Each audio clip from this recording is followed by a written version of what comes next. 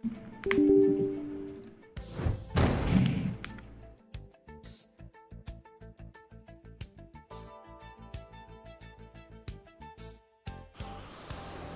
here now. I'm doing the best I can. Where are you now?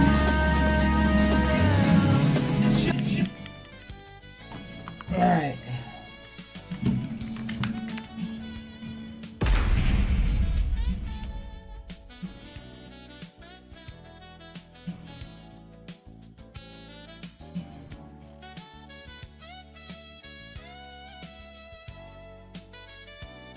We're moving slow and steady today. Slow and steady.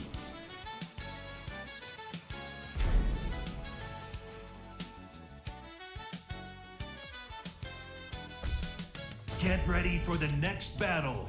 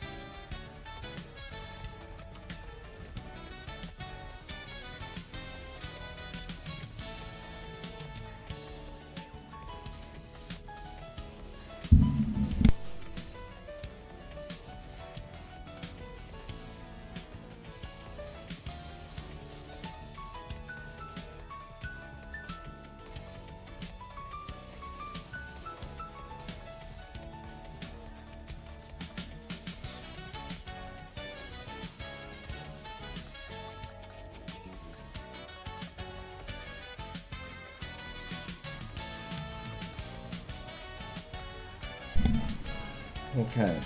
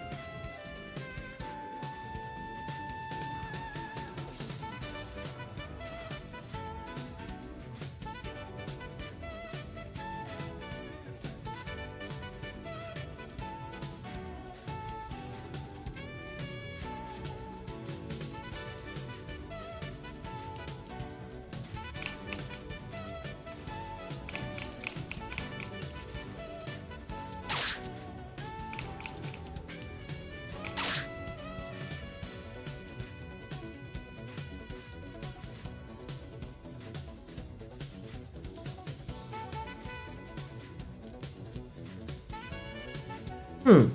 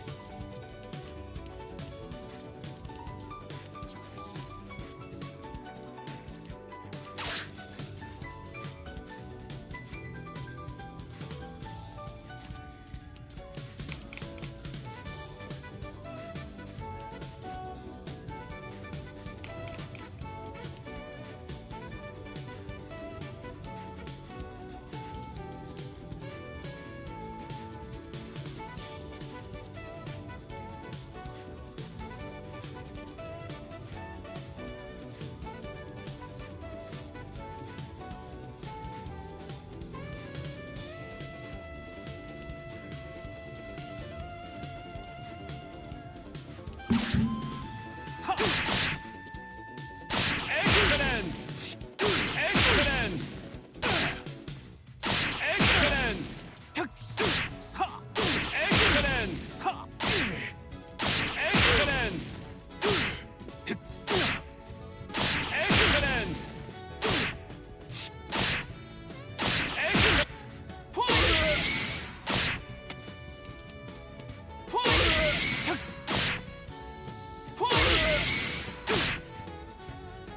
Wait, first I need to see it's possible. Okay, it is possible.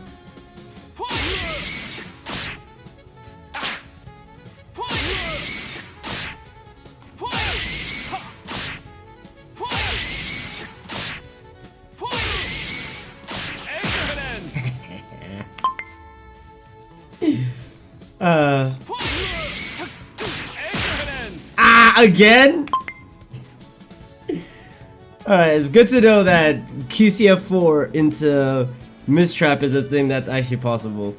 Nice. Now if I can just find matches.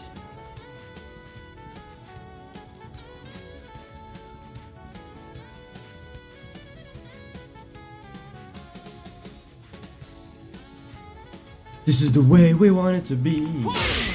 This is the way.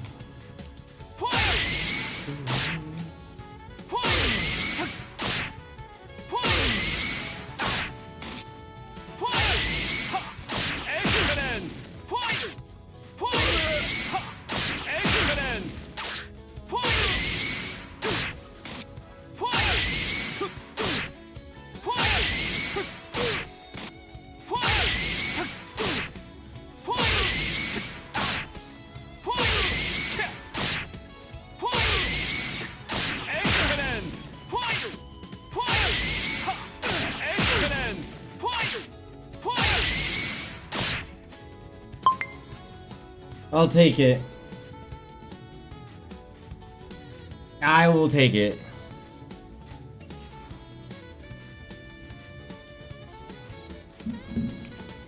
Bro, there's no such thing. There's not gonna be a slow and steady if I don't get matches.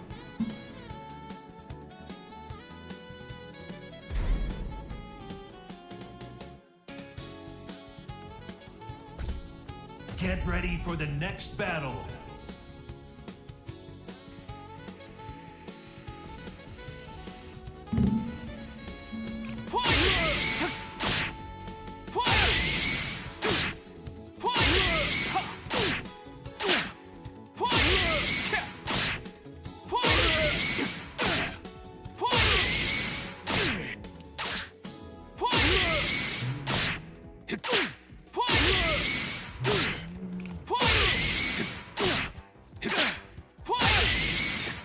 Excellent. How much damage is that actually total?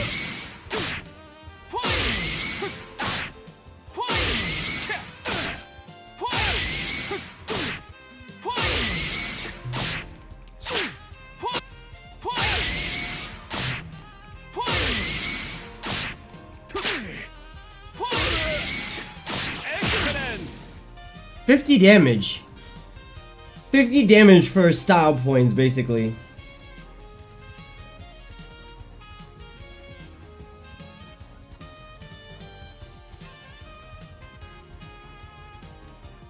Okay, fair enough.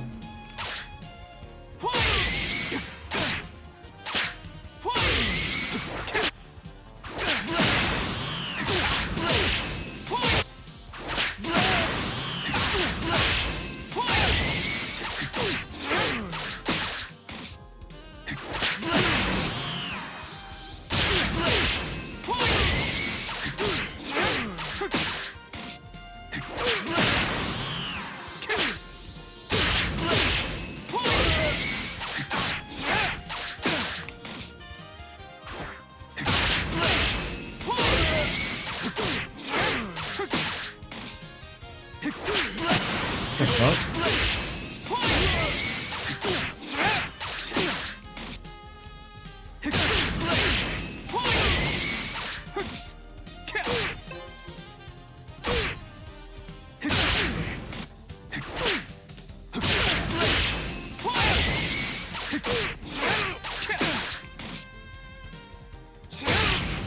Huh?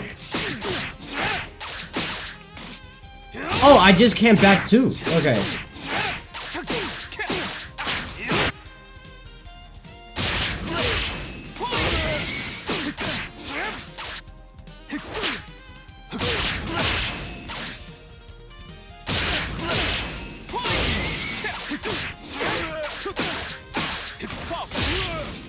Mmm.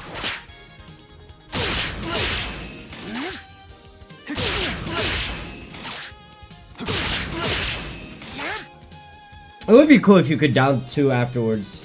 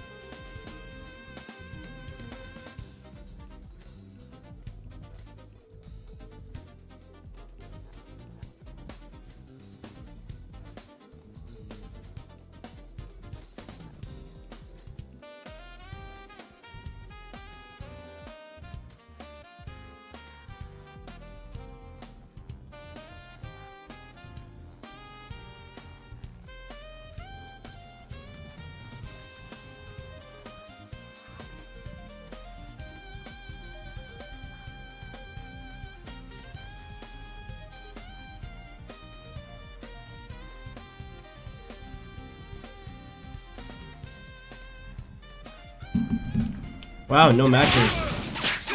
Actually, I want to start doing this. Like, I want to do a timer. You know what? Maybe Tekken is not popular in Africa. Maybe that's the case. But I'm gonna start doing a timer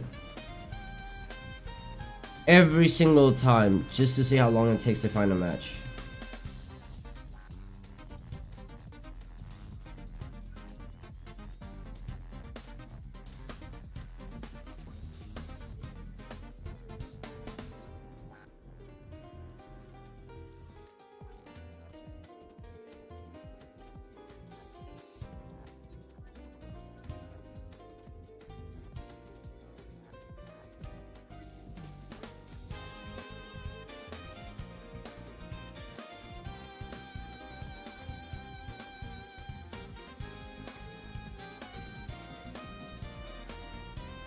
Okay, actually, what I'll do is I'll restart the queue.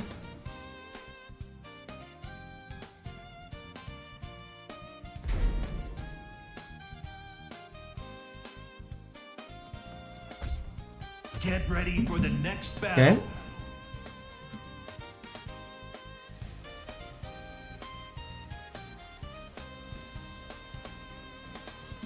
In the meanwhile, let me have a button.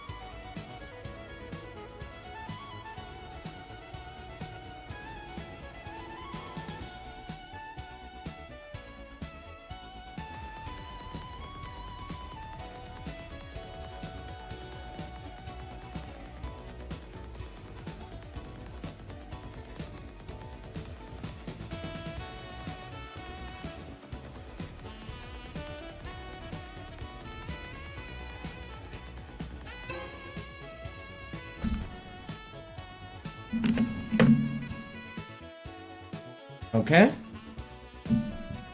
Get ready for the next battle. America 2, what did I fucking just accept?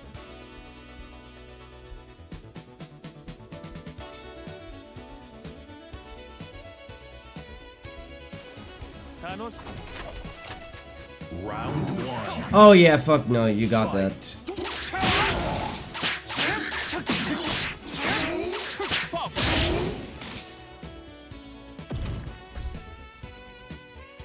Back to the drawing board.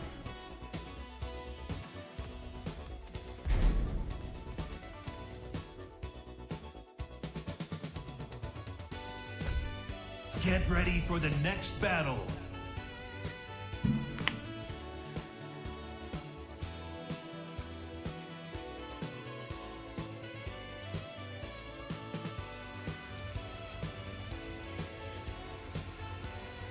Leia, welcome, welcome. Hope you're doing good. Do I have to turn on, like, lower my mouse sensitivity?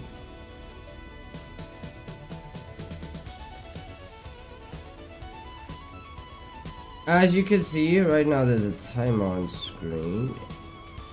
And the timer on screen is basically for me to find out how long it takes for me to find a match.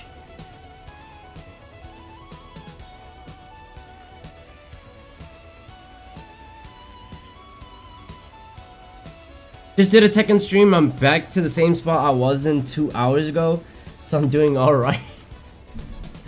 Alright, bro, you're gonna need to start learning. Like I keep saying, you're gonna need to start learning frames in order to play Tekken moving forward. If you want to get to higher ranks like Tekken King Tekken Emperor, Tekken God, etc, etc, you're gonna need to start learning frames. You're gonna have to be a nerd about this game, unfortunately. But unfortunately, again, it's Tekken, where if you're playing the game casually, the game is fun. You try to take it seriously when you start learning the frames, then you start to hate the game. Because the game becomes dog shit. You know, you're like, oh, why does this move have this certain property? For example, lead down 4-3 plus 4. Why is this a 16 frame homing move that is 0 on block, guarantee 51 damage? Like, you look at stuff like that and then you get angry at the game. It's just one of those things. But that's if you want to take rank seriously, and whether or not you want to take rank seriously, that is completely up to you. I did not know I could just do this.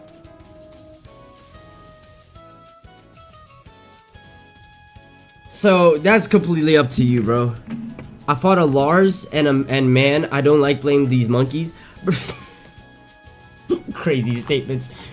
But hey, that's your character, bro. That's how Lars is. Lars players play the character like a monkey. Like Lars and Asuka.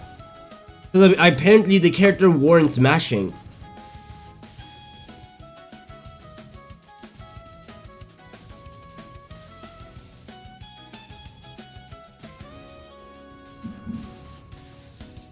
Oh, no, I said I do not play like these monkeys. See, now I gotta look at your games to determine that. I don't even know what username you go by on Tekken.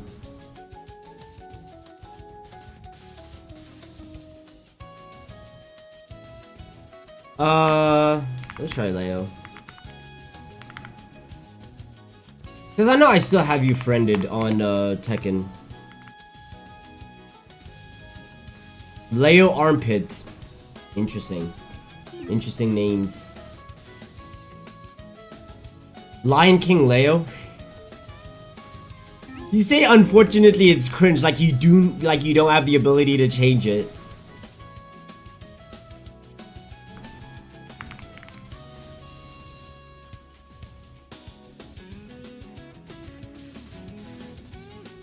You've been having pretty good days though. Like, you've had a lot of successful, what is it? Like positive win rate days. Yeah, you can change your username. You think I run around with my name being Fighting GM for no reason? No. I change it every single time I pick a new character. Or whenever I hit a new rank, I change my name. Hold on, I'm gonna have to reset this.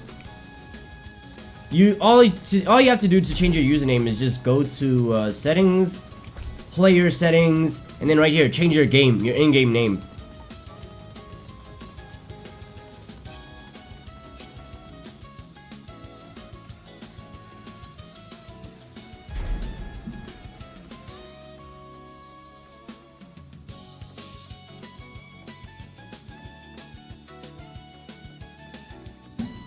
I'm gonna do that the next time I boot up the game. First, let me look for your games.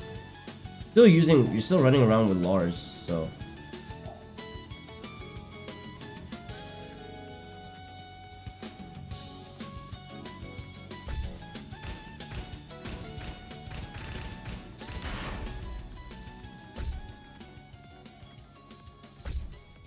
Okay.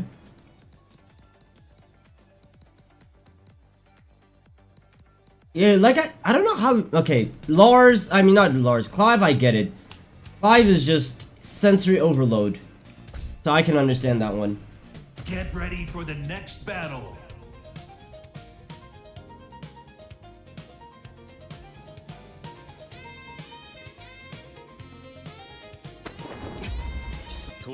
Round 1. Fight. Okay, G-Clef. Alright, grab. Oh, yeah, I'm not gonna lie. Throwing out G-Clef is not something you should be doing often. Like, yours is what, -12? Why it's -12 is beyond me. But with your G-Clef, you're mainly supposed to use it when you know your opponent's going to mash, because it's a counter hit move, right? So you do it to hit confirm. Like, at most, you should be poking with 1-1. So 1-1, that's a high mid. And then if you know they are going to mash afterwards, then you finish the string. Or if you see that the first move connected on a counter hit, then you let it rip. You wasted your heat way too much. Not way too much, way too soon. Like, you had so much heat left. Look at this. You had all this heat left. There was no need for you to use your heat smash yet. When you're in heat, you have so many moves afforded to you. You have a lightning stomp from stance. You have the ability to regain your heat just by dashing. What else? Your dashes have armor on them. You have such utility when you have heat that wasting it at this point is just like, that was pointless right there. Just for an extra, what, how many frames? Just for an extra 12 frames? Oh, you could have done tornado there, or what is it? No, you could have done tornado here. Okay. Break. Bro, we need to free ourselves from power.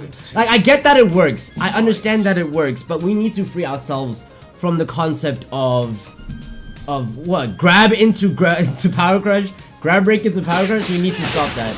Also, G-Clef again. Wait, orbital. Okay, you're gonna... Like, right there. There we go. That right there, that's an armored dash because you have... It's an armored dash because you have heat. Okay, grab.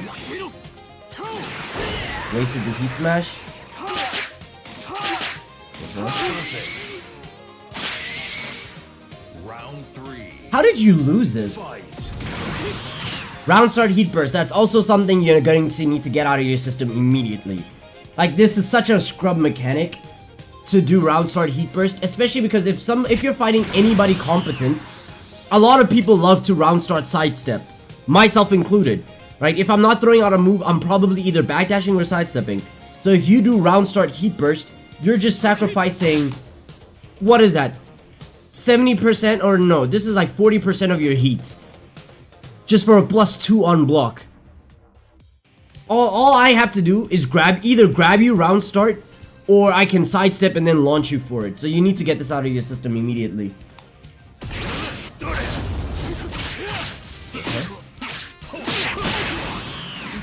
I'll sweep. Man, Kazuya players, yay, man. man, oh man, I fucking called it. Oh, that's launch punishable. You could have launched it.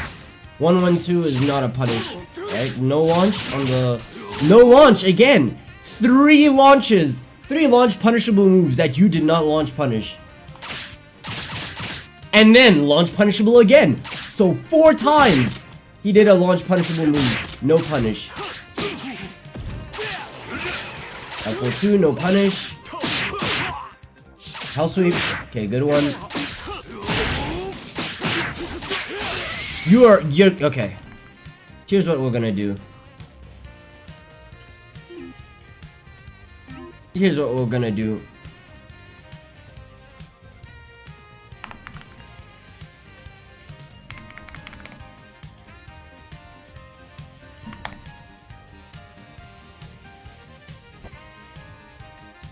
Honestly, either works.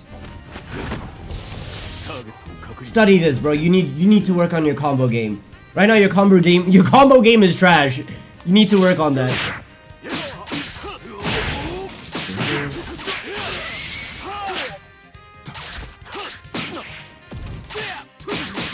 Alright, okay. No launch punish. No launch! Bro, Mishima 112 is -17. You should be launching it every time. Okay, grab. Grab again, and he doesn't break it. I'll sweep, not surprised. Okay. Round 4. Fight.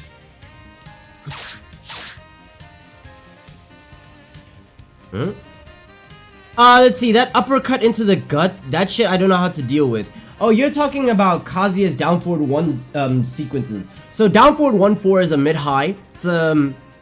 It's like a punch into a kick. It's -11. I only recently learned that one, so don't beat yourself up for that. It's -11. Down forward 1, down forward 2. That is a mid-high. And it's a heat engager, so you're supposed to block the first hit and then duck the second one. But he can mix it with down forward 1-2, which is a mid-mid. And that's safe on block.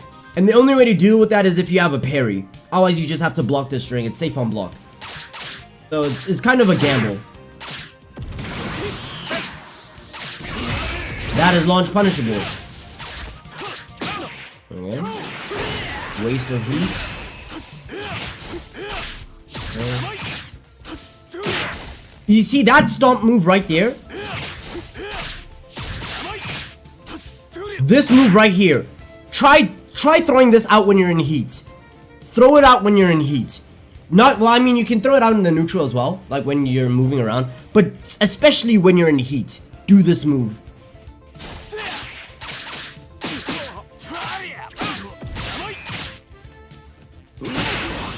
Okay.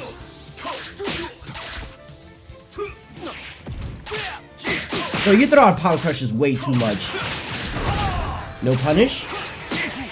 I mean, grab is a punish, but it's a bad one. Yeah, you gotta stop with this grab break into power crush nonsense. I'm sorry. You're just begging to get counter hit eventually.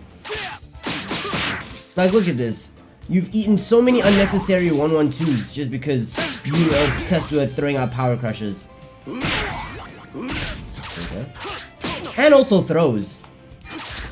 Like, throws are really good to use, but there's a point when you start overusing. Really, 3 times in a row?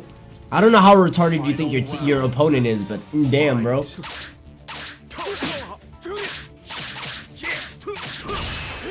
Good duck. House sweep again? Okay.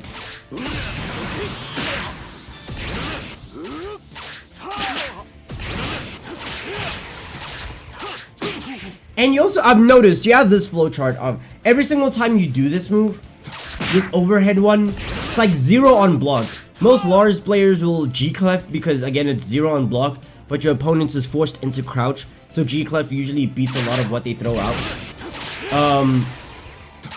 But you always like to do that overhead into the 1 grab. And then, again, grab break into power crush. You're flowcharting way too much.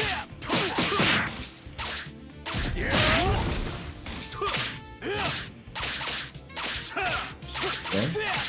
Nope. House sweep. He's gonna end it off with a house sweep, maybe?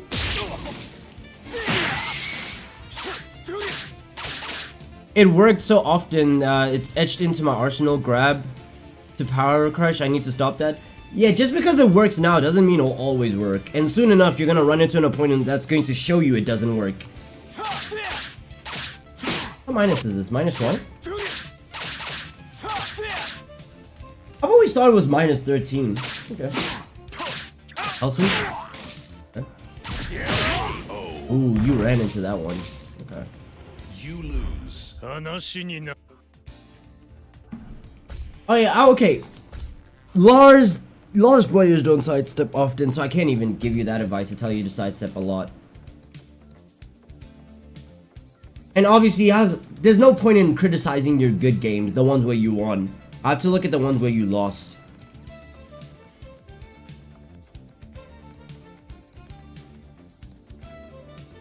Another Kazuya. Interesting. But is this the same Kazuya? But yeah, way too many people, even in as you could see when I'm playing ranked, people in my ranks are doing it, where they do grab break into power crush. It's actually so retarded. It's such a scummy playstyle, whereas like you're asking to get counter hit, or you're asking to get punished. Okay, 1, 2. Also, again, round start, heat engage, gotta stop.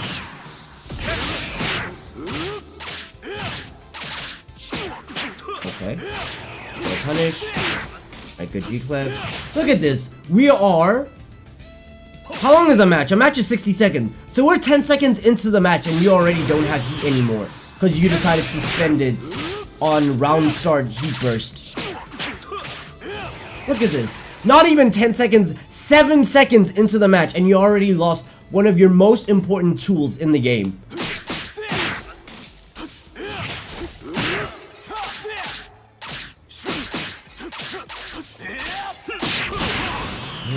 This kind of hit.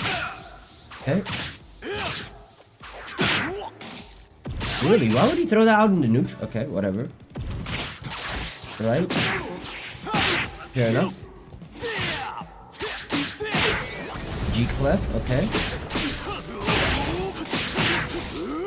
Oh, you don't know Lars's new, what's this wall ender? The one where he stomps on you and then smacks you down with lightning. Because you definitely could have killed if you had done that wall ender. I'll sweep, okay.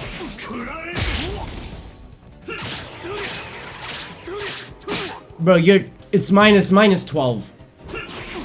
Doing wall standing 2 is just asking to get punished. Either low parry this if you can see it coming, or punish it correctly.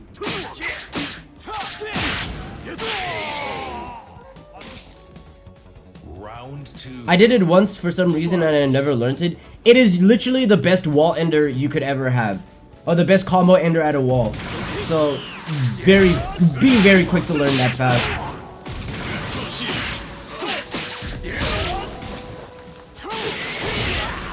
Already wasted your heat. Okay. Alright. Don't power crush again. Hey. Okay.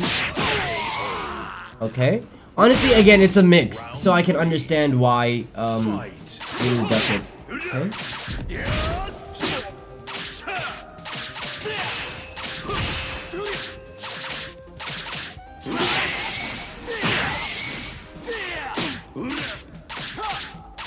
Alright, oh, house sweep. He's not punishing you either. This match would have been over so fast if he had just punished you according to your frames. Interesting. Okay.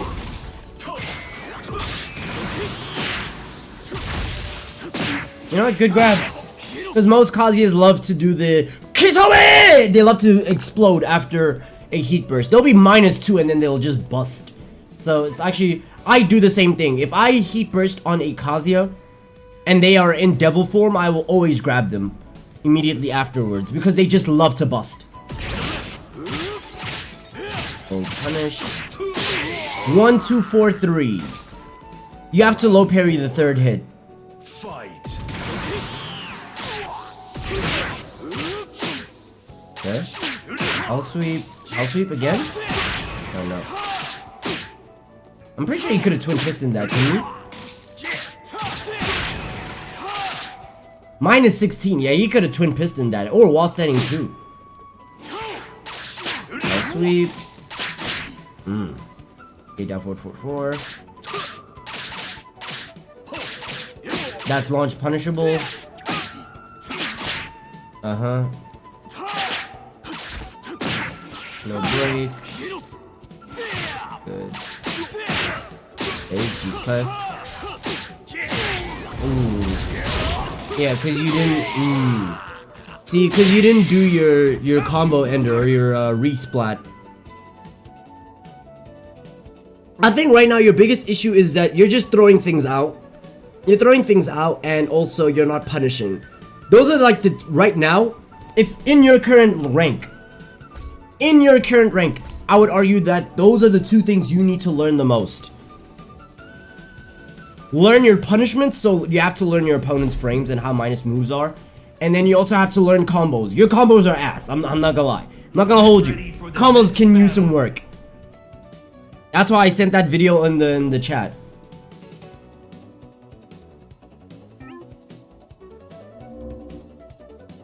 Because you are missing out on so much damage. Lars can squeeze out like 100 damage if he wants to, just by doing an optimal combo.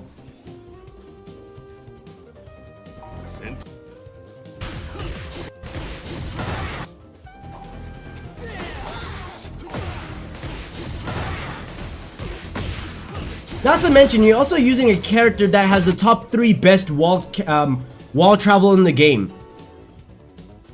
You have such combo travel. You have literally top 3. It's you, Victor, and Clive. These are the 3 characters with the best combo carries in the entire game. You're just not utilizing it enough.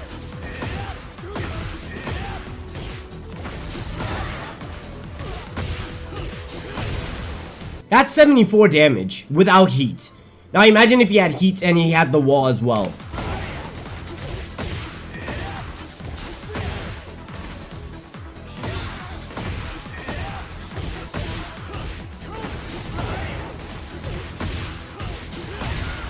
$76 damage.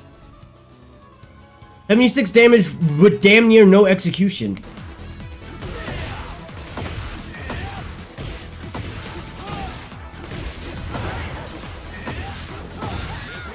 $77 damage.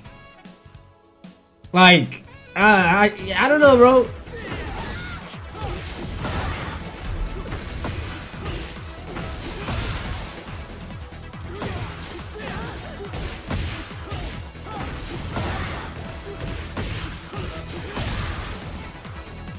$71 damage if you want to side swap. 77 damage off of a while standing launcher. Like, imagine that.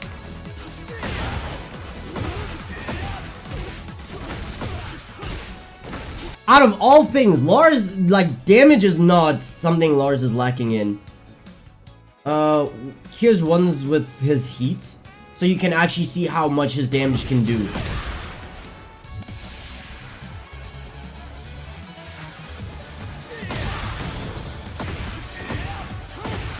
Boss guy, welcome. Hope you're doing good. Okay, heat has a lot of scaling. Let me look at a combo where you have to activate heat. I wanna look, yeah, okay. This is a combo that starts off without heat and then activates heat afterwards.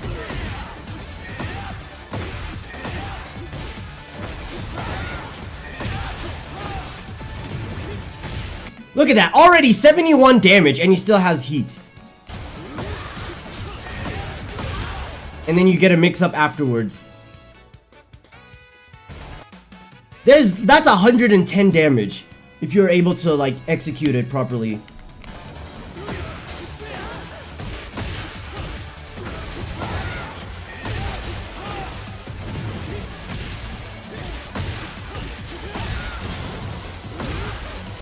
Mind you, this is the biggest map in the game. And you're already like a couple centimeters away from the wall. This is what I'm saying, you have the top 3 best wall carry in the entire game. You need to utilize it. 89 damage from a heat combo.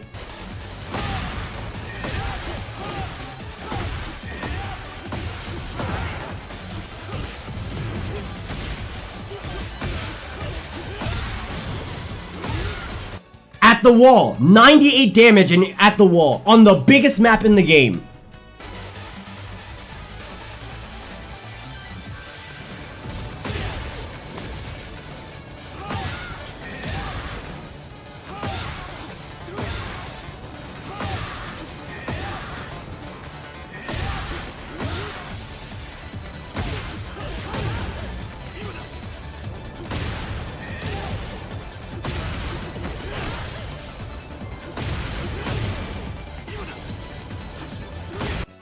This move right here. This move. The stomp. Hold on. We need to find the right one.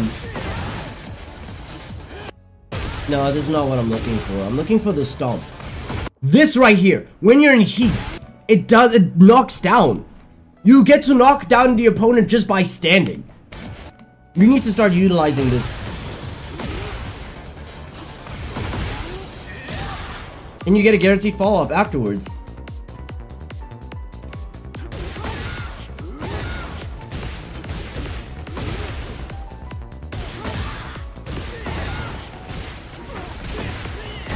That right there, that's Lars's new wall ender. You need to start using this. Down 3-2. This is how he ends combos, and look at the damage. 76 damage right there.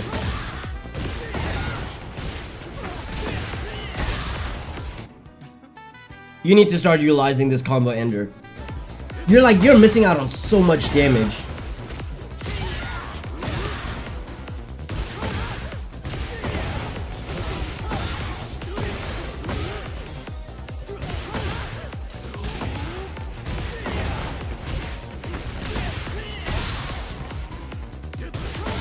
I'll need to rewrite all of my muscle memory. I've been playing my GOAT like absolute shit. Honestly, fair. I was the exact same way when I decided to when I first learned Eddie. You know? Cause I mean even now I still only ever do season 1 Eddie combos. And I know I could probably be doing like different ones. Like I use Eddie season 2 setups and gimmicks and stuff like that, but I use season 1 combos. The season 1 combos are just the most comfortable. Hard to rewire that type of mindset. But at the same time, I know I am missing out on damage. With Lars, I feel like with Eddie, you can kind of excuse that. Because what, you're missing out on like 4 damage? 4 or 5 damage, extra damage? You can miss out on that. But with Lars, you're missing out on so much. You're doing combos that are doing like 40, 50 damage when you could be doing 70, 80, 90 damage. You know? You're missing so much. 30 seconds. Record time. Get ready for the next battle. It's a fucking Alyssa. Yay.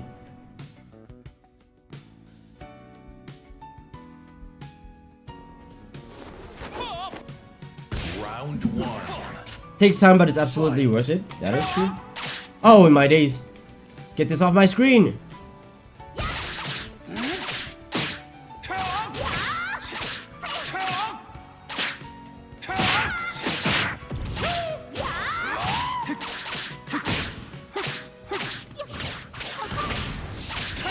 Oh, that's not... Okay.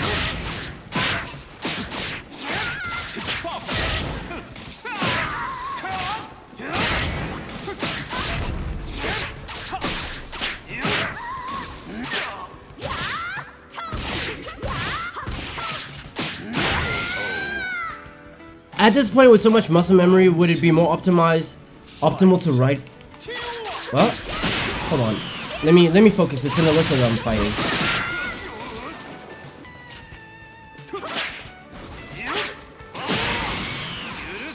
I gotta focus when it's Alyssa.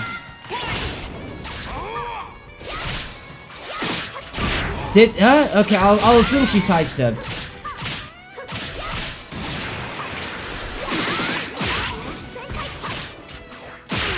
Good sidestep. Round 3. Fight.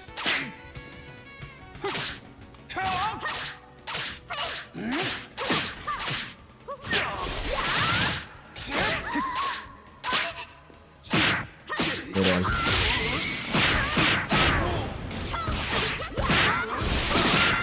I mean, you could definitely pick up Armor King.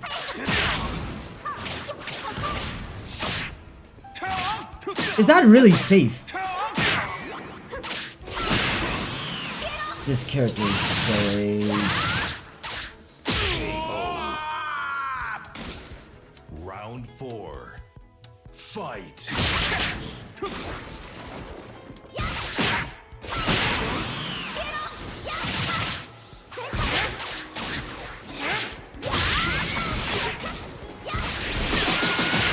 Like, look at this character, bro.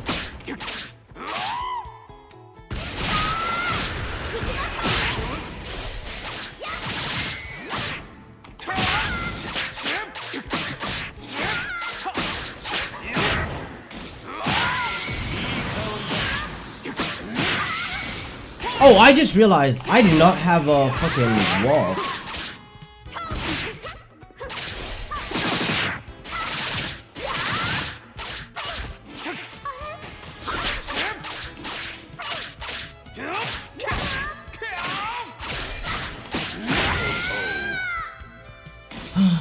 Final round. Fight.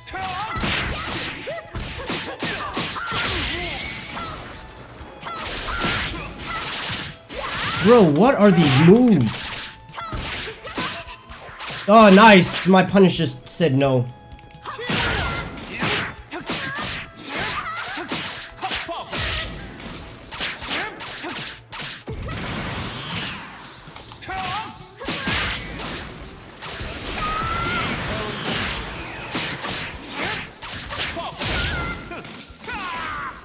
Uh-oh.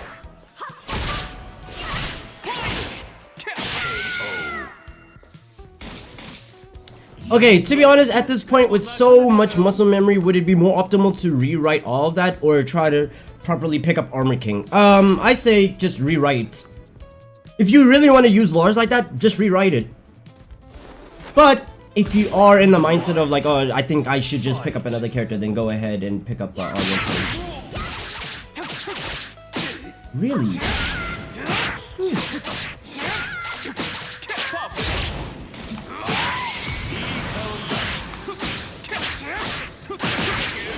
Oh, fuck, I fucked it up. Wake up, heat smash.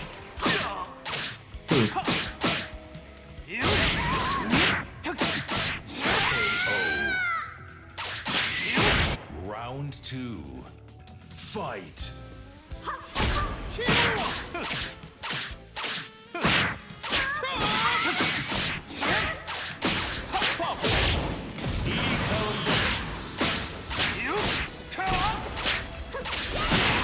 Right, that's a mid-mid.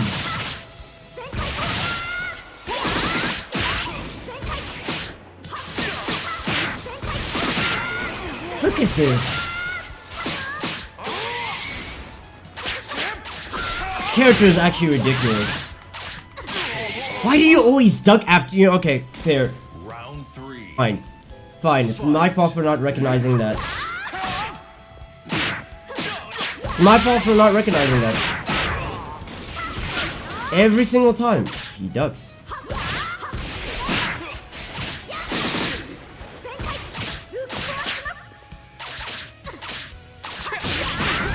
Nice. Okay.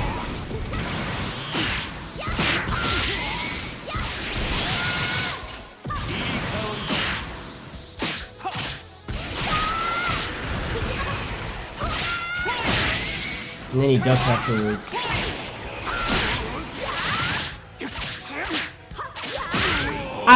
Okay.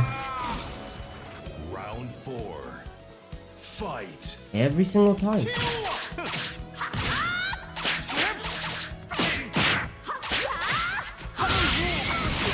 Bro, that's neutral. Oh, that's high clutching. Okay.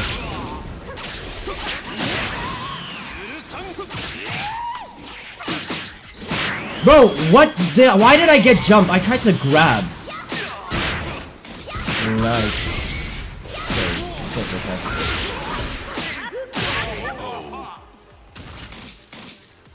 You lose.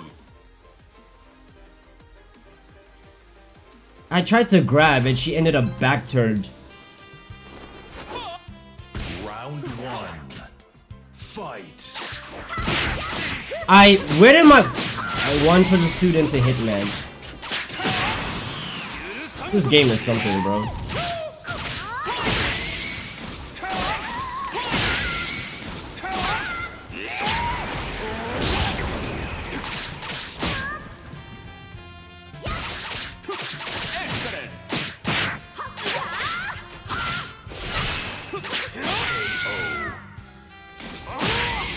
Round 2.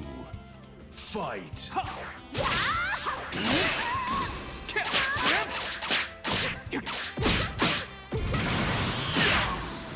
I was plus on block and I still couldn't step. Fuck off with you and your power crush.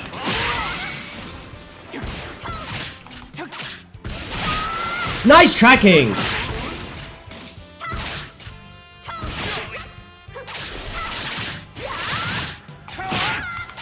Because you always duck. Every single time he does the mid chainsaws, he ducks. I need to start hop kicking.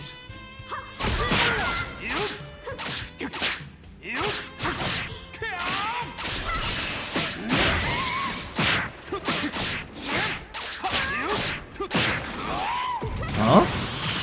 Interesting.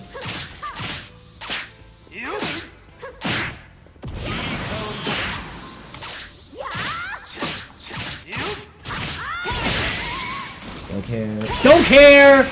Don't care! Yeah, I don't care about your heat smash. Fuck off. You win. It's more optimal to do what you personally want to do best. That way you get a good muscle memory added. Fair enough. You need to do 1+2 unless you think you're too good for that. Me? I love 1+2. I love Lee's 1+2. His 1+2 and his back 4. I love using these moves. The only problem is the range of Hitman or 1+2 into Hitman. What the fuck? Okay. Like the only problem is like the range, and all Alyssa needs to do is just do this. She doesn't even need to know how to Korean backdash. All she just needs to do is this. And she's out of range. And then 1+2 just whiffs. And then she whiff punishes me.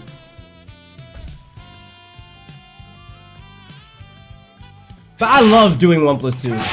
If you watch all my games, you can see how much I abuse this shit. 1+2 and back 4 are like my number 2, my top 2 favorite moves from Lee. Get ready for the next battle. What the fuck was that Wi-Fi? It was like 2-bar Ethernet. And the fact that they immediately readied up is crazy. You see? She didn't even backdash. She didn't even have to backdash for that. That is safe.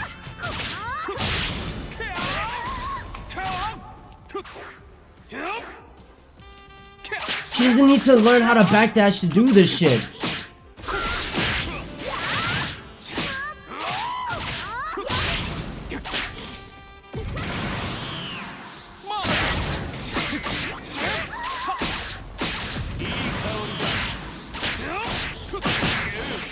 Bro, does it not work with Alyssa? Is her body just too small? Round 2. Fight. Oh fuck, I fucked up my pickup. Yo, Leo, he's low-key like you. He just loves abusing power crushes.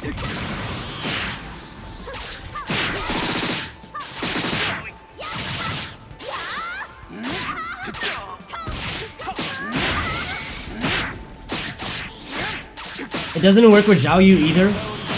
Good to know.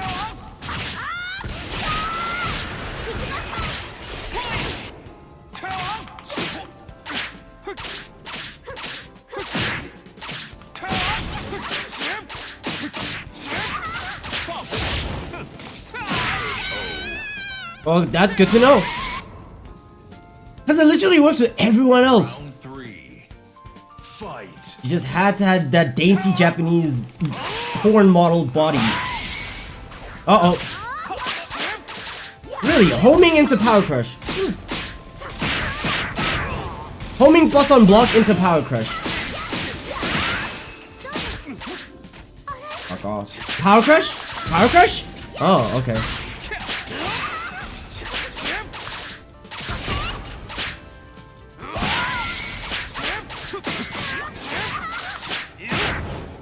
Break the ground because I know you desperately want to.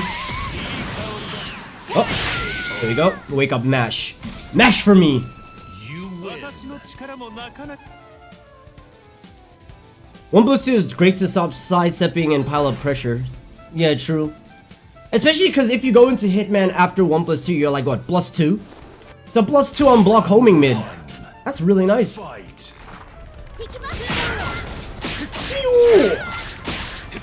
Uh-oh.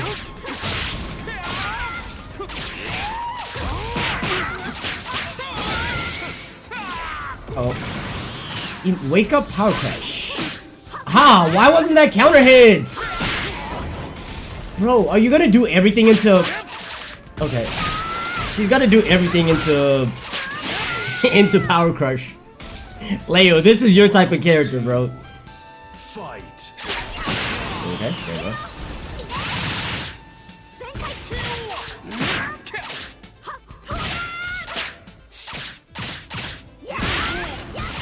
One into Power Crush. Nice.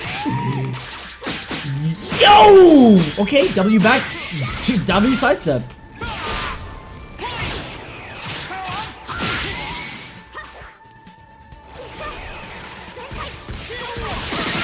I whiffed with my 442. Like...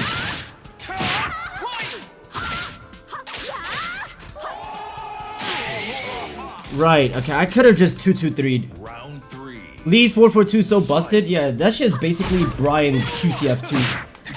Yeah, nice sidestep. This is Tekken 8. You really tried sidestepping in Tekken 8? How dare you?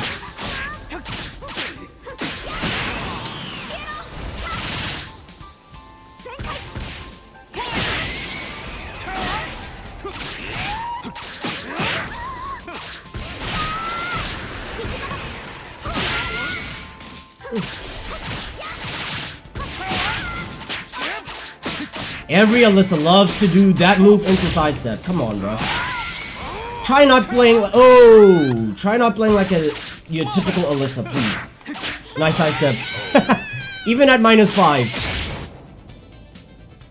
But yeah, Lee's 442 is basically Brian's QC back 1. This move is ridiculous.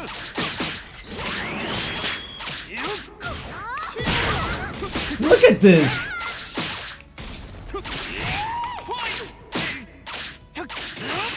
No duck.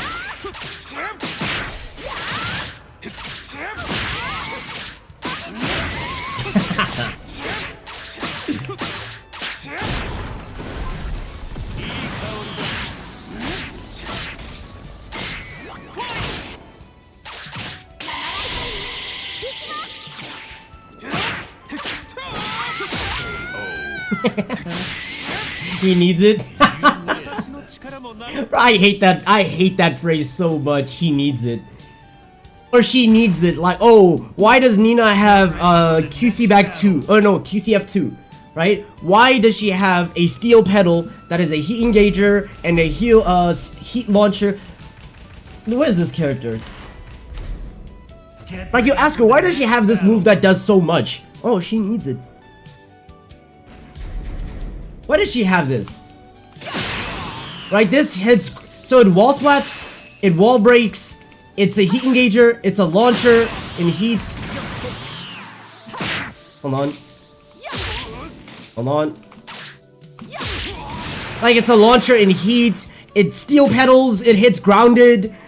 Like, this move does everything, right? And it's safe on block. Why does and it high crushes? Why does she have one move that does all these properties on top of having a -1 down forward 1 that has a jailing down forward 1 2 that is into mix? Like, why does she have all this? Oh, she needs it.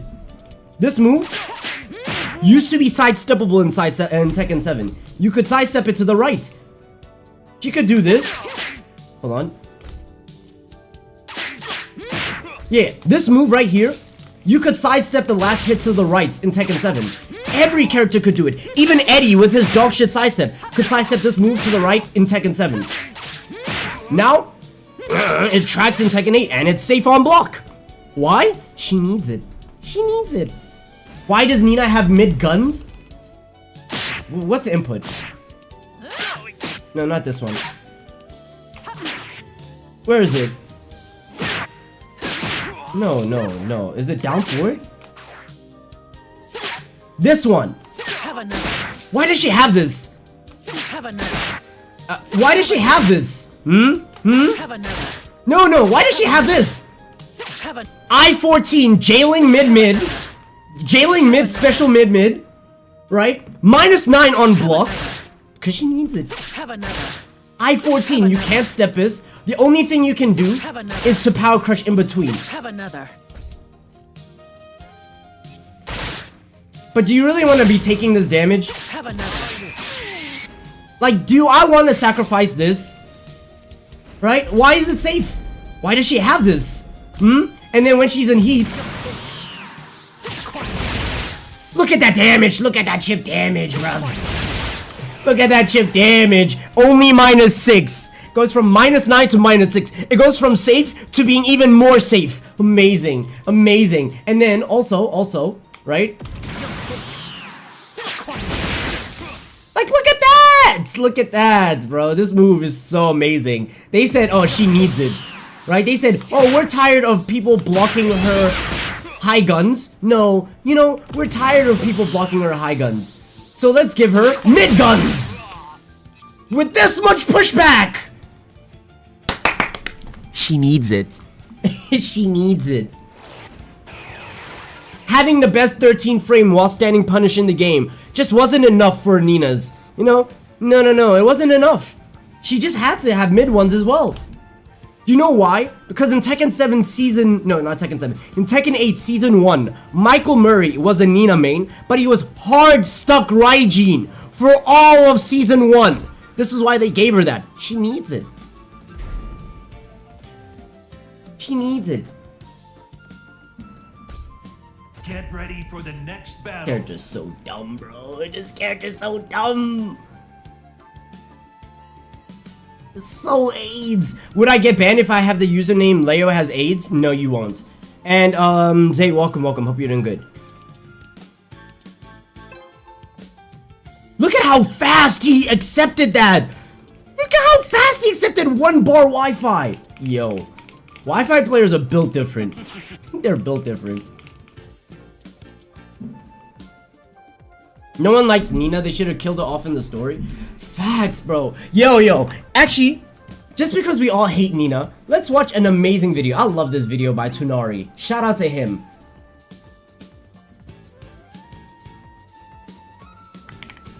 Shout out to him, bro. We're about to watch the greatest Nina slander video of all time. Where is it? Where is it?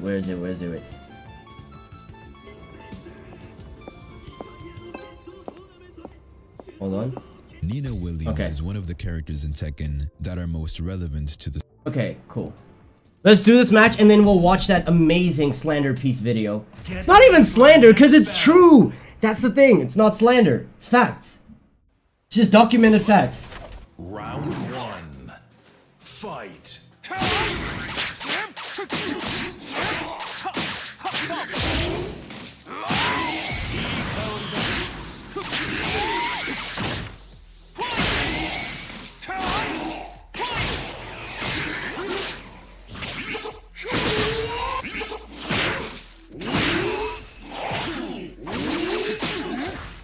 Nice! Nice, Tekken 8.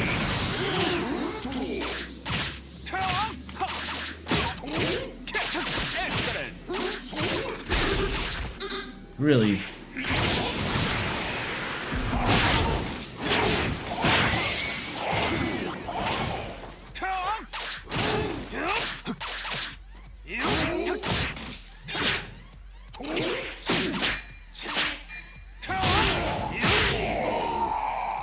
Jaden using Yoshi? This is gonna be interesting. Oh yeah, because he's usually on King, isn't he? King or Steve.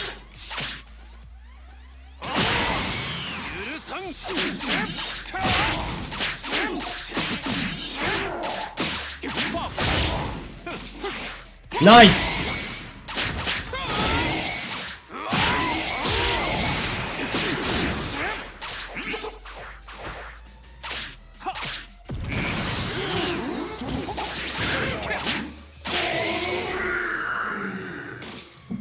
Round 3. Fight.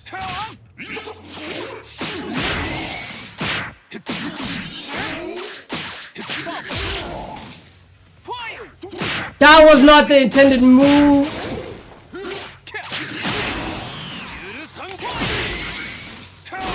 You did that last time. Nice tracking.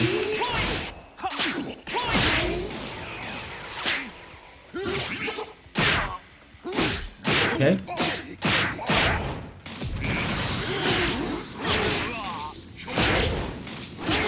Interesting.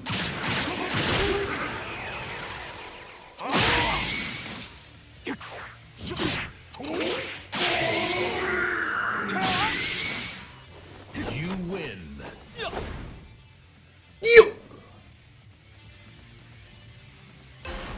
Bro, if I'm using Leroy or I'm using Lee, I love fighting Yoshi.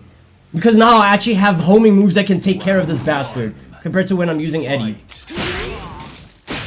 Okay, good one. You saw I was doing 1+2 round start every time, so fair enough.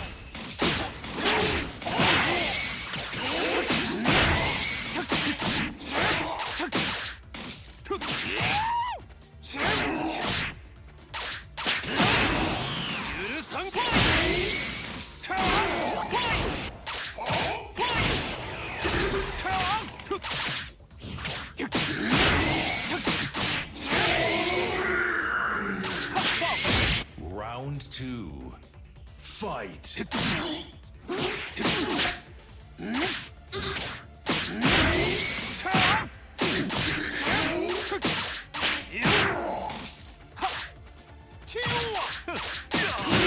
Good side step.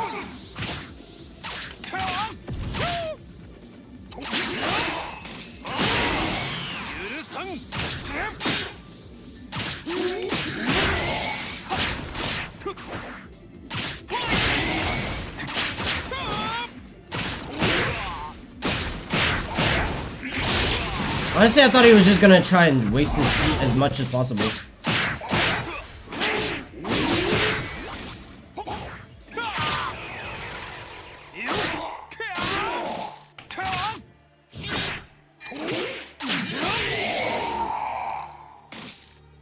Round 3. Unless he flashes from behind, that's not gonna work.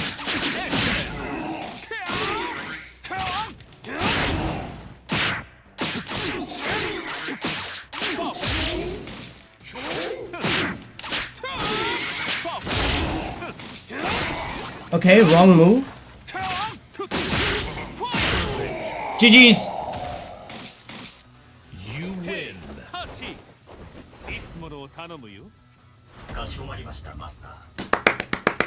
GG's.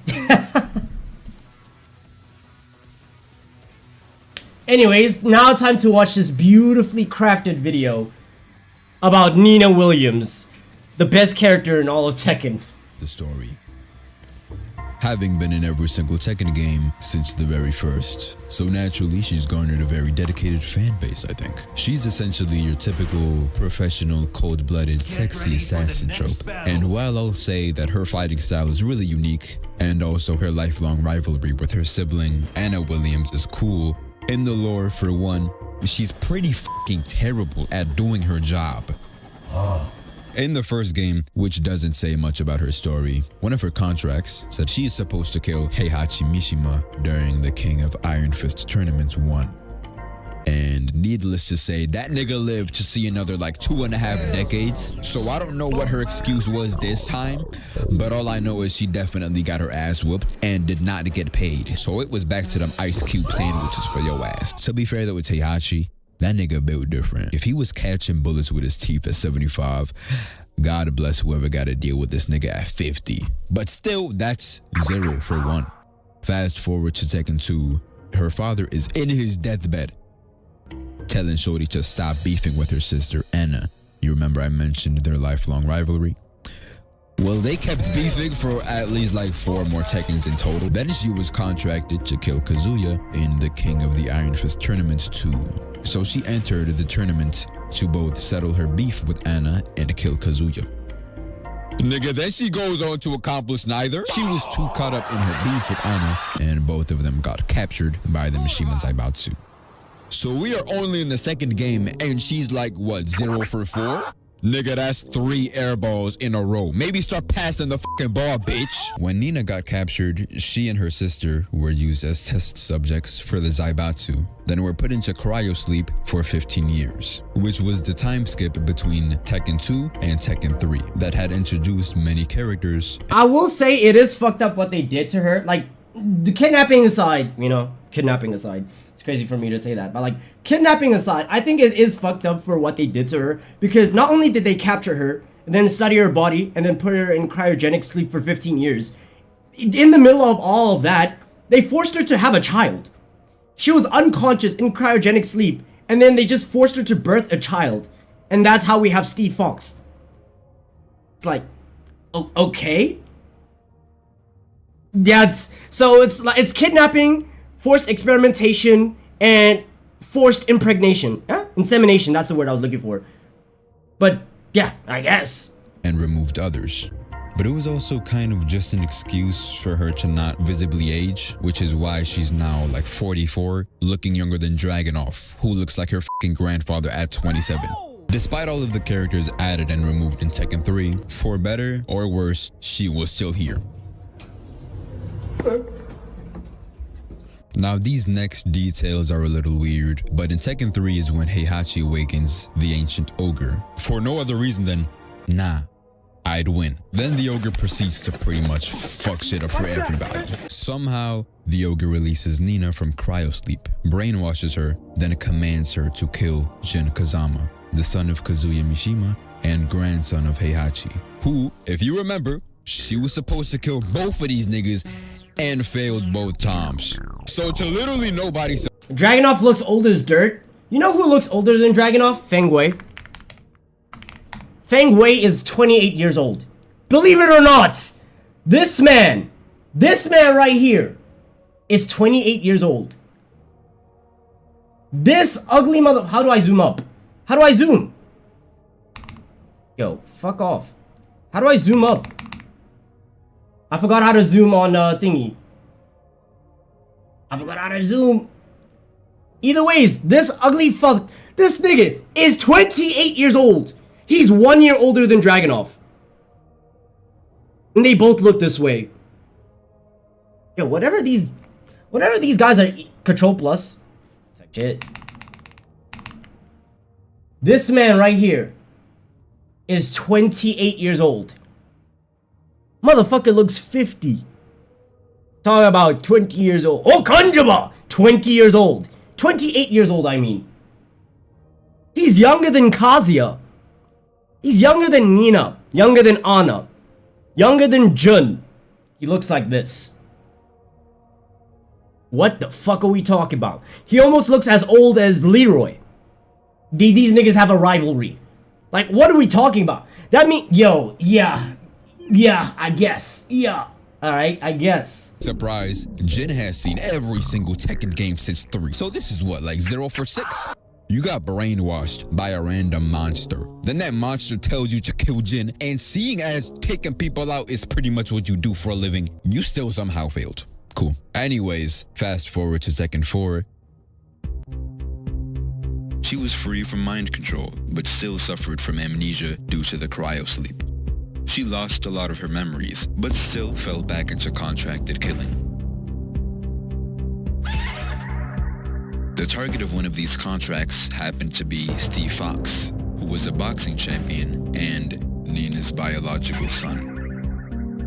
He was carried out synthetically while she was in cryosleep by the Zaibatsu, and under Heihachi's orders, they cooked up this British nigga in a lab.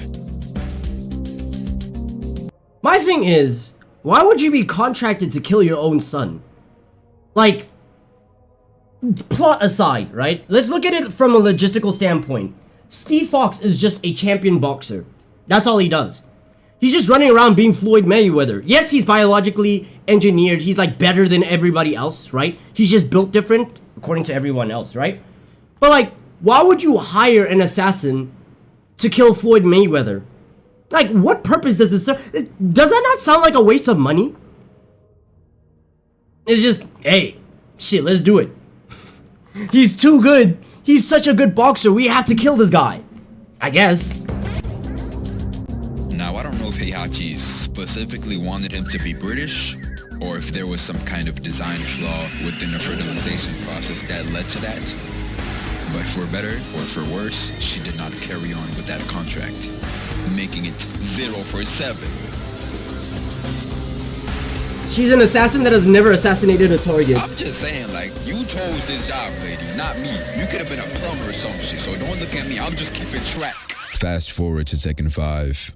Not much happens for Nina. She spends most of her time trying to recover her past. Her and her sister apparently get casted for a movie, and in both of their endings, it's essentially supposed to be a duel to the death scene in the movie. So depending on which character you get the ending with, that character ends up winning in the end. So for the very first time, she gets... Should have sent Marduk? Yo, you foul for that one. Honestly, would have worked too. Would have worked. If you want to send an assassin, Marduk is definitely going to do a better job for you than fucking Nina Williams. Yeah, definitely, for sure. The dub via mass homicide? 147, I guess. Marduk does have In a kill, Tekken 6, and he's a she rapist. gets recruited by Jin Kazama, being a bodyguard for him when he was in his World War III arc. But peep how she was supposed to kill him in Tekken 3, but failed miserably, right? Anyway, she gets clapped by Lars. Okay, one of the things that annoys me the most about Nina is that she's basically the Mishima's whore, right? She gets assigned to kill Heihachi Mishima, then ends up working for him. While working for Heihachi, she gets tasked to kill Kazuya Mishima, then ends up working for him, right? And then during that time, she gets tasked to kill Jin Kazama, then ends up working for him. And then she gets tasked to kill Heihachi Mishima again, and ends up working for him. And then in Tekken 8, she's tasked to kill Reina Mishima. And in Tekken 9, she's going to end up working for her. Like, what is this? What is this game that she's playing? She's a Mishima whore. It's so weird. 2 different times in the story, so that's 1 for 9. But in her ending, she catches another dub off her sister. So you know what? That's 2 for 9. So far, she's 30% from the 3-point line, like she Ben Simmons or some shit. Not looking good. Also, if we take a quick look at Jin's ending in Tekken 6.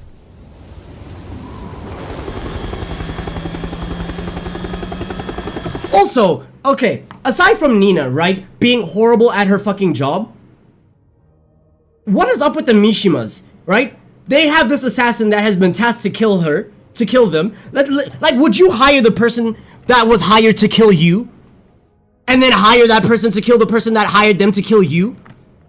I know that sounded very confusing, but like, yeah, this person, would you hire somebody that was hired to kill you, and then sick them on the person that hired them to kill you? Like, it makes no sense. These Mishimas are confused. That's it, they're just confused.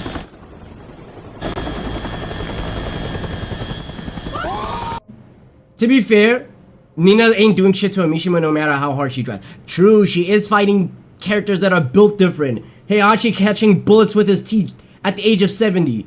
Headbutting a meteor at the age of 80. He literally headbutt a meteor. He destroyed a meteor by headbutting it at the age of 80. This is the same character that she's been assigned to kill, right?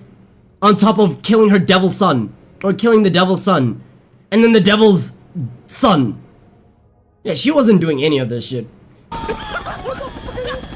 at that point, you should recognize that, hey, you are asking me to kill unkillable people. How about you hire me to kill, like, you know, light work? You know, like, give me an easy contract, not let's fight the god of this planet. Let's fight the gods of these planets. Like, let's not do that, please. You know? Like, if you told me right now, I decided to go into assassin's work, and my first job was to kill Donald Trump. What are we talking about? Give me something light work. Tell me to kill your average Joe Schmo down the street. You know, let me get accustomed to these jobs instead of sending me against the final boss. Oh, your final mission. No, congratulations. Welcome to the Assassin's Academy. Your first assassination job. Kill the head member of the Rothschild family. What? What? You said who? You said I need to kill the head of who? The Rothschild family? Who? Yeah. Give me someone else. I'm good. Thank you. Nina was too lazy to beat up Anna. Imagine Prime Heihachi? Honestly, who sent her to kill Heihachi in the first place? Honestly, it could be anybody. Because Heihachi, canonically in the story, has had 3 assassins sent after him. 3. His wife, Nina, and fucking Akuma from Street Fighter. He literally had 3 people sent to assassinate him, and he's still running around in Tekken 8 like nothing happened. What? So honestly, it could be anybody. It could be anybody.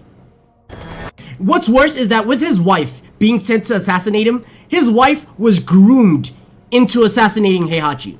They said, you are born into an assassin's family, so what we're going to do is we're going to send you to Heihachi's family so that you can grow up with him, marry him, and then kill him in his sleep. Do you know what she did? She went there, tried to do her job, got fucked by him, had 1 kid, fell in love, and they're like, yeah, she's just ass at her job. Even when she went into devil form, she still lost. How the Yo, Heihachi's just built different. This is what I'm saying. It's like, you're sending people to kill an unkillable man. What are we doing?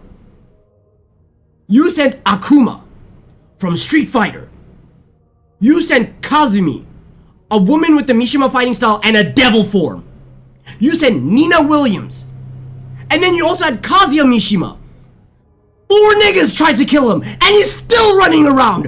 What is this game? What is Heihachi? This man is built different. Yo, okay. 2 for 10. Fast forward to Tekken 7, the very Literally, Heihachi is beating the devil out of people. Yes! He smashed a, didn't the asteroid smash into a grave? Yes! Yes! Remember that! Remember after the ending of Tekken 5? first sense. Remember after the ending of Tekken 5? Right? Let's look at this one. Let's look at the scene. Tekken 5 intro. I can't spell. The Tekken 5 intro that we saw here. Right here. No, skip the cutscene. Right here. Right? Look at what happens. Look at what happens.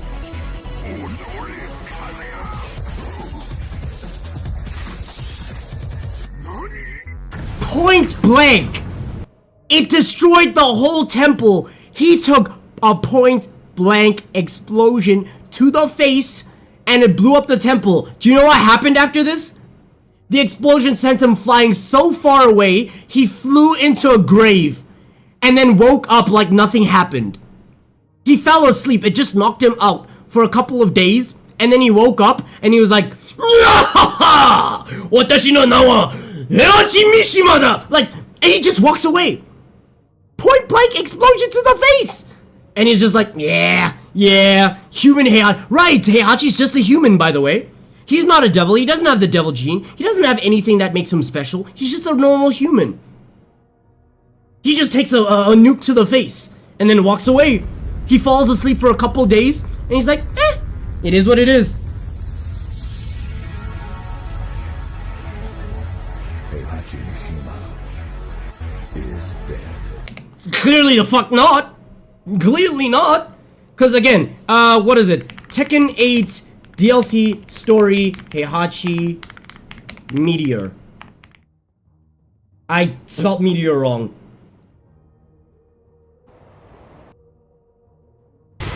Oh no, this is after he activates Warrior Instinct. He stopped a meteor at the age of 80.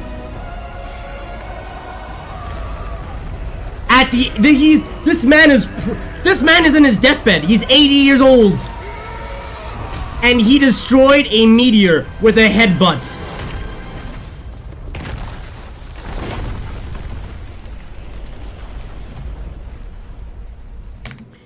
So far, he took being thrown off a cliff, right? He got thrown off a cliff. He ate a explosion to the face. What else? He headbutted a meteor. And then he also somehow survived being thrown into... Yo. Like, wow, this... And then she's getting sent to kill this. Honestly, it's not his fault. No one should survive that. Fair. I would have believed... Yeah, we all believed he was dead. We all did. How strong is Kazuya's forehead to tank that? To be fair, he also has the... He's not only a Mishima, but he also has the devil gene. So... If Heihachi is just a human, Kazuya is like a human on steroids. Basically. And we know explosions here... We know explosions here do work. And a grenade is what injured Hwoarang's eye. Right, Hwoarang lost his eye in Tekken 7 because of an explosion. So these guys are just built different. Yeah. Since in her profile reads... Let me get my glasses for this. After failing to apprehend Jin stop right there. That's 2 for 11. It also says she was contracted to take a target out during their wedding. The game says she took out her target, but we don't get to see any of that. And considering her track record, I don't know if I believe in it. After all of this, in the story, she ends up working alongside Heihachi Mishima. Again. After she failed to kill him in Tekken 1, and after he embarrassed her right in front of the nigga that she was supposed to be protecting. That's two for 12. But anyway, the last time she's seen in Tekken 7, she tried to apprehend Jin Kazama again. And let's see. I know we're not talking about it right now, but I like that he came back. I liked that he came back the same instead of a redemption story. Honestly, the redemption story for Tekken, especially for Heihachi, knowing how evil he is, also wouldn't have liked that he had a redemption story. But at the same time, it's just what I didn't like about it is that they basically brought him back. And then they gave him more power, and then they said he's going to remain the same. I think that's the thing that rubbed me the wrong way. If he had new power, but he was redeemed, or he was at least slightly better off, then sure. Actually, no, I just don't like Tekken's story when it comes to redemption arcs at all. Personally, I don't like it. Because why are we giving Jin a redemption story? This man caused World War III, just for the fun of it. He was moving like Nazi Germany, just for the fun of it. Oh, because, Jin is so selfish. Oh, no, he was thinking about the greater good. Now, he was like, oh, I have this devil gene in me, and I don't want it to be in me anymore because it's always hijacking my body. I don't like it when the devil plays around, so I need to get rid of it. Oh, I know how. Let me summon the literal embodiment of evil and throw the world into chaos so I can fight him, and then when I beat him, then I'll finally be rid of the devil gene. And then he fails at that. And he still has the devil gene. And then he runs into Kazuya. He's like, you also have the devil gene, so the only way to, free myself from it is by killing you. Then he's fighting Kazuya. He's like, oh, the people like us should never exist in this world. Do you know what Kazuya says? Woro katana, Kazama jin. And then they just duke it out. Like, no, okay. And then, at the end of the day, Azazel's gone, Jin doesn't have the devil gene anymore, Kazuya doesn't have the devil gene, so all should be good, right? No, because Reina has the devil gene. Yay. I clap for thee. again, she failed. Yo, this story is so convoluted. It's so stupid for nothing. This game is stupid for nothing. Miserably, actually. Jin was extracted out of the building by Lee, and then he blew up the building while she was still in it. But she somehow escaped, so I'm not gonna count this as an L. Even if you got Jin is just an emo? Emo isn't even the right... I don't even know if I would use the word emo to describe someone like Jin. I mean, deadass, he is an emo, but... I don't know, bro. This character has weird, character writing. No, this game has weird character writing. completely outplayed and also failed whatever the he was trying to do. I'ma spare you this time because I've been cooking you this whole time. Anyway, fast forward to Tekken 8. Now she's working for Kazuya. And one of the things that annoys me the most about Tekken when it comes to what happened with the whole situation is like, oh, I'm gonna throw the world into World War III, and I'm gonna be responsible for millions of deaths. That's why we literally have characters like Miguel. Miguel is who he is because his sister was killed during her wedding. His sister was killed on her wedding. Why? Because of Jin. And then at the end of the day, Tekken 8, they're like, Jin, I believe in you. You're the only one that can save the world. Jin, if you believe in your heart, you can do so much more. You can be a hero. What? Imagine going to Hitler. Hitler, you're the only one that can save us from Soviet Russia. Please, we believe in you. If you just believe in your heart, then you can beat Soviet Russia. Only you can do it. Excuse me, what the fuck are we talking about, man? What is this game? Goes through the glow up of a lifetime. Seriously, I know I've been cooking her this whole video. I'm with Miguel. Yeah, literally, it's fuck Jin. So I'll give her that. Like, I'm not even a milkman. I like my sugar brown. You feel me? But anyway, quick summary. So, right at this point in time, she has tried. From Tekken 4 to Tekken 8, has anything really changed except for now Reina has the devil gene? Jin is back. Jin doesn't have the devil gene anymore, at least as far as we know. Hey, Kazuya doesn't have the devil gene anymore. We have a new ogre in Madagascar. Actually, no. Yo, Harada actually might have done something nasty with this. When he said that there is canonically an ogre in every single continent. And the first ogre that we saw in Tekken 3 was the ogre that landed in South America. So that means there's an ogre in North America, there's one in Antarctica, there's one in Madagascar, there's one in Africa, there's one in Asia, there's one in Europe, there's one in Australia. That's 7 ogres running around in the story. So they have content for life. They just get to fish for content for life. Right? The story, canonically speaking, the story can choose to never end. Because there are 7. They are quite literally 7 ogres running around the Tekken universe. And ever since they decided to add Akuma to the story and make him canon to the story, we have 7 ogres and we have the entire plot for Street Fighter. And because Tekken also takes place in the Soul Calibur universe, they have infinite content. They have the Soul Calibur universe to draw information from. They have the Street Fighter universe to draw information from. They have 7 ogres to draw information from. They just have infinite content for life. Yep. Tekken takes place in the same universe as Soul Calibur. This is why throughout the entire Soul Calibur series, they have had 2 Tekken characters show up in the Tekken games. Yoshimitsu and Heihachi. Heihachi you can excuse as, oh, it was just a collaboration. They have literally stated that the Yoshimitsu that shows up in the Soul Calibur universe is the same Yoshimitsu, or part of the same Manji clan as the Tekken universe. Because Soul Calibur takes place in the past. Right? And then Street Fighter and Tekken take place during the same time.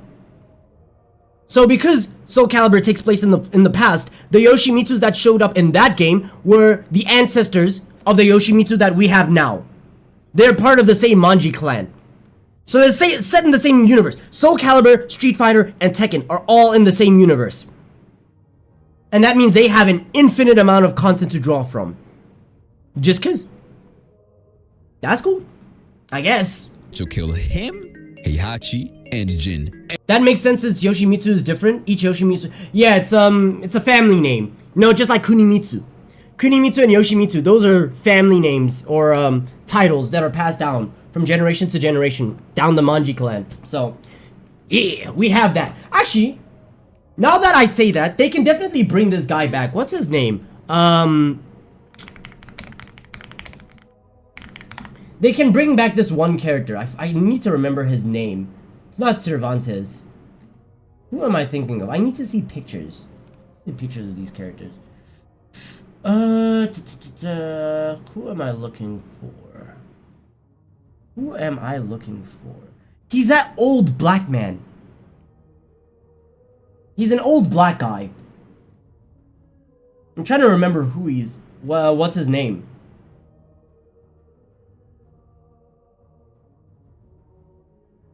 Let's see. No idea. Fair enough. But it's been forever since I played Soul Calibur. It's this guy. This guy with the white eye. Okay, let's see. Soul Calibur. Google. Do your thing. Soul Calibur. Black guy. And let's see what happens. This guy. Yeah. They can, unironically, they could bring him in as a Tekken collaboration. Why do I say this? Because in the story of Soul Calibur, he's immortal. Right? He has lived through all of time. Basically. So they could bring him into Tekken 8 and say, oh, he lives in the future. Or I mean, because he's immortal, he's managed to live until the time of Tekken 8. Because he canonically doesn't age. He must be bored. True. But they could even write it and spin the story and say that, oh, he low-key is an ancestor of Claudio's clan. Or the people, you know, the priests where Claudio knows his starburst magic from, they could say they learned it from this guy. Because he also uses magical abilities that are kind of in tune with the stars. So they could say Claudio learned what he learned from this guy. And he is immortal, so they can add him to the story, remove the scythe. I don't want to fight another weapon character, please. Remove the scythe and just give him another fighting style. And just say, this is the same guy. From Soul Calibur. Legitimately, they can do that. And it wouldn't be out of place, because it's canon. It's part of the story. It makes sense. He's immortal. He's lived throughout all his time. He's the one that canonically taught the priests their starburst magic. So why not? If he's lived through the whole shit of the combined Tekken, Soul Calibur, and Street Fighter Extended universe, he's seen some shit. Literally, he has. That's his lore. So, look, it even says here, it's almost impossible to truly kill him, as whenever he dies, his soul will be reborn into a new body, with all his previous body traits and memories. He just reincarnates for life. He can't die. So, what they could honestly do is that they could bring him back and say, oh, he has died before, and now he's reincarnated into the Soul Calibur universe. Or not Soul Calibur. He's, Deuce's gotta go. Alright, take care of yourself. But yeah, they could bring him back, say, oh, he died, he reincarnated, he's now in a new body, he looks exactly the same, that's why, you know, whatever. He has a new fighting style, and now he's part of the Tekken universe.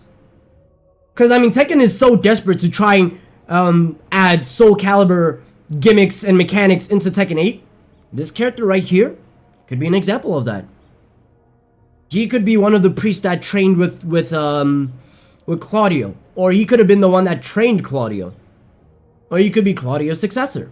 Who knows? But he is one of the only characters from Soul Calibur where you can realistically squeeze him into the story and it wouldn't seem out of pocket. It wouldn't seem out of place. Because again, we have him, we have Yoshimitsu, we have Heihachi. It would just work. But hey, who am I? I'm not the one that's behind the Tekken development team. Or the storyboard writing team, whatever. Still.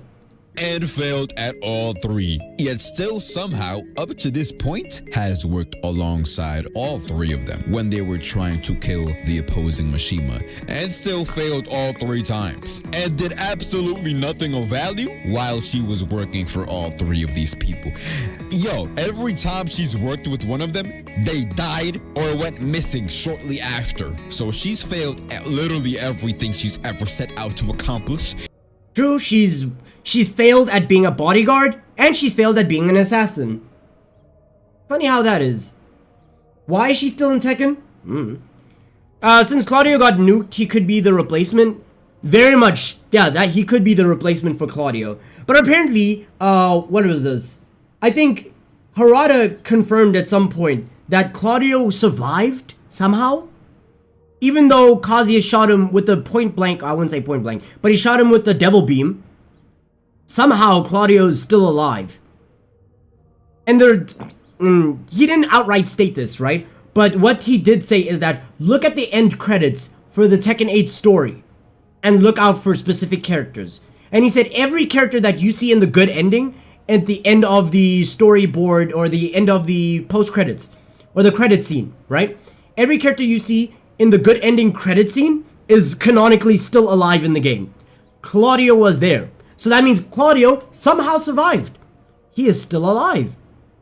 So we might see him in Tekken 9, but he might not have Starburst. I hope. Who knows? In the past 30 years. Since he's gone, are we sure his word is canon now? You know what? Fair enough. He was also the same person that said Heihachi Mishima is completely dead. And look at what we have in Tekken 8, so fair enough. That's 2 for 13 with Kazuya, by the way. She didn't do shit but walk around the battlefield for a little bit, do a backflip, shoot 2 shots at Reina, then she went on vacation. That nigga got slumped, so yeah. There are most likely some things I've missed here and there from the main games. But if we decide to consider the non-canon games and movies, apart from Death by Degrees, cause fun fact, she's the only character with a standalone game outside of Tekken, but none of it is really. Please put that man down. I don't want that star twink in Tekken. You know, I didn't even hate Claudio. I like the idea of Claudio because, I mean, he has the word Dio in his name. And he was very much styled after a JoJo character. I was like, oh, that's pretty cool. They just had to make this nigga the most bummiest character in the fucking game. One of the most boring playstyles.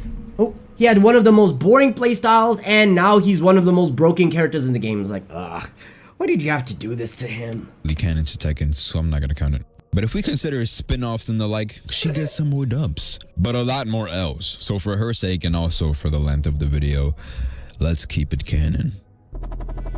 I can at least respect the fact that she is a hustler. It don't matter what the occasion is, shorty's gonna be out there doing God knows what, but she's out here regardless. Except not only is she absolutely abysmal at doing her job, in case you haven't noticed, she is an awful sibling. In Nina's ending in Tekken 1, Nina steals one of her sister's heels. Bars, what the fuck? Nina steals one of her sister's heels, slaps the bitch when she rightfully accuses her, then laughs about it. Then in Anna's ending, in Tekken 2, she's showering, right? Then she steps out of the shower. Nina walks in the bathroom and takes a photo of her while she's nude. Why? I don't know. Now, this next part. Yo, what purpose does that serve? Like, I don't think a thought has ever crossed my mind to be like, oh, my brother's stepping out of the shower. Let me take a picture of him while he's naked, while his dick is hanging. And let me keep that Polaroid. Just cause, why not? Now I have a Polaroid of my brother's naked body. Like, why does Nina have it? Blackmail? I guess? I don't know.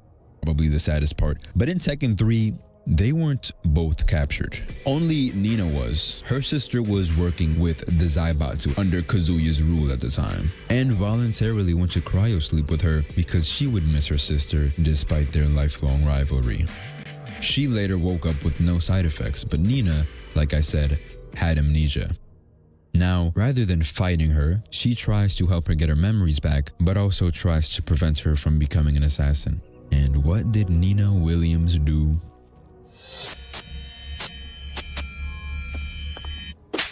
She slapped Anna again. She just slapped her, bro. You remember when Nina was contracted to take a target out during their wedding day in Tekken 7? And I said I didn't believe that shit. Well, it turns out her target was Anna's fiance. That's why Nina wears a wedding dress and Anna wears a morning dress. I'm not gonna lie, Anna's morning dress in Tekken 7, fire. I stand on it. It's her best Tekken design of all time. It's that one, the Chinese dress. And I'm not gonna lie, her Tekken 8 outfit is also really good. The only issue with the Tekken 8 outfit is the hair. But like, the outfit is really good. Those are like top 3. Nobody's surprise. She's also a horrible mother. But like, to be fair, she didn't ask to be a mother in the first place, as that shit was against her will. But like, some human decency wouldn't hurt, lady. Seriously, do you hear the way she be? I mean, to be fair, to defend Nina in this instance, let's say you're chilling, living your life, doing your own thing. Somebody's like, oh, by the way, I'm your biological son. Huh? I don't remember having sex. Now, like, you were born out of my body while I was unconscious, and you expect me to just accept you like you're my kid.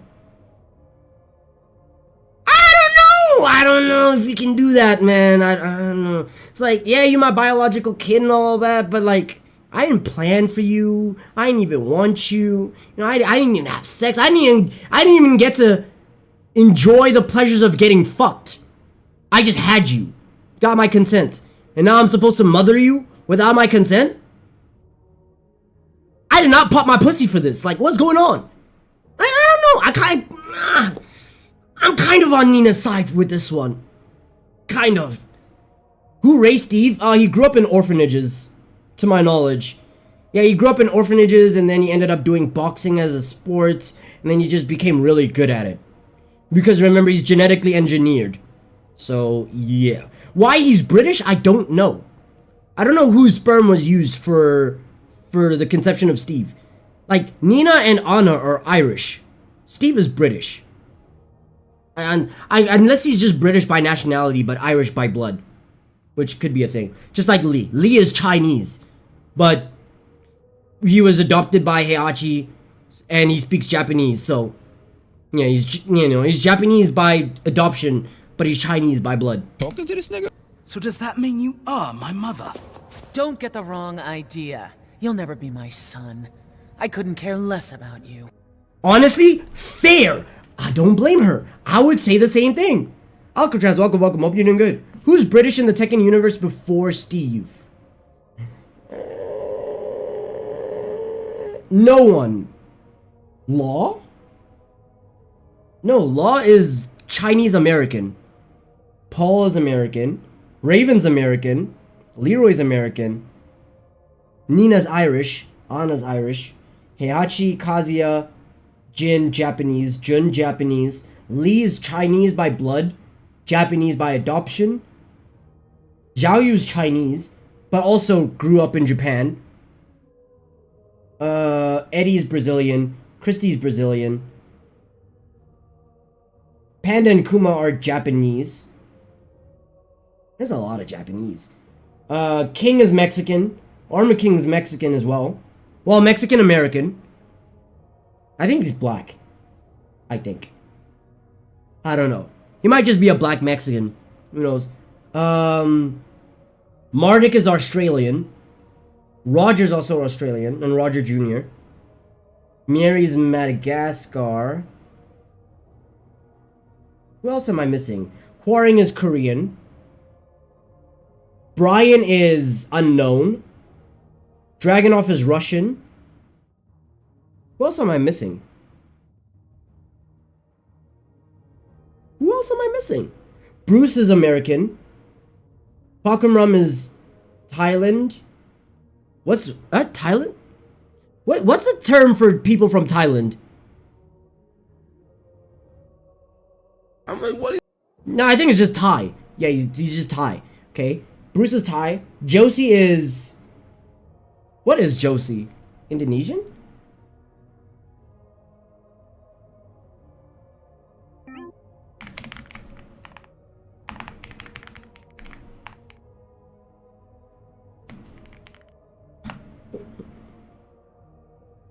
Filipino. Okay. Okay. Who else are we missing? Yeah, I don't think there's a single person from... Oh, Victor's from France. Yeah, there isn't Claudius from Italy. There isn't a single person outside of Steve that's from the UK. It's literally just Steve. And then there isn't a single character in the entire game that's from Africa. Besides Miri. But she's Madagascar, and I don't know if that counts.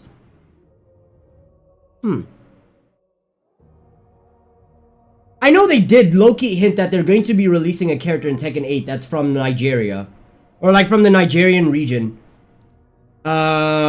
Miri Zo trailer. I think it was this one. Was it the reveal trailer? And eyes. Yeah, it was somewhere here. As foretold by her renowned fortune teller grandmother, developed a deep fascination with wildlife, mimicking their movements, including during their clashes with foes for survival. She naturally became interested in martial arts and quickly advanced at an astonishing pace. Before long, news of her spread. You see? Look at this. It's showing a worldwide map of every character we've seen. Like, this is Marduk. I'm sorry. There's nothing more we can say. This is Marduk. Right? This is like Eddie. This is Azucena. Yeah, Azucena, Eddie, Marduk. This is like what? Mainland China? Japan? Maybe Fakumra. Oh, no. This is either Dragunov or... Yeah, this might be Dragunov or something. This might be China. Or this is Fakumram, maybe. This is like what? Ireland? So that's Nina. This is Steve, maybe. Maybe Steve or Victor. And this is just American region. But then this one is a character we've never seen before. It's like Ivory Coast. Ivory Coast, close to Niger or Nigeria. We've never seen a character from this region ever in the history of Tekken. So that means they're planning, later on, in the future, they're planning to give us a character that is just straight African. Pure African, you know?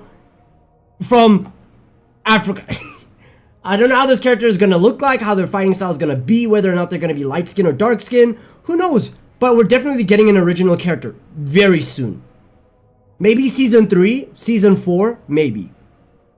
But yeah. And skilled martial artists from all over sought to test their... Either ways, I'm excited. I'm excited to see how this African character is going to be like. They say fuck If me anything. for? Anyways, the last thing I want to talk about is her rage art. So I'm gonna show you the rage art by itself before I say anything about it. Australian is Roger.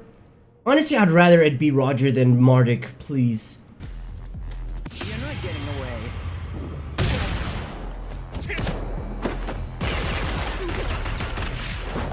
Die in silence.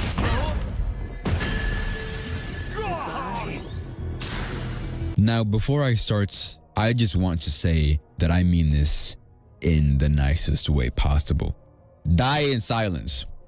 Bitch, did you just not hear the loud ass Liberty Bell you just rung on that nigga? You know what? Fuck the bell. Let's talk about how you just emptied 2 whole magazines mid-air, upside down, simultaneously, with no silencer. You just woke up a nearby village talking about some die in silence.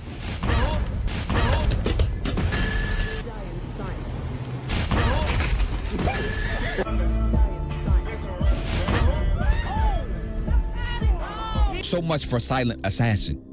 Who calls you that? Die in silence? Right after you just gave a nigga the loudest knee-trembling back shots is crazy.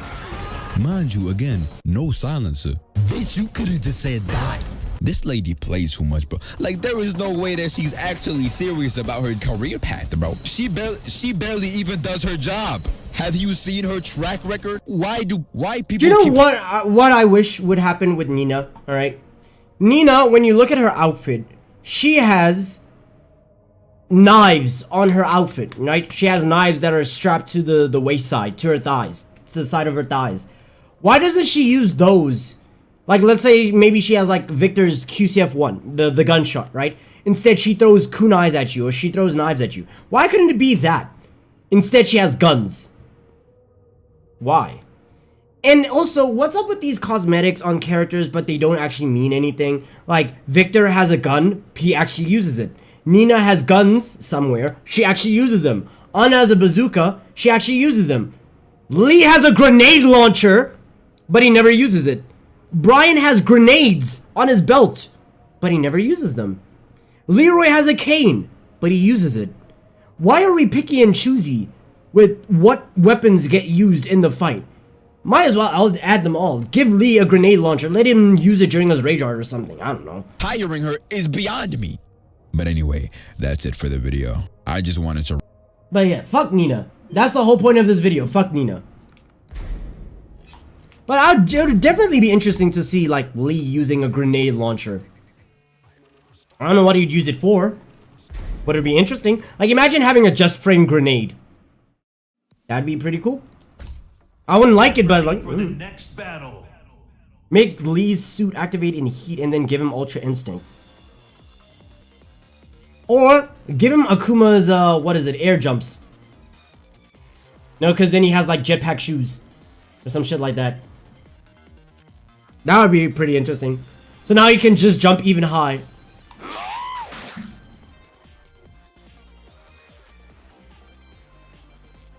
I forgot that this clock is responding to my controls. What's with the timer? Oh, for us to see how long it takes for me to get a match. Basically. Because that's how dead this region is. So I want to see how long it takes for me to find a match.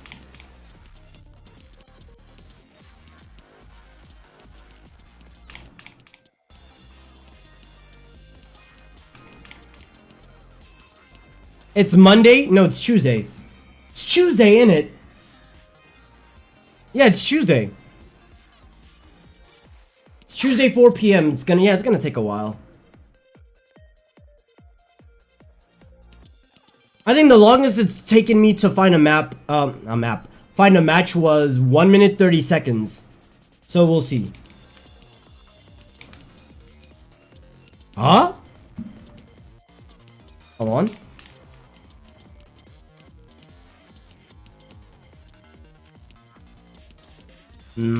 Nah.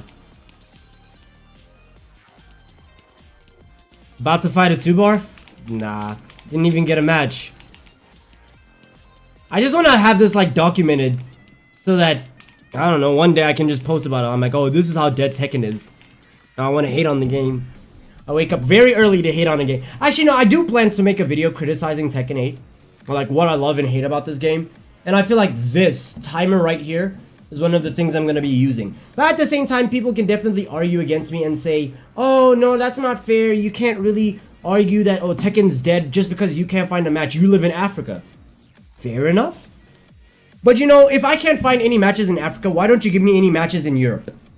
If I have a good connection with somebody in Europe, why don't you let me connect with them? Why don't you let me connect with people in Oceania? Let me fight somebody in Australia or some shit. That's all I asked for.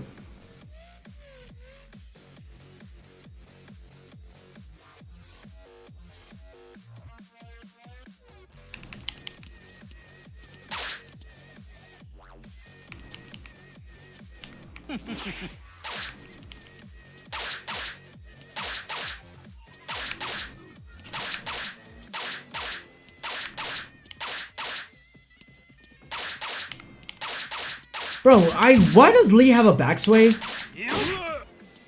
God run again? Yeah.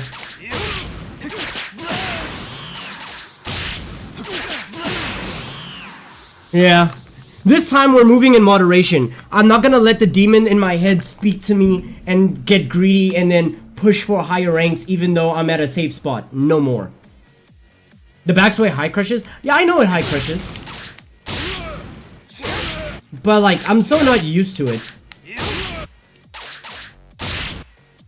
Doing this though is nice.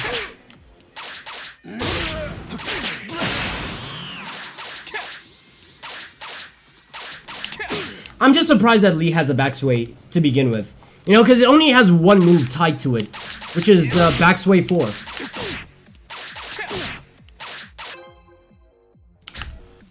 Three minutes and counting. Maybe it's time to get Lee to GOD 1. Bro, I want to get Lee to GOD 2. That's what I want.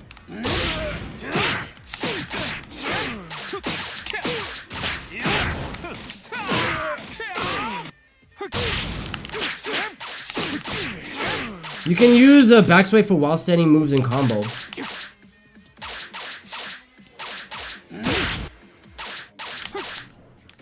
How? Because you're backswing standing.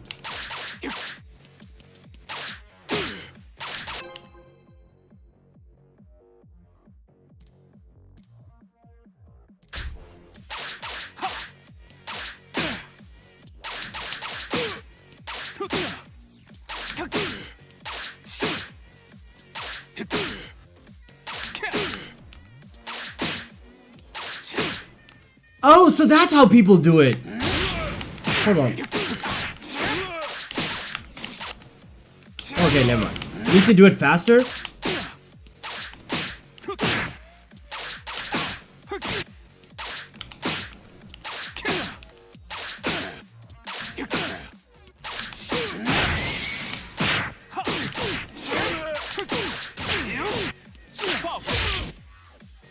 Need to do it faster, but it does less damage than forward 4-1. Ah. Wait, I want to try something.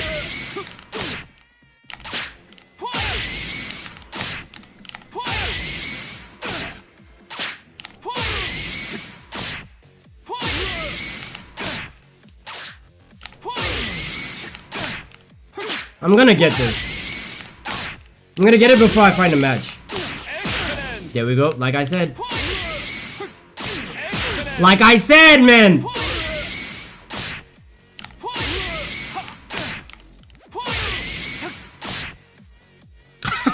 Can't even hit one.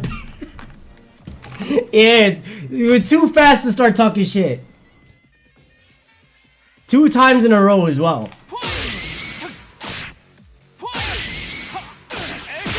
Like, come on, bro. I just need to get used to the timing of Mistrap.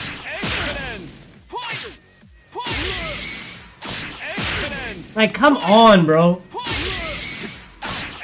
Come on! I'm clipping that. Come on, bro. Too fast to start talking shit.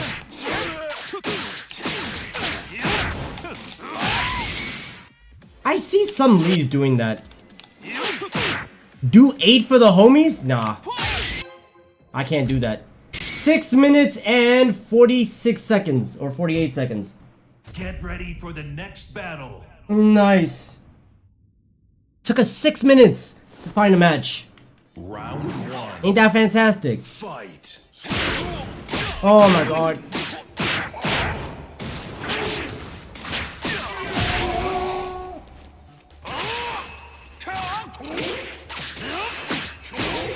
Oh, I did not know he could just turn around that fast.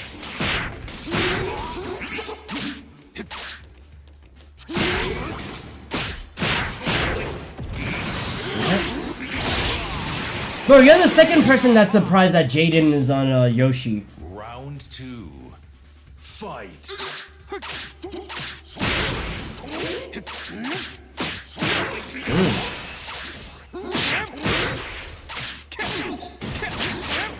Interesting, okay. Uh-oh.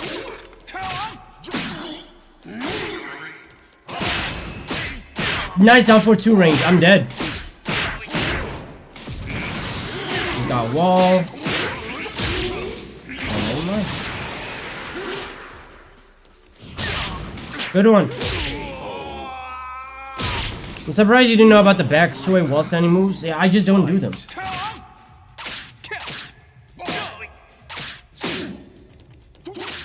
Yeah, I tried to down for the 1, by the way. I ducked.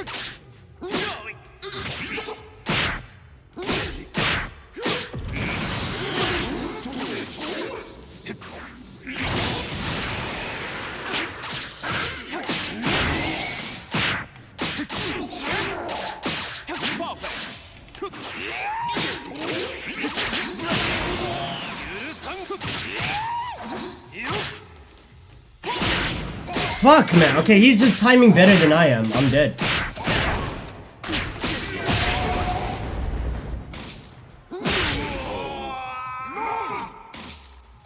You lose.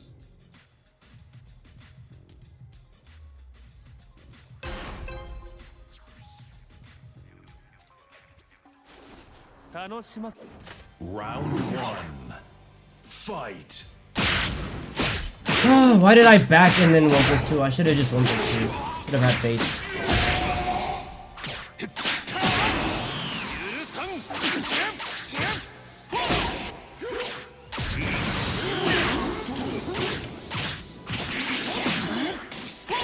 Yo, this game is fantastic. Game is fantastic. Imagine if Jaden picks up Eddie or Lyra and gets them to GOD. That's how surprised it feels. Okay.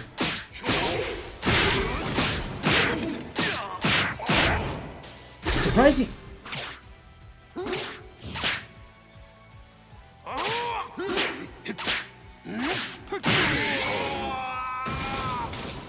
Interesting. Round 2. Fight.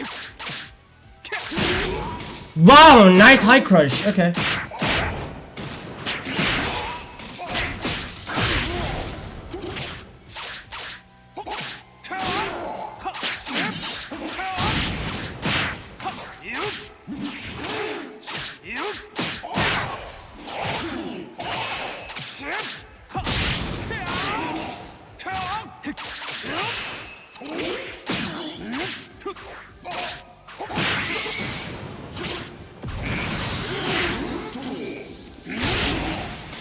He's ducking instead of flashing? Yeah, that's a surprising part.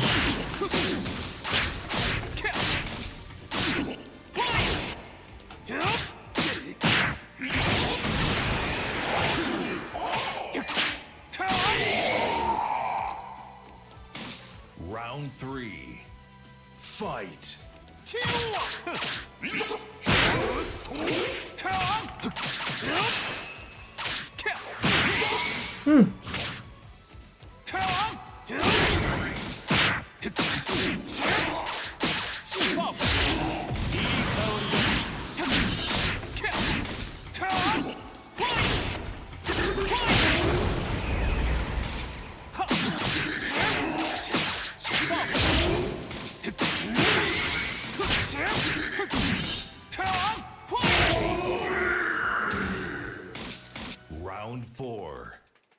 Fight. Okay.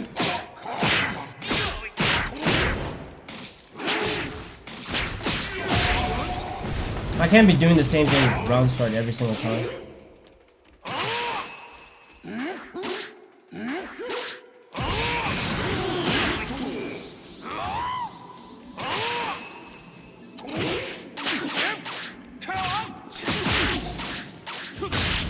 Oh yeah, I accidentally back swayed. I tried to backdash.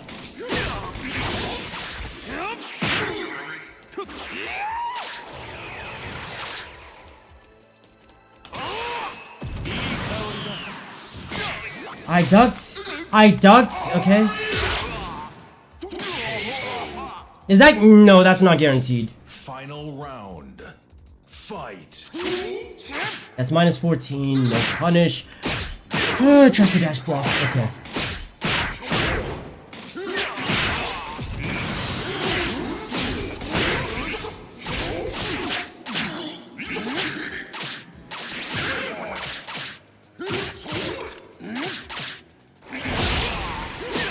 Nice.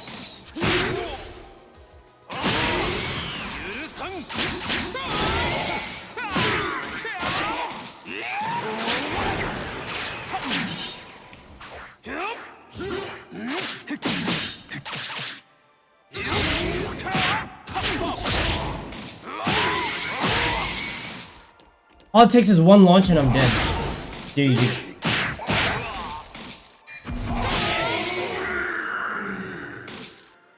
You win.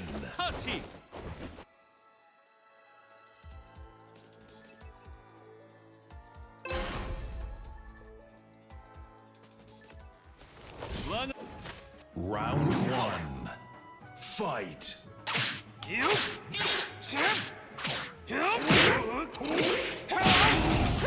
Oh my days.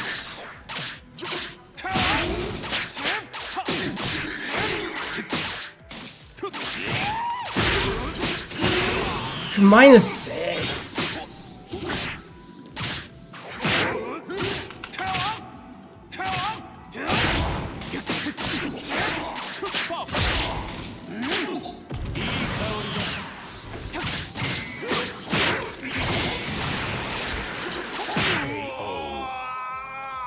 When did he get into rage? Oh my god, this game requires you to learn so much.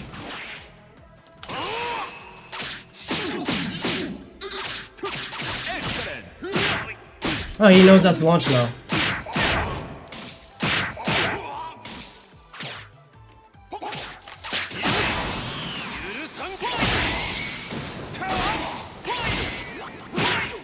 Nice tracking! Nice tracking! Oh my god, bro.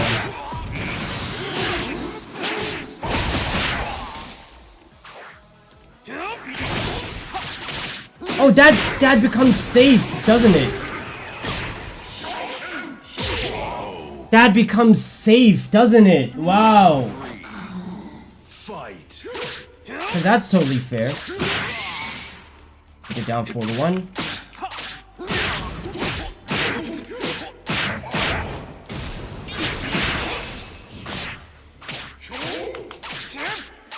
Oh, that's not even -13. Nice.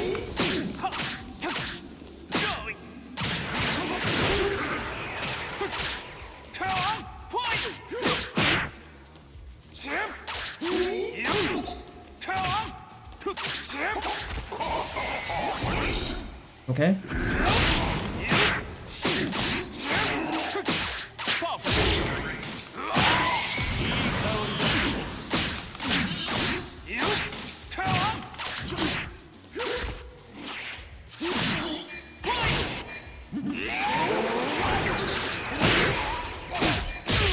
Okay.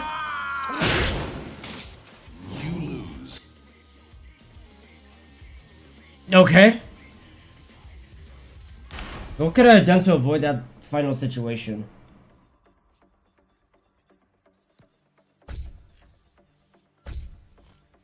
Get ready for the next battle.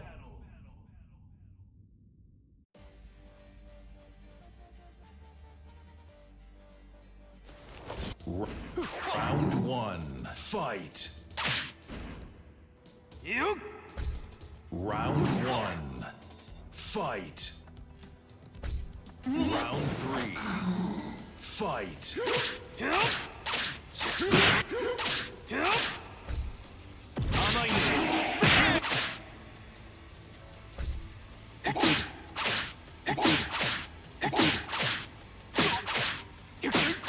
Okay.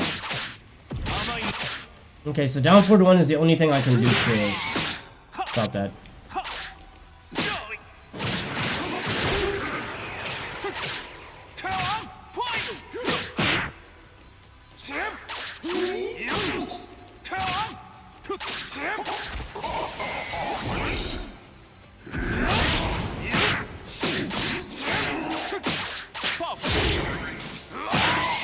He doesn't spin often. That is something I noticed.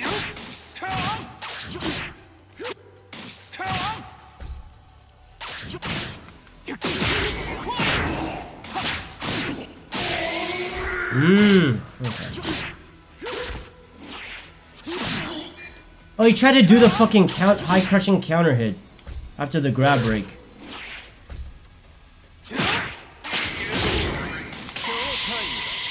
What would have? It would have reset neutral, but I wouldn't have killed. Yeah.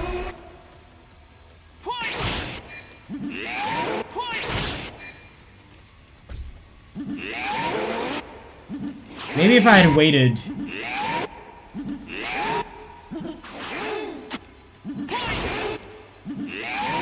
Okay.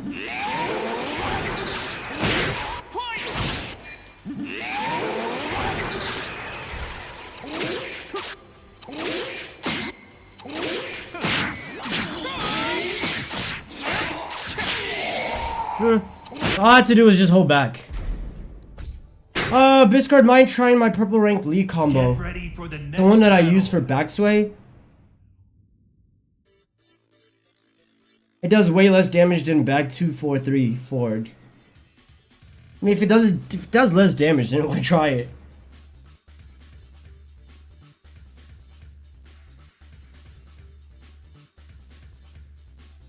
I don't want to Yo, Slumped, welcome. Hope you're doing good. I don't want to sacrifice style. Hello? What? I don't want to sacrifice damage for style points. Like, I know a lot of people will do that. Right, just cause. But, yeah, that's not my thing. I'm not sacrificing damage for style points. I want to see if you can do it. Okay. Up forward 4, 4 up 3, back 2. Hmm?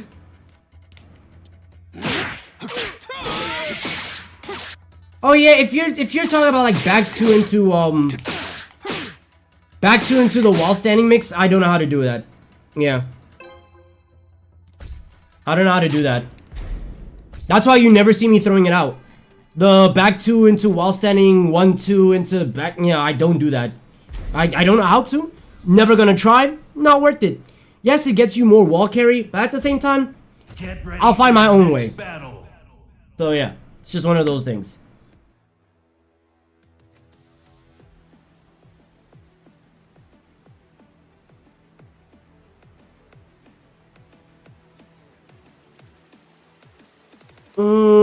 Let's see.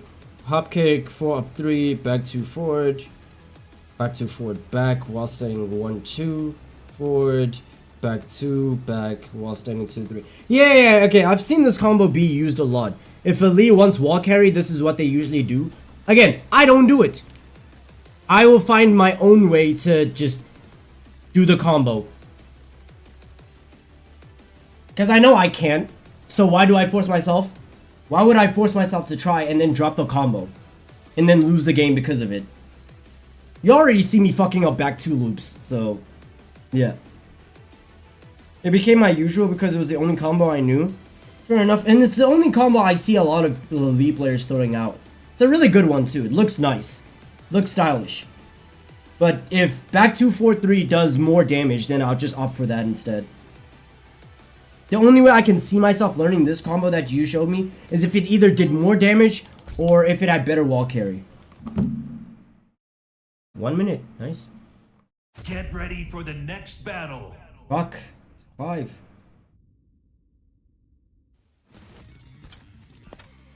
Round 1. Fight. Oh my god, hold on, I gotta remove this.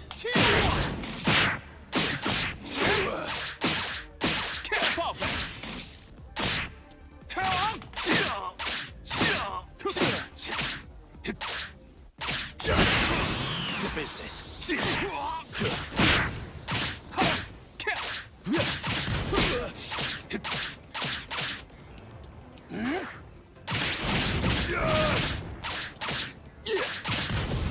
Fire and flame! Okay!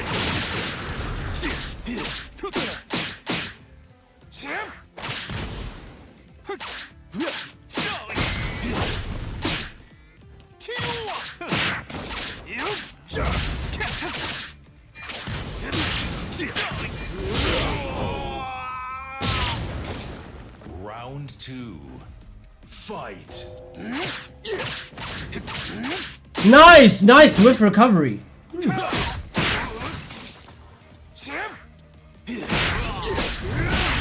Guaranteed, by the way.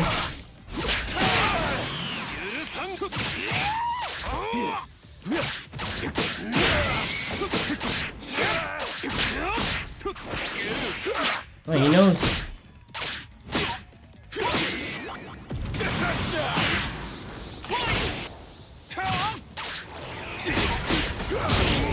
Okay, good one. I think if I lose these two, I'm on demotion. Fight.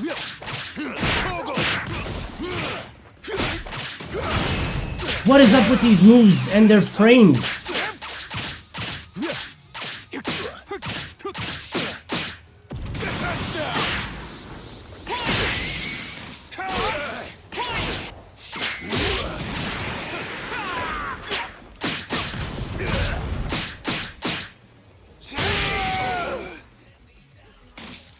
Round 4. Fight.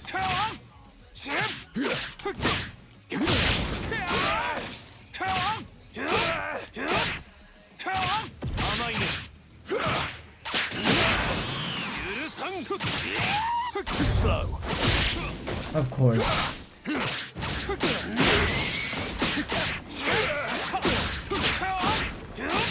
Not like this! Final round. Fight. Where did my 4-4 go? It's minus 11 frames. Fire and flame! Yes.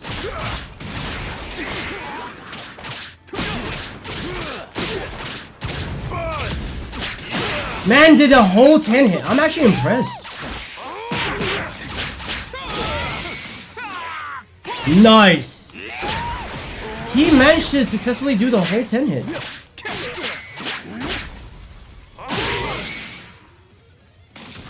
I did not even... Wow. You win. I've never seen Clive's 10 hit before. Because nobody can successfully do it. And the reason why you... what's this? Well, most people can't successfully do his 10 hit is because it requires a rhythm. And actually, like, when I say it requires a rhythm, I mean an actual song is behind the track in order to properly execute his, 10 hit.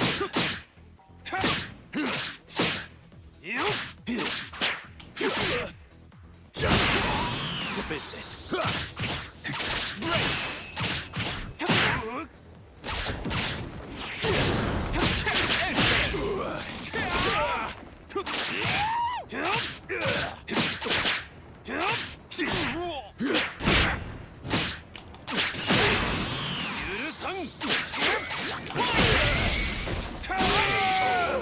Execution plus Clive don't go well. That's true. I will say this now.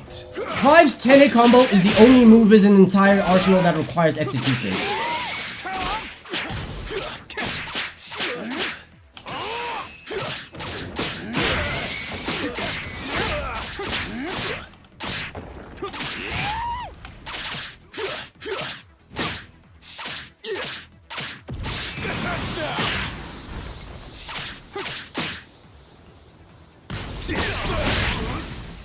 Nice.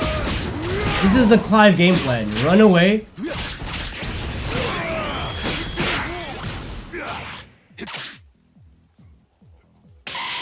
Fantasy here is yours. Just for that. I've seen high rank Clives and they don't use it. Yeah, one, it's launch punishable if you do your 10 hit combo. But also, again, it requires execution. I'll show you what I mean after this. Fight.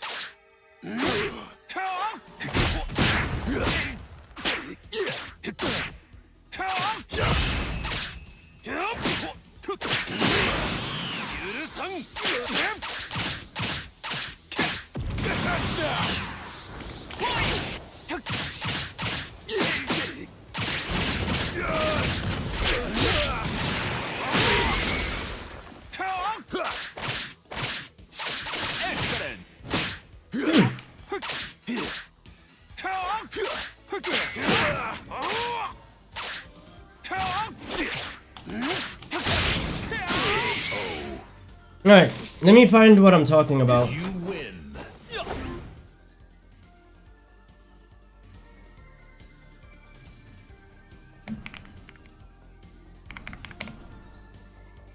He's from, what, Final Fantasy 16? No, 14. Is it 14 or 16?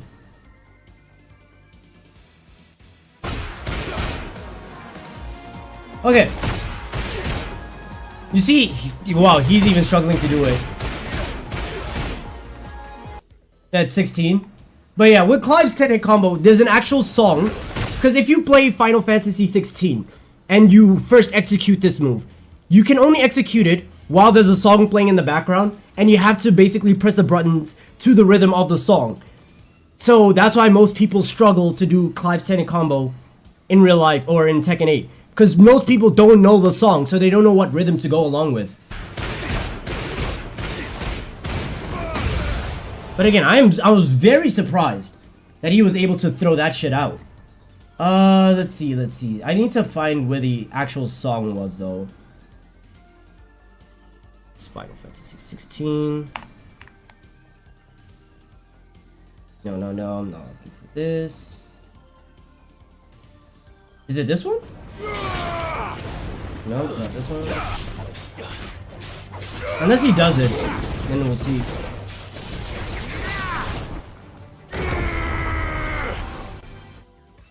And the fact that they decided to add all of this nonsense to fucking Tekken 8.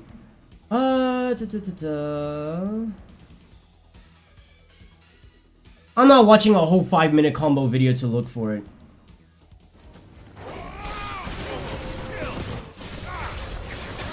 This is not it.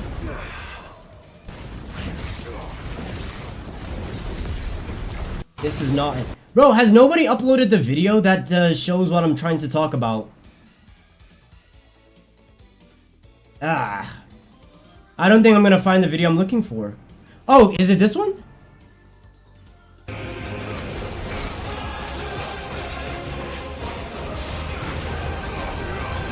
See, that's his 10-hit combo right there.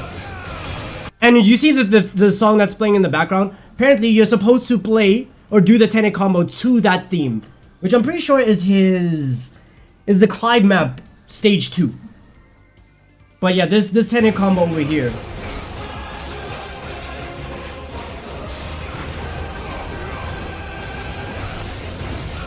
Yeah, you're supposed to do it to find the flame. Which, again, I can't. I can only do the first 3 hits of his 10-hit combo. If you do the first 2, it's 4-2... It's 4-2-1-2, I think, something like that. But if you try to do it, then it's like...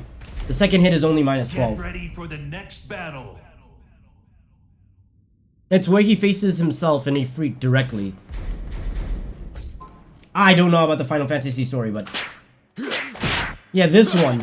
If you do this on its own, it's like minus 11. I thought it was minus 12. See? And you have to delay it for the third hit. The fact that he's minus 12 on hit is kind of funny.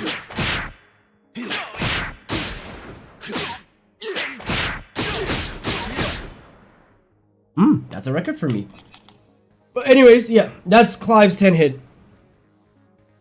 Honestly, major props to him. I hate fighting Clive. But just because he was able to execute that entire Tenet combo, shout out to him. I will give credit where credit is due. Especially because of how much execution is required for that shit. Get ready for the next battle. Right.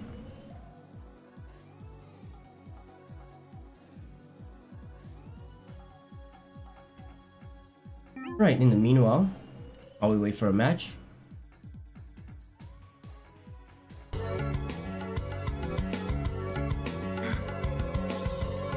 Take care of your child. Y'all gotta stop with the lame, bro. Clive is not a main character in a traditional sense. He's a villain with noble motives. I was gonna say an anti-hero, but I don't think that's the term for it. Sage him, this is blasphemy because he's not a fighting game player. Like, he plays fighting games, but he just sits there and analyzes, and he's a commentator. Do you know what I don't understand about Low Tier God? Low Tier God so desperately wants to dissociate himself from the fighting game community and stuff like that. Like, he never wants to be called a fighting game player. He never wants you to ask him to play a fighting game on stream, right? He'll even ban you. Unless you give him money to have the gameplay, to have him play a fighting game on stream, he will ban you just for requesting it if you're not a paid sub. That said, with all that in mind, he always gets angry whenever he's not nominated for Best Fighting Game Streamer. Logic, none. Sense, missing. Help me understand it. So he will hate and ban people for asking him to play fighting games, but will get angry if he doesn't get nominated for Best Fighting Game Streamer. Why are these people such dogshit humans? Who? Nina mains? Ana mains? The cancer get all the success? Oh, you're talking about LTG. I mean, LTG, as much as you can hate him, and as much as a lot of people do hate him, he is a funny individual. There's no arguing it. He is a very, very funny individual, and that definitely translates to him getting the audience that he has. And also he has a lot of hate watchers as well. A lot of people just want to tune in to watch him rage on games. And then you get the small subsect of men that are sexually attracted to him, you know? Kakashi, shout out for the 16 months. I appreciate it. If I was the best, I'd be on this list, but that's not true. But so I'm trying to understand why the f is Sage him on this list. This is a joke.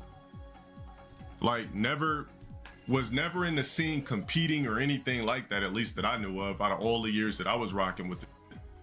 Never seen him compete on any type of professional level whatsoever. Literally just did commentary and just sits there in a room and just basically commentates. So, I mean, how else are you supposed to play fighting games besides going to tournaments?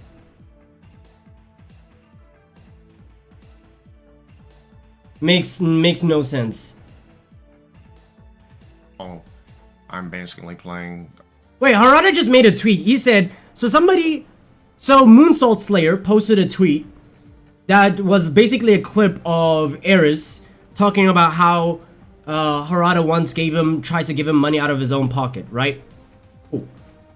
And then somebody responds with, at Harada Tekken, we love you forever, man. Harada responds, he says, I can't view the link, so I'm guessing it's either I blocked them or they've blocked me. Did something happen without me knowing, question mark? Or did somebody find that quote-unquote dairy Easter egg I hid in Tekken 7 that still hasn't been discovered?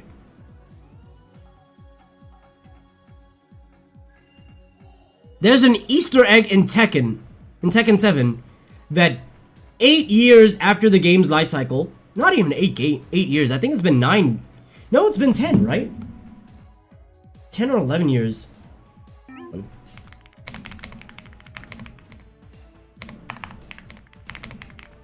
did Tekken 7 come out? 2015. It's been 11 years. There's been an Easter egg in Tekken 7 for 11 years and nobody's found it yet. Interesting. Interesting, okay. I mean, LTG has reached a point where he can just talk shit and get paid for it. Yeah, that's most streamers, to be honest. That's most big streamers. I don't understand LTG anywhere near what I understand about Clive lore. Bro, there are so many videos you can watch on like the lore of LTG. Wait, actually, give me a second. I need to go take a piss. It's been almost 5 minutes and I still haven't found a match, by the way. Isn't that fantastic? Let me pause it. Let me pause it to restart the queue. Oh. Let me do this. There's a Raven. And then, okay, we'll restart it when I get back. Give me a second.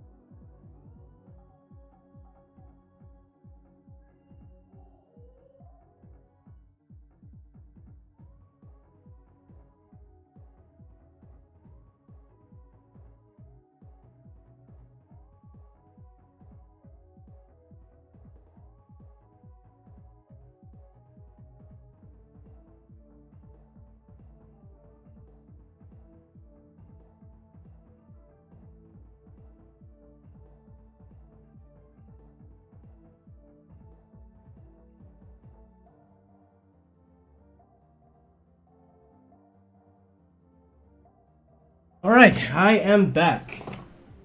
I'm back. I like Harada's picture with Kenny Omega. Oh yeah, I saw that one recently posted like this morning.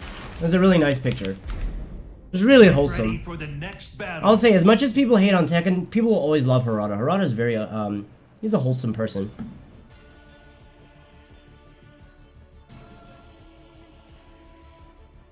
GG, guilty, bar, yeah, so, yeah, his hitbox is a little bit crazy.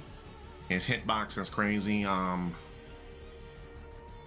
if you were to actually dash a couple of frames, you're left with 1 frame to actually recover from the frame. Like, what the f is this list, like, bro? You said coffee, too? Bro, I don't know, I guess they needed a Mr. Rogers' Neighborhood type of guy to be on the list. That shit is a joke to me. He does nothing but play fighting. He does nothing but play Street Fighter, and he dibbles and dabbles in everything. I mean, if he only dibbles and dabbles in Street Fighter, would that still not qualify him to be a best fighting game streamer? Is LTG even playing low tier characters? No, because he played Feng Wei in Tekken 7. When Feng Wei was arguably what top 5 characters in Tekken 7? He used Feng and Miguel. Miguel was mid tier, and Feng was top tier, right? And then in Tekken 8, Season 1, he was using Feng and Victor, who, at their time of release, like launch Feng and launch Victor, they were arguably like, what, top 15 characters? Top 10, top 15. Especially when Victor had that one move, his grab. He had an 11 frame break grab. Because of there was a glitch in the game which had to do with his stances, etc, etc. So he had like a grab that had an 11 frame break window. Mind you, every grab in the game has 20 frames to break it. Victor's one was damn near unbreakable at that point. So, yeah, I don't know. And then he would argue that Victor is still bottom tier. And then he would also argue that automatically declined. Okay. The watch keeps going. And then he argues that Feng is low tier. Feng is still really good. So, Feng is mid tier. He's just a solid mid tier. So low tier god. The last time low tier god ever used a low tier character was Rose in Street Fighter 4. Mind you, when did...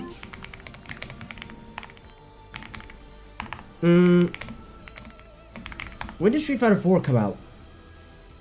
Bro, this was the last time low tier god ever used a low tier character.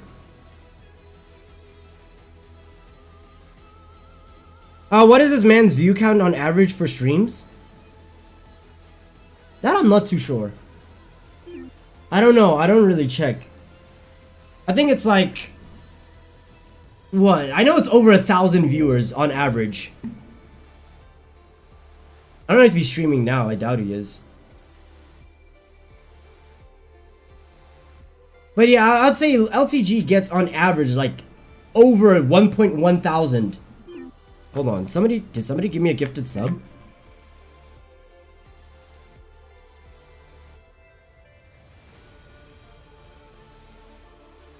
Oh, my sub to Hopper expired. Oh, GG's. Sage him in this list. You know, you could have took off the e-toilet guy. Definitely didn't need Toe Jam or Sage him or whatever. You definitely didn't need him on the list. Yeah, man, you could have. Shit, I would have been cool with Brian F being on the mother list. Like, if you like, I would have preferred Brian F on the list other than Sage him because Brian F has competed. He still does the gaming content, and he's another Poindexter when it comes to fighting games. And this is coming from a place of honesty. Literally one of the most boring streamers I've ever watched do fighting games. Literally one of the most boring fucking fighting. I don't even want to call him a fighting game streamer, bro. You said Sajin made it because Ludwig, her boyfriend, loves him. So you think it's politics? I would say Sajin is extremely boring. I watched his stream a couple of times, maybe over a year ago. It's boring as fuck. If you like Mr. Rogers' Neighborhood, that's the perfect stream for you. If you don't want edge, if you don't want cussing, profanity, if you don't want something that's pushing the limit. I mean, I don't know why he has an issue with somebody being, what is this thing called? Brand safe. I don't know why he sees there's an issue with that. Mind you guys, look, it's been 5 minutes since I've found a match. 6 minutes. It's been 6 minutes since I found a match. Isn't GOD 1 so fun?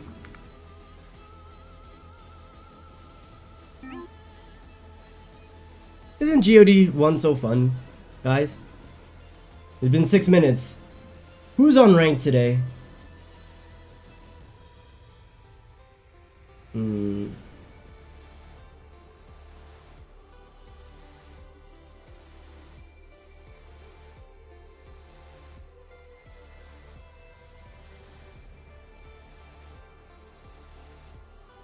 Oh, maybe that's why.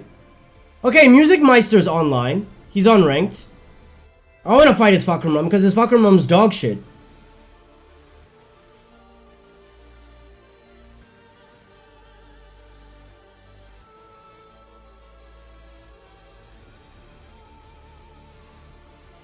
I think he's the only person unranked right now.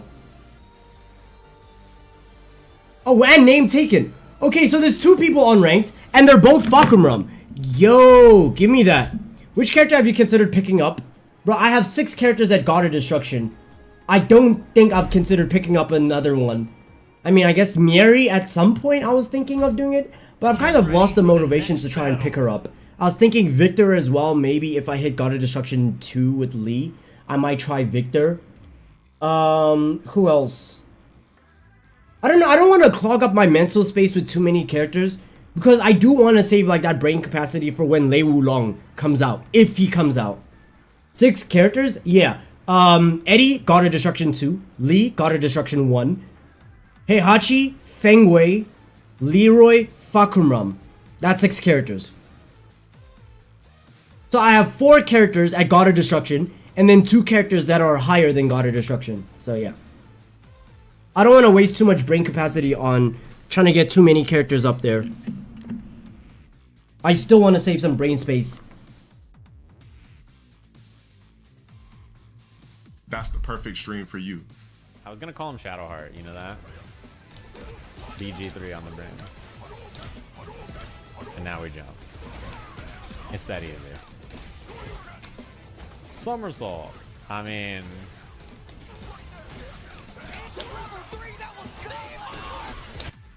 This game is so easy. Master journey. It's so easy.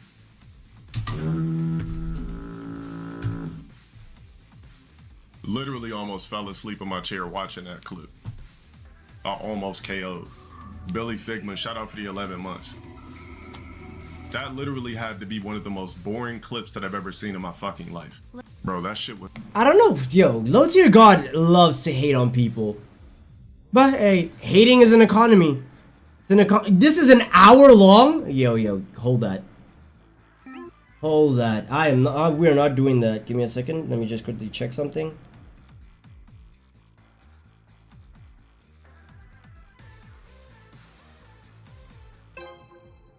Huh? Auto rejected. Nice. Nice.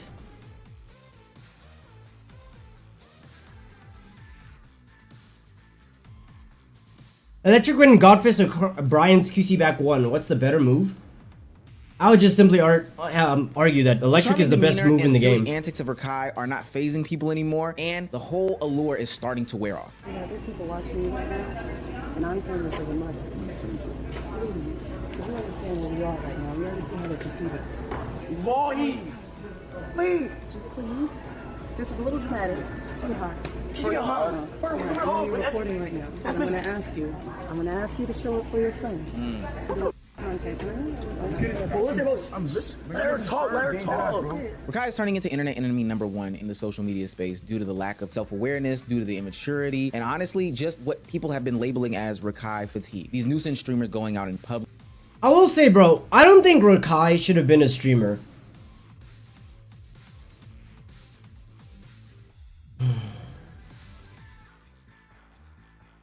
Give me a sec. Now I'm getting called. Give me a second.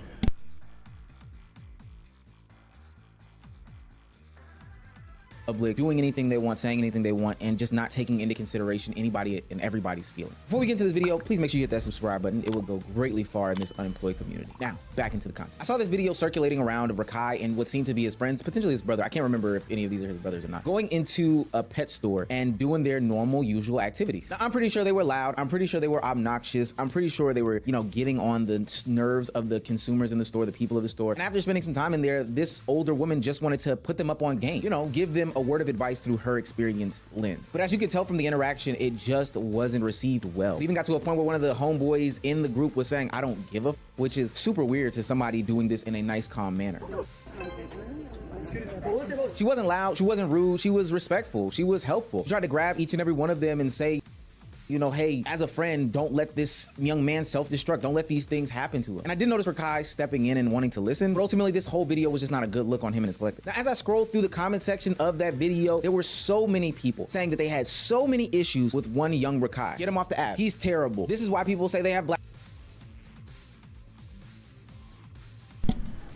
In my personal opinion, I don't think Rakai should be streaming at all. This nigga's like, what, 14? He's a 14-year-old streamer, almost as big as like Kai Cenat. No child this age should be as popular as he is. It's just not something that should be a thing. Oh, he's 17? Okay, but how long has he been streaming for? Hasn't he been streaming since he was like 15? 15, 16? And here he is, as almost as popular as Kai Cenat. I don't think a child as young as he is should be getting nearly this much fame at all. It's just not good for the brain. It's not good for the development, especially because he's also getting surrounded by like adult women that are twerking on him. He's getting exposed to sexual content at such a young age. I don't think this should be a thing. Personally, I don't think it should be a thing. But yeah. Black fatigue, etc., on and on and on. Now, I would like to say that this is one event, but there are multiple events that are leading people to having this sort of criticism about Rakai. Come in. I got this. Chill a little bit. Hey, bro. Say that. Fuck Dominican Day Parade. Well, you kiss him on it. Huh? We're gonna have mixed babies. Oh, I like to hear that. I like to hear that. Don't tell me that. Give me all. Nah. I don't want another education, bro. One of the problems is that Rakai is essentially allowed to be a child star without any sort of supervision. Now, we've seen how child stars have ended up before, but the difference is that on Hollywood sets, you know, more traditional environments, there is a law that means that you have to have some sort of parental supervision. The only sort of supervision that Rakai has in these different places and spaces are the adults surrounding him. And this isn't a full-on indictment of these people around him because they, you know, should be having his best interest, and I don't think that they put him in the worst situations possible. But ultimately, that's not their responsibility. He's not their child. For what it's worth, he's not a blood relative or anything like that. And honestly, because of the way that things have gone for so long, their words can only go but so far. So then we get into these situations where Rakai bubbles over after doing extreme thing after extreme thing after extreme.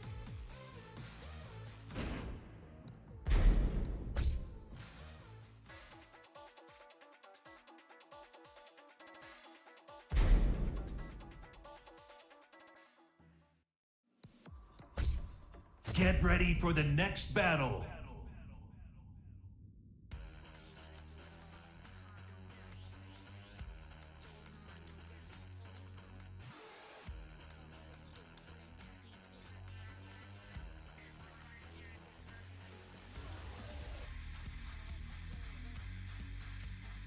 Extreme thing, only for it to then get his mother's attention, for him to have to be reeled back in. Just like after that Streamer Awards situation where Rakai was called out on stage for stealing a poinsettia from Walmart. QT Cinderella made a joke, and then in his reaction, Rakai, maybe a valid crash out, went too far in the reaction. This will cause his mom to have to handle him the way that a parent should handle the child. No. What's the coolest thing you've ever stolen? You see the issue again.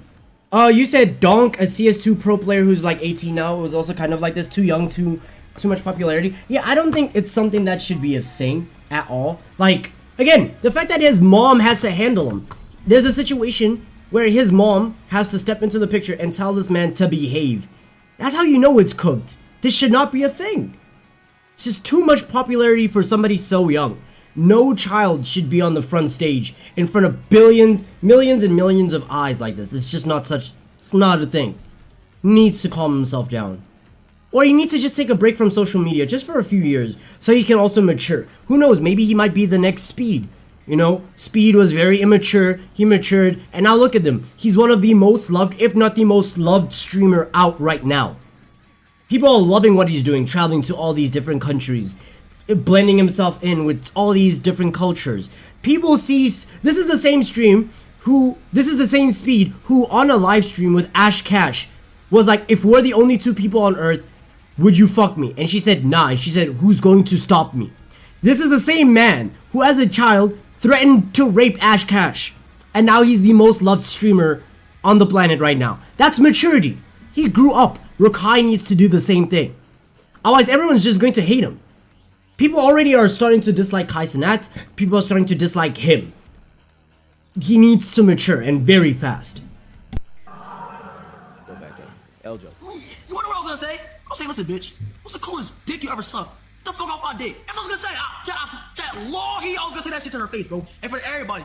But I had to just sit down and think. I'm black, petite, sit the fuck down and chill. I was gonna say that shit. I was like, bitch, what's the coolest dick you ever fucking sucked? You ugly bitch. To her. I was gonna say that. But I just calmed down, bro, and you know, and like, you know, see why she even said that shit. Cause whole time, now I get it. Now I get it. Like, she said it cause, you know, I got banned for giving that girl flowers. But she didn't really understand that whole time I have my assistant tell the lady that she never bought it, she put it back, but that wasn't on camera, so, but, fuck you, bitch! Nah, real shit, fuck you! You even think of anything like that? I'm so confused. Like, did you really tell that woman that? Are you losing your mind? Well, like, hello, can you hear me? Yes, I can hear you. I'm saying. Okay, so. I'm saying the only thing the reason I said that is cause she said what she said. Regardless of the fact that is not how you carry yourself. That is not how you talk to a woman. First of all, I raised you way better than that. So guess what? Your ass is coming home since you think you're grown. I'm booking your flight tomorrow. And I do think it is good that his mother still treats him as if he is a young man growing up, showing him that, hey, this is right, this is wrong, and still has some sort of hand guiding him in some way, shape, form, or fashion. And based off of how his brother reacted to that whole interaction and him having to come home, I do think that his mother actually does lay the law down when she is around. Like, she got a firm hand on the back of that neck like he a puppy. Womp, womp, womp. Womp, womp, womp. Back to Syracuse you go. See, you fucking up. You fucking up. BTA is coming for that ass. Nigga, feel me? Back in Syracuse, listen. That's the only way to beat that nigga ass. He been. Okay, guys, let's have this talk about ethics, you know? Let's have a conversation. Let's have a dialogue. Let's be controversial. Do you think it is okay? Oh no. Calm. Because what I'm probably gonna have, the conversation I'm about to have, might actually just resonate with a lot of you. You know, I don't know if it's something that a lot of y'all would click with. But are you guys okay with the idea of beating your child if the child misbehaves? Let me know, chat. Let me know. Let's have this conversation. Do you think it's okay for a parent to put belt to ass? I want to hear your opinions first before I give mine. Like, let's say your child is in some cases, yes. What are those cases? Beating a child is what are those cases? I was beaten, and the only reason I ain't shit is because I was beaten. You know, fair enough. Like, let's say your child is being rowdy at the store. You know, your child wants to buy this new toy or wants you to buy this new toy. You say no, he bursts out, you know, he starts kicking and flailing and all that type of stuff. How do you handle that situation? Okay, the instances like if he's hitting his mom or me or throwing a tantrum over not getting something. You think that's when beating the child is warranted? Talk to them, of course, but if they don't want, if that don't work, belt to ass. Okay, so you're saying that belt to ass is only a last resort. It should only ever be a last resort.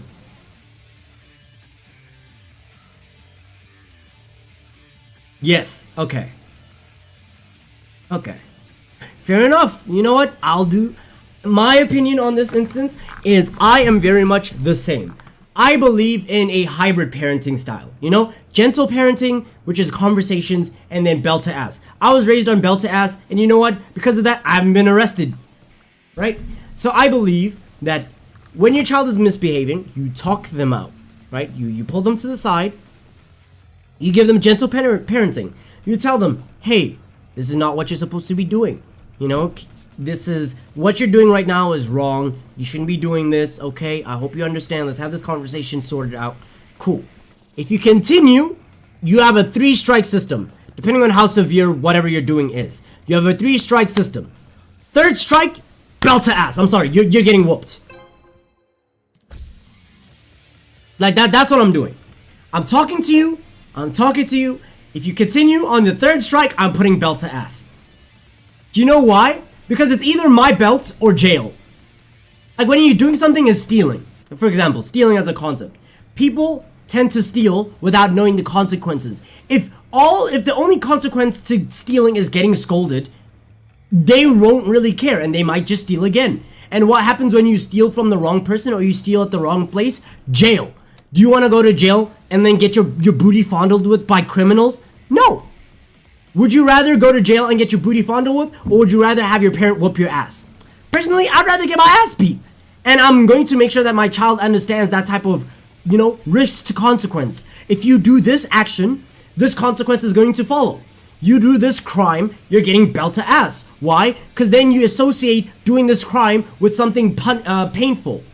That way, you don't later on walk into the world and then do this crime and then you get jailed for it and then your booty gets taken. Or you lose years of your life doing something that could have been avoided if I had taught you that doing that shit is gonna get your ass whooped. That's me. That's what I would have done. That's the lessons I would instill into my kid. I will talk it out. Make sure you understand first so that you're not getting beaten without understanding why you're getting beaten. I feel like that's rude. That's not good parenting, and no child should ever experience that where they get hit and they don't know why they're getting hit. Right? Cool. So I'm going to talk you through it, let you know what you're doing is wrong, why it's wrong. Cool. If you continue, even though I told you it's wrong and why I told you it's wrong, belt to ass. That way, the only way you can learn is through physical pain.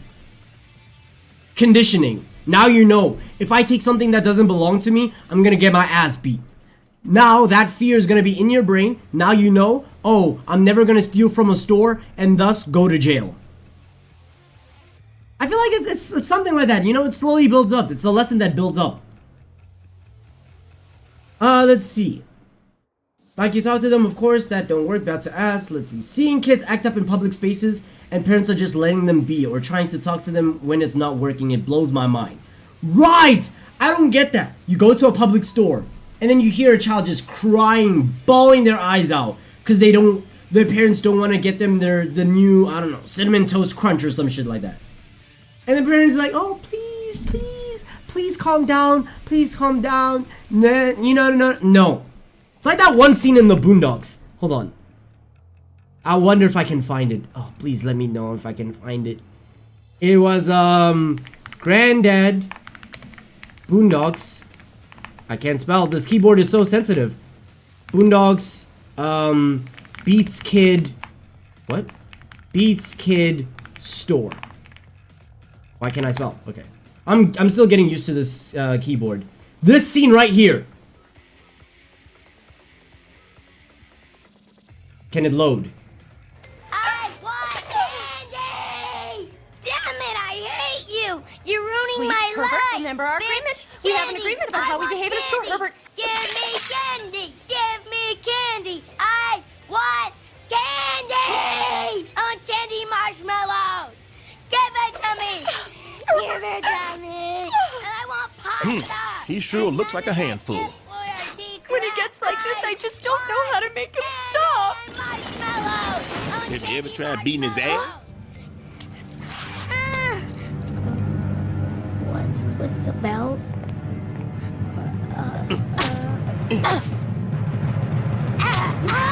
Whoop his ass, bro! Like, this is real. That's real as fuck, bro. It's real. It's real. If a child is acting out, just straight belt ass. Because what are you supposed to do in that instance? Talk him out? He's out here throwing a tantrum, destroying property, and all that type of stuff. No, bro, you don't do that. You don't negotiate with terrorists. Whoop his ass. That's what I would have done at least. I feel like that's a perfect situation. I'll ballot your ass till it's red when we get home. Whispers calmly in the child's ear. Honestly, that can also work. You know, you try to tell the kid, yo, calm down. They're still acting up, you whisper in their ear. When we get home, belt to ass. That will calm them down. Simple. It's either you whoop their ass right there, or you tell them you're gonna whoop their ass when they get home. Either ways, in an instance like that, negotiations, talking is not gonna help. Belt to ass is necessary. Not too bad. Realistically, that nigga been too bad, too reckless. A little ass whooping will set him straight. But there's two issues with this style of discipline. Now, I'm not judging his mother. She makes the decisions in the household. I'm not in their household to make those types of decisions. But ultimately, he is going to have to come back. Technically, at this point, content creating is his job. There's an opportunity in Atlanta to be with these guys and make a whole bunch of money. You know, he has to come back. And number two, he already knows as a content creator what it takes in order to get money, views, success, fame, and popularity. So when he's not underneath that wing, when he's not underneath any sort of supervision, guess what he's going to revert to? Being the same guy that he was that got him in trouble with the whole internet social media sphere. By the time Kai returned from his hiatus, Kai Cenat and his ex-girlfriend Gigi had broken up. Now, naturally, everyone had their opinions. Hell, I made a video about it. But that doesn't mean that you can say what you want to say, how you want to say, when you want to say it. You just got in trouble for talking about QT Cinderella in a certain type of fashion. Your mother already corrected you for that. Why did you think it was okay to come back on your first stream since your hiatus to address Gigi in this fashion? Fuck you, Gigi. Fuck you, bitch. You have me a fucking life to play my mates like that. So fuck you, bitch. I think that breakup is fake, but that's just me. Honestly, crazy how it's been 8 minutes since I found a match. Tekken 8, amazing, beautiful game. Oh, legitimately has been 8. It was 8 minutes for me to find a game. Amazing. Get ready for the next battle. And it's a fucking Alyssa. Nice. But I don't know. I don't think the breakup was fake. Again, if she cheated on him, I'm not surprised by that one. If it's just a mutual breakup, whatever. But like, she cheated on him. Round one. I can see that. Fight. Uh-oh.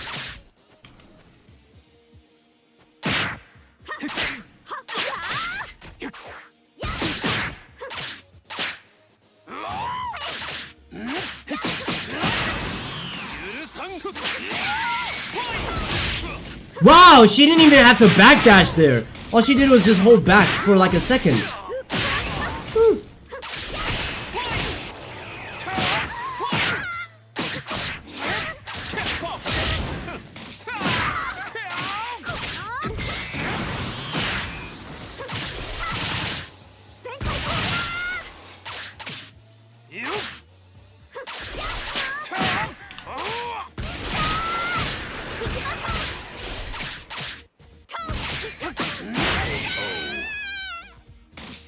When she does that chainsaw that forces crouch, do full crouch down for free. They power crush after. Okay. Look at that, guaranteed. Guaranteed as well.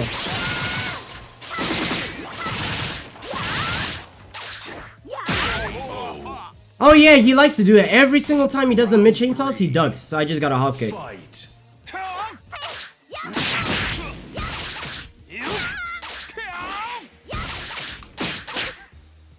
Not even punishable.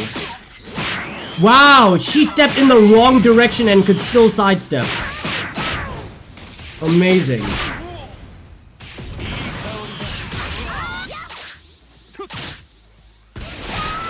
She stepped in the wrong direction. And was still able to get a...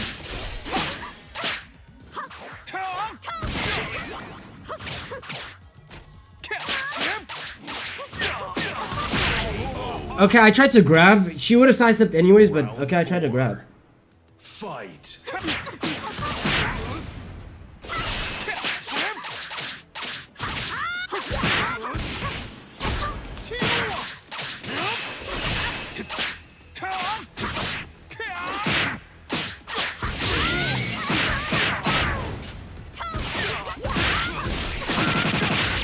Nice wall carry, by the way. You finished the string?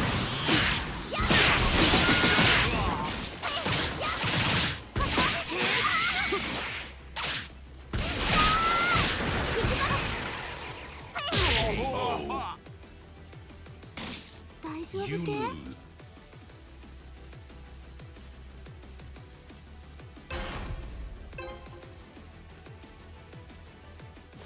She does that chainsaw that forces crouch, down forward, Fight. That's not even a punish! Bro, it doesn't even say punish! What? Wow.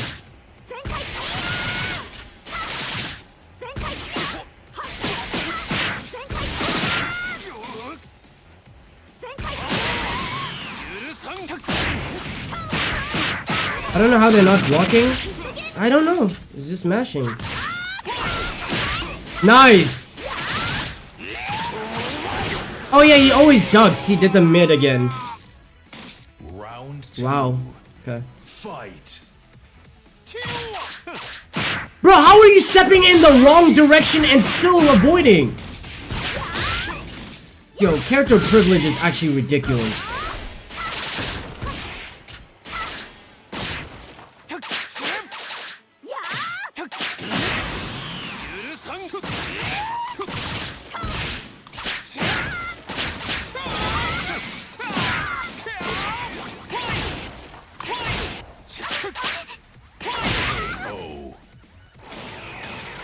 It's -9. It's like, Fight.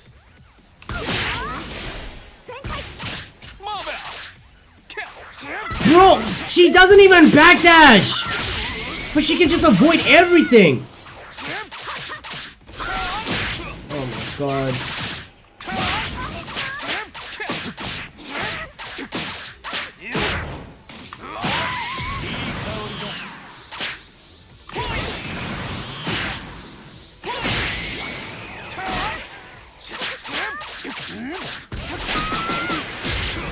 I'm dead.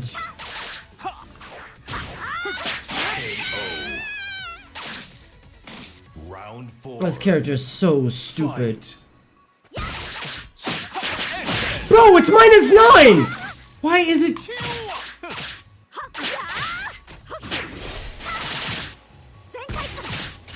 Yeah, nice range, by the way. Y'all saw that.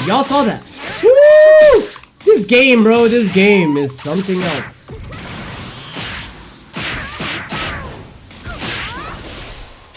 Trying to step in -9. Of course they are. Oh, where did my 1+2 go?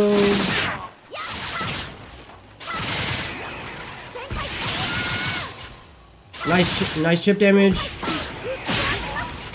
Yeah, I'm just supposed to eat that. Woo!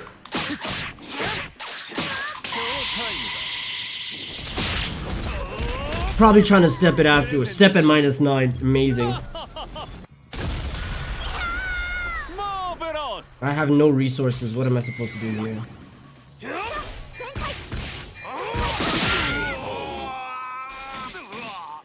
Final round. Nice. Fight. Every single time.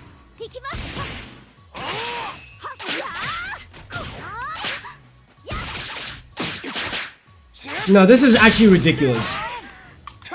How are you getting hit at -9 every time?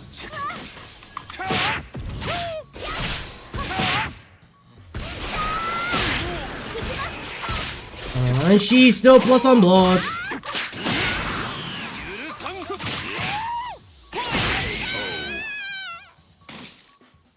You win.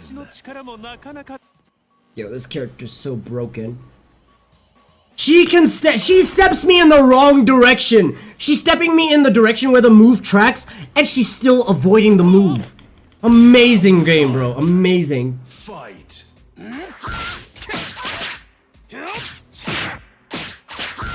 Okay. That's Alyssa for you. Right.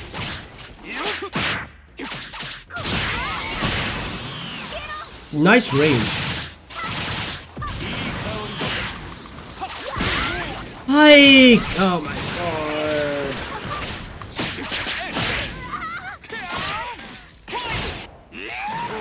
Like, she's pressing at -6! She's stepping me at -6!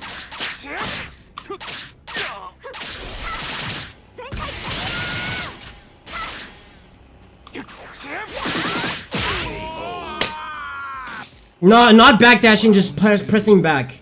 Fight.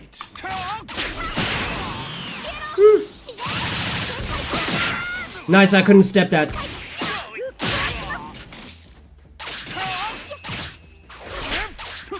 What the? Oh my god, she can just press at any frame. Fucking hell, bro. Any frame. And that's a launcher.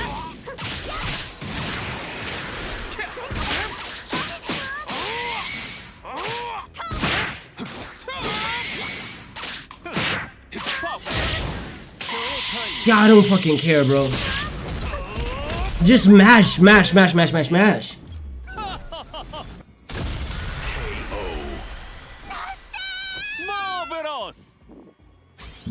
Round 3. Fight. Look at that, man! No backdash, just hold back. Oh, that forces you crouch.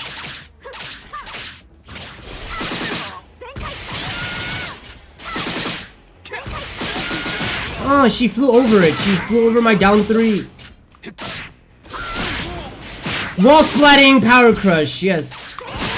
I forgot this game needed that.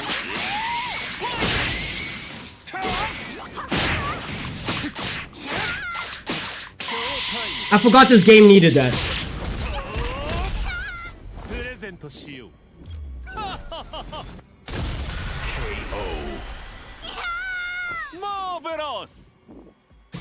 I forgot she needed that, bro. She needed that. Fight. I'm actually so perplexed.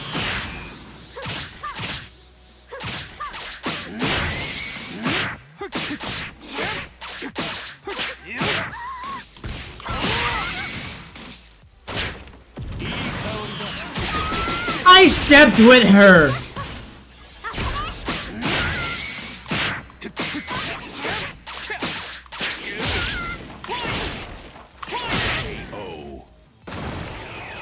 What am I witnessing, bro? What is this brain dead Alyssa gameplay?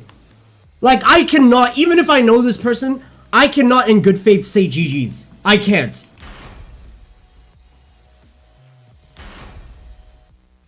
I just, within me, I cannot in good faith say GG's.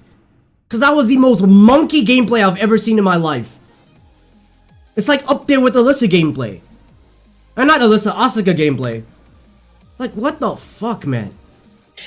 Yeah, bitch, cry. Bitch, your life is fucking over. Pussy. Fuck is wrong with you? Don't you ever in your fucking life play with my fucking mans like that. Pussy. Yeah, I don't give a fuck. And guess what, my nigga? And guess the fuck what? Guess what? That just shows. And that made me almost break up my girlfriend. I'm like, Brady, my broke ass. Like, bro, that nigga you fucking everything. But I pray I never speak like this. Like, I know you're a product of your environment. I know you're a product of your environment and all that, but like, I pray I never speak like that. Battle. Oh my god, more monkey gameplay, more monkey gameplay. Ah! Who watches him? I don't know. People actually like log in to watch a 17-year-old.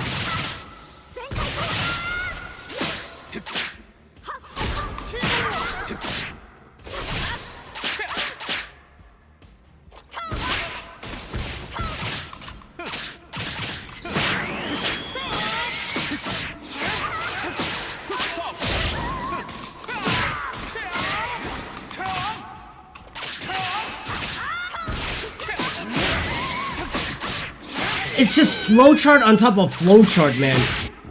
It's flowcharts and gimmicks. Look, she almost stepped in the right direction. No, she stepped in the wrong direction and almost got away with it if I didn't delay my down forward too.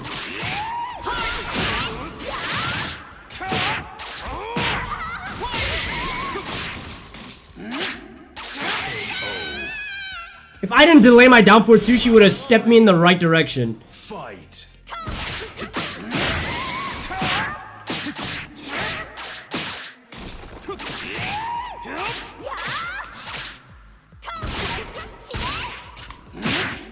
And then she ducks afterwards! Brother, your launch punishable! Why are you ducking at minus 15? Oh my days!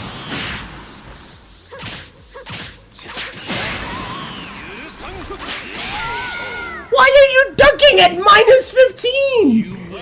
Yo! I'm getting hit with a retarded beam here.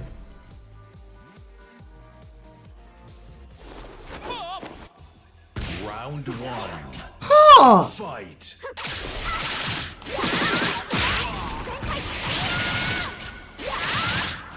Hop kick, because she ducks immediately afterwards. All the time. Wow. Uh-oh.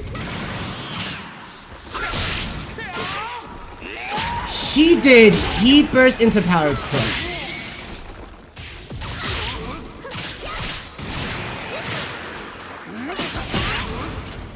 Nice.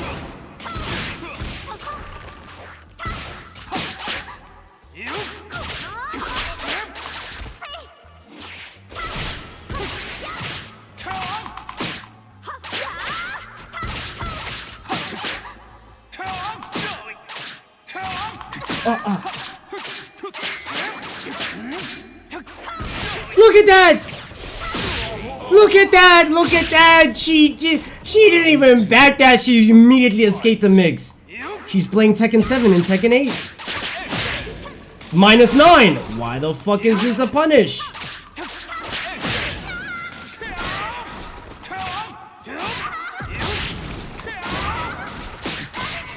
W mash, bro. W mash.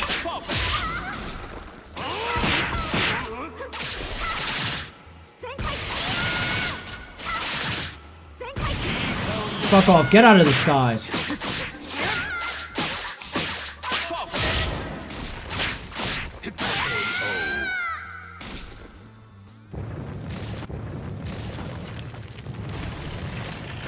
Round three. Fight. Maybe I need to start power crushing more.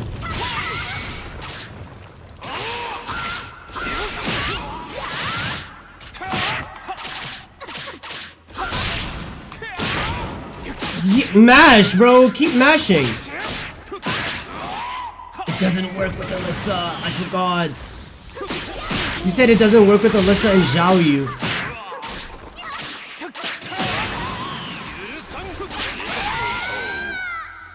Was she expecting a low parry there? Interesting. Fight. Ah, yeah, bro.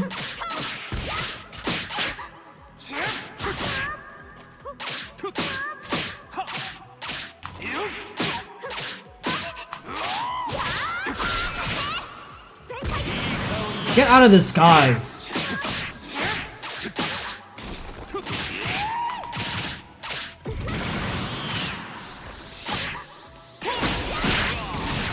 It's too late. It's too late.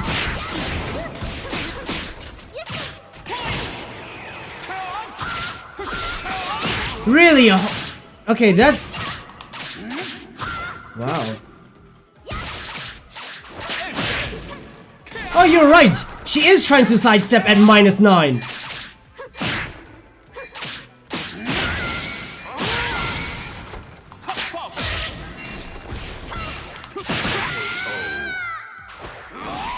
She is trying... You're right! Okay, I see it now. She's trying to step at -9.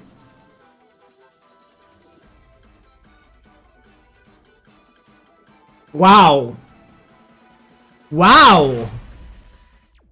Get ready for the next battle. Imagine being so privileged that your brain thinks, let me try to sidestep at -9.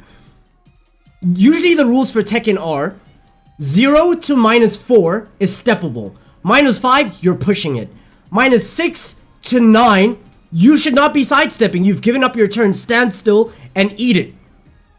She's -9. She's 1 frame away from being punishable. And she sidesteps. Imagine being so privileged that you can try and sidestep at -9. And the reason why he keeps doing it is because it keeps working. He can step at -9. Wow. Wow. Round 1. Wow. Like, insane.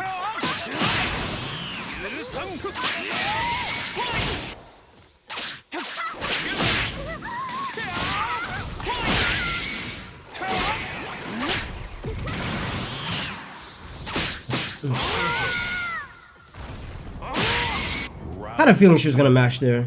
Fight.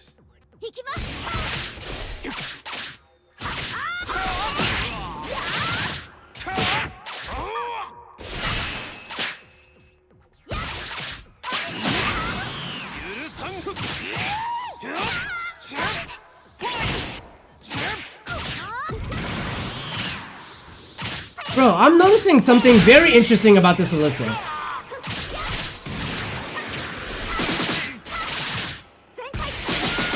He will do the homing high.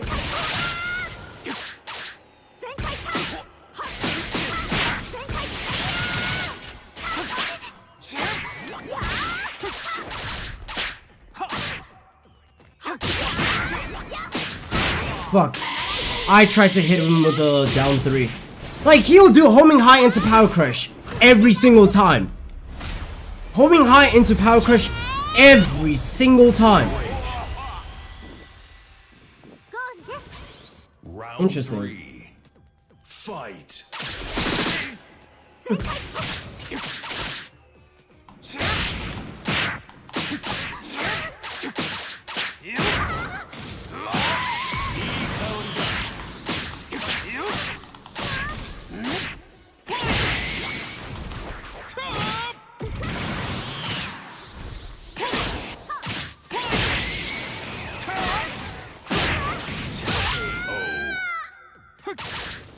Round 4. How is this GOD 1, bro?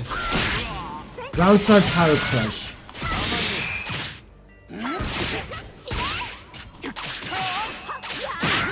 Okay, I was late with the punish. Round start power crush, bro. Yo, this mash is actually so disgusting.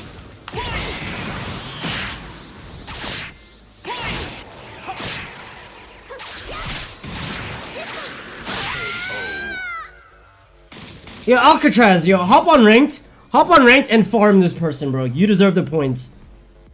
Get the points, bro. Get the points. Round 1. Cause what do you mean this is a list? Yo, okay.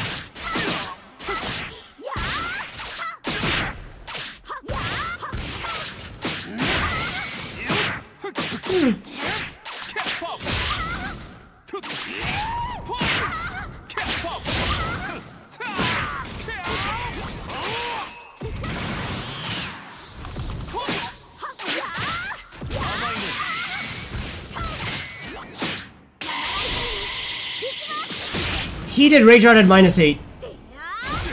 He did Rage Art at -8.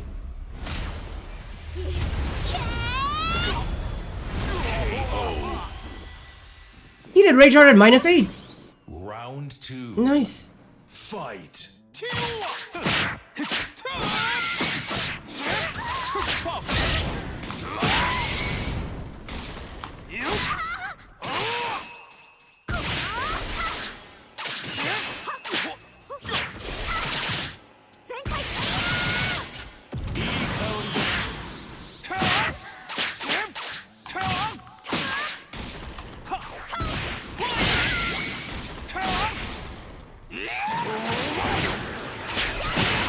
Okay, that was my fault.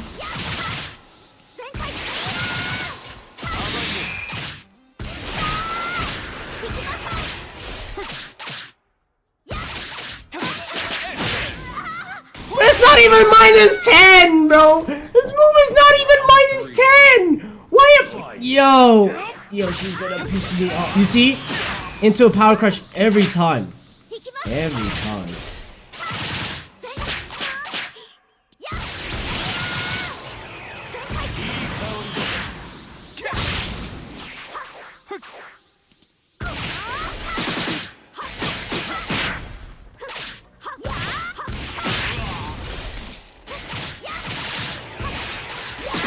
Bro, it's not letting me do my 1+2. I'm getting wall standing instead.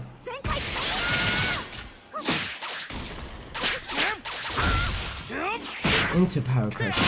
Why are you mashing?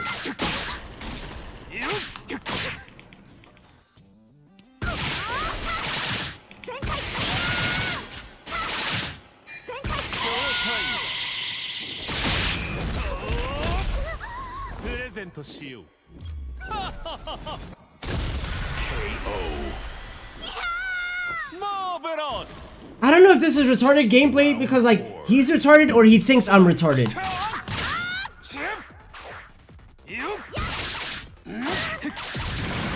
Trying to step in -9, bro. He's trying to step in -9.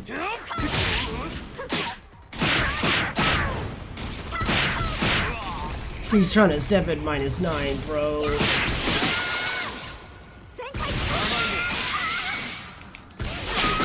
Look at how that was not even worth it. It wasn't worth it for me to power crush.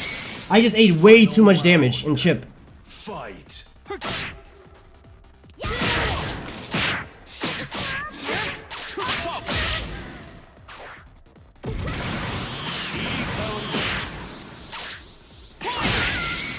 Yeah, I gotta get away from the wall. What the?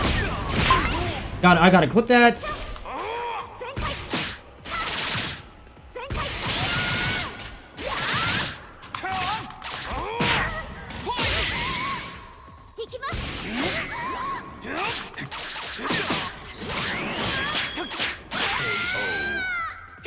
Yeah, I don't know if this is like it's retarded gameplay or he thinks I'm retarded.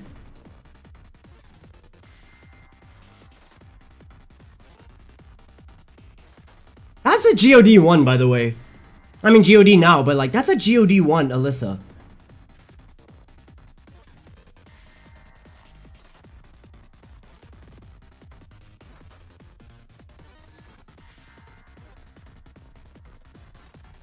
Like I just have to sit and process that.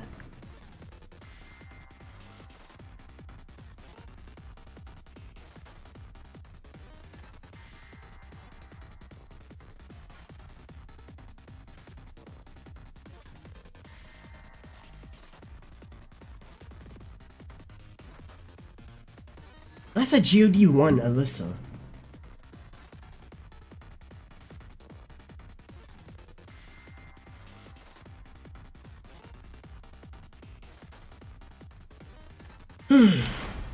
Okay. Get ready for the next battle. GOD 1, Alyssa, bro. That's a GOD 1, Alyssa. That's a GOD 1, Alyssa, bro. I'm tweaking. I'm tweaking. Fam, I'm tweaking.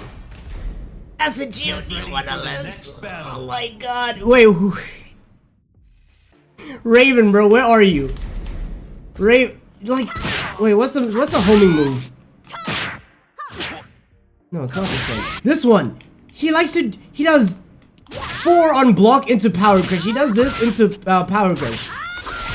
This is it. Look at the flow chart, by the way. W flow chart, bro. Up for 2? No, not this. No. No, he wasn't doing this one. He kept on doing this one. He did this into this. The power crush tracks both ways, by the way. I know. Tracks both ways, only minus 13. And is wall splatting.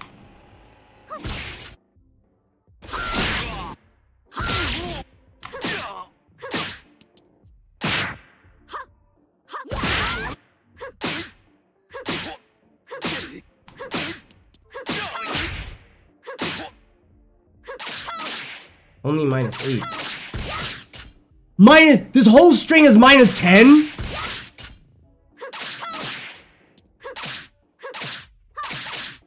Can't she like... So it's a mix-up. It's a mix-up between a high right string that's only minus 10 or minus 12. A minus 12 power cry. A minus 12 heat engage. This is GOD1, bro. This is a listen, even. Like, I don't even... Wow. I did... While running 3-4 into Hitman. That's plus 6, by the way. Get ready for the next battle. She stepped me at... I'll do this.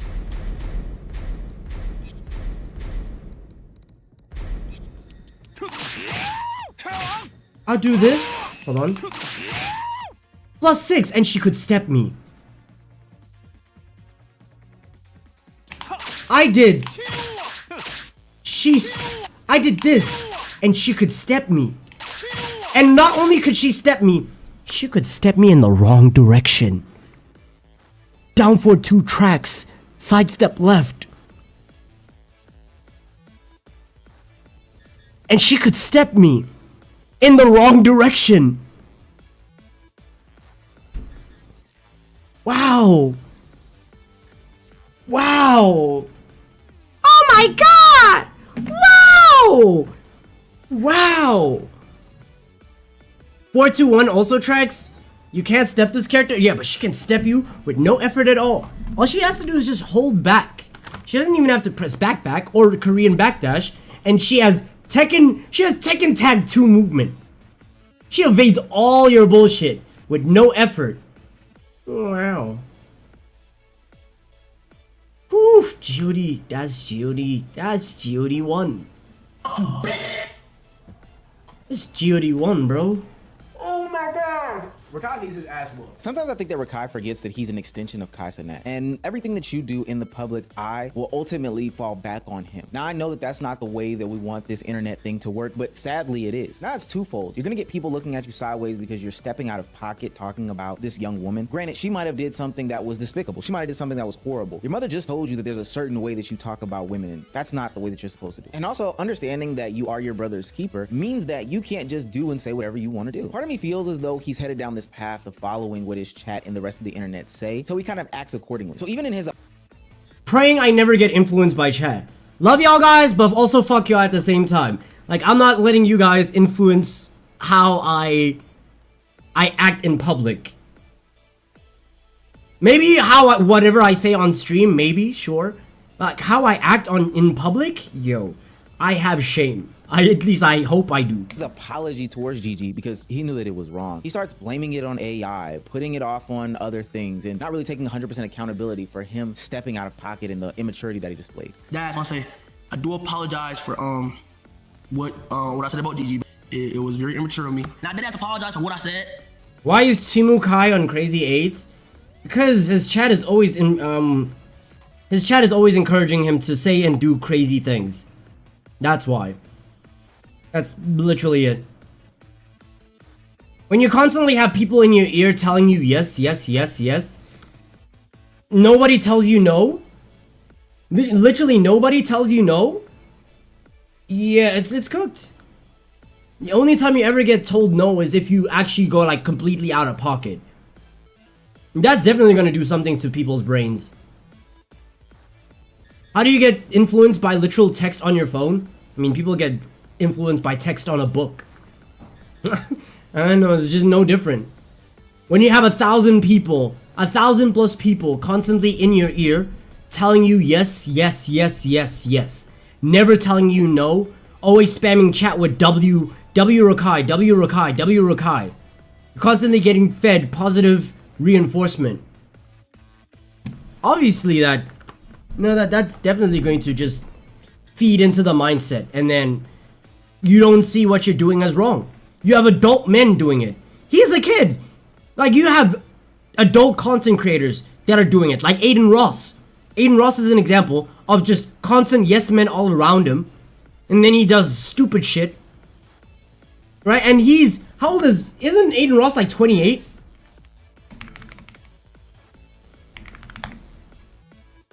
Oh, he's 25. Still. Right? He's in his mid-20s, still getting influenced by chat.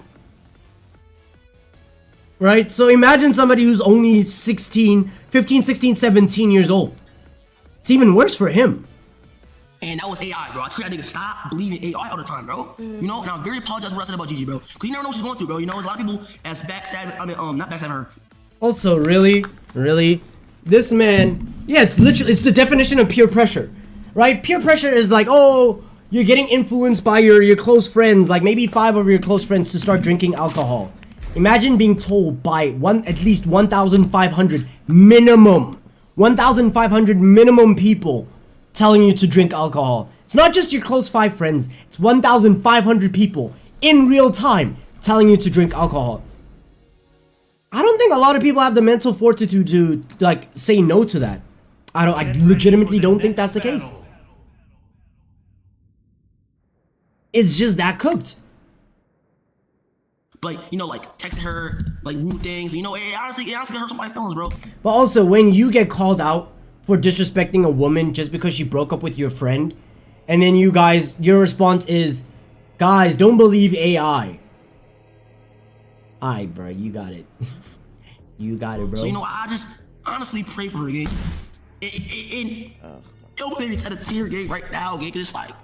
And now these are the reasons why I see people on the internet saying that they have hashtag Rakai fatigue. I am going to talk about Rakai again, because what is happening on this Mafia-thon? This is for anybody who defended the fact that, like, oh, he's just a kid and, like, blah, blah, blah, and bobbity boo. Okay, honestly, he is just a kid, but once again, I'm not blaming the child. I'm blaming the adults around the child. And for all y'all, like, it's not his responsibility to raise him, blah, blah, blah, blah, boobity, bop, bop. Yes, it is. I'm not gonna lie. If Kai Cenat is the reason why you are successful, then, especially if you're a child, right? If Kai Cenat takes you under his wing, and you're a child, and then he gives you the influence of millions of people, and he puts you in the eyes of millions of people, he is then responsible for what happens to you. He is the one that's supposed to know, like, keep you on the straight and narrow. It's like what Choso said in Jujutsu Kaisen, right? About being an older brother, and how being an older brother means you influence the younger brother. If I'm on the right path, that means you have to follow by my example. If I go down the wrong path, then you as my little brother should always do your very best to avoid going down the path that I did. That's your role as the older brother. That's your role as the guardian. You set by example if you're doing good, and then you are a deterrent if you're doing bad. Kai Cenat is supposed to be taking care of this kid, making sure that he's acting right, doing right. It's very irresponsible to put him in the face of millions and then just let him swim. Let him swim in an ocean filled with sharks. Or dolphins, because, I mean, sharks, they're okay. Dolphins are the real ones. Those are the real threats. Weird. I'm not even saying this is, oh my god, like, I can't believe they're not being more responsible with him. They need to be more like parents. No, this is weird. I'm sorry, but at my age, I would genuinely never want to hang out with a 17-year-old. There's no way grown adults find Rakai funny. Like, I just refuse to believe it, because every time I see a clip of this man, it's him in either some drama, him being annoying, or him taking zero accountability. Because I saw some clip of him... Unfortunately, that is very true. Every single time you see a clip of Rakai, it's always him being scolded by the internet for some dumb shit. Scamming another streamer clicks out of money because he lost a bet but he didn't want to pay it up, and that type of shit is just the tip of the iceberg for what he does. But then he's also been in controversy for shoplifting and reckless driving and just doing X, Y, and Z and scandals so you don't get his Twitch ban. And like, I know I don't find it funny because... Wow, auto decline. Nice. I'm a grown adult and I have some maturity, but I don't know how other people do. And if it was a little teenage girl doing the shit that Rakai was doing, she wouldn't be. Type shit. 3 minutes. Let's see. This means God of Destruction is basically Yaxka, yellow, and is the end of Get Tekken. ready for the next battle. Is this JJ? Yeah, JJ switches from Yoshimitsu to Law. Yay! Round 1. Fight. Oh, I gotta close this because I know it's.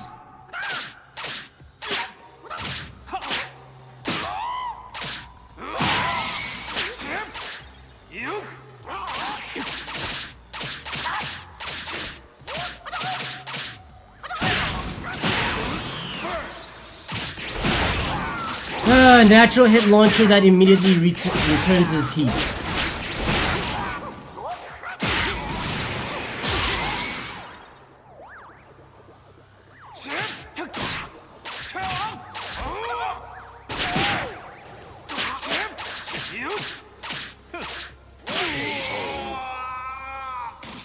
Okay. Round 2. Fight.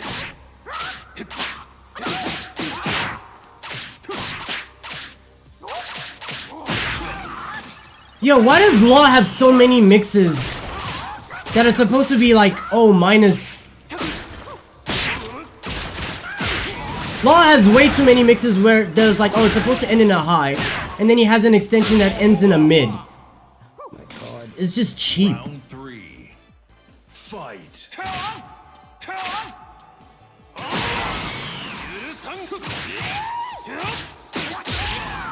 Good one.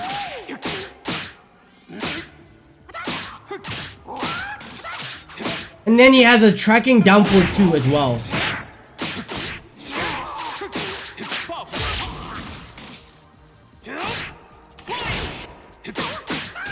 I can't fight a Law. I mean, look at that! Free launch! And it's safe on blocking heat!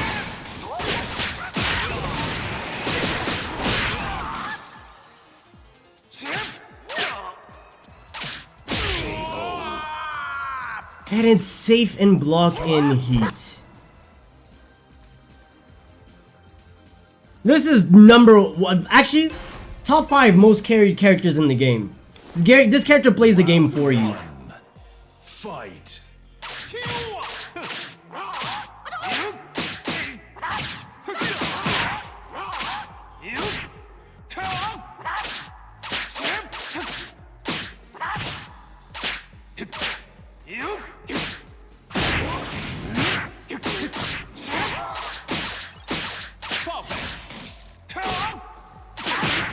Nice tracking.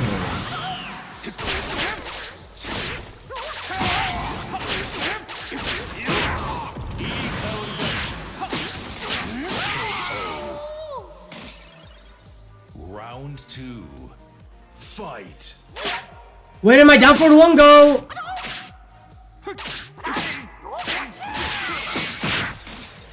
Of course he goes for the floor break.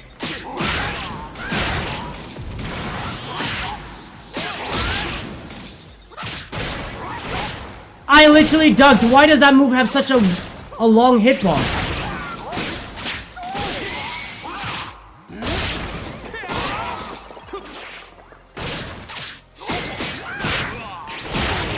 Bro, why does that kick have such an active hitbox? I duck it and I can still get kicked.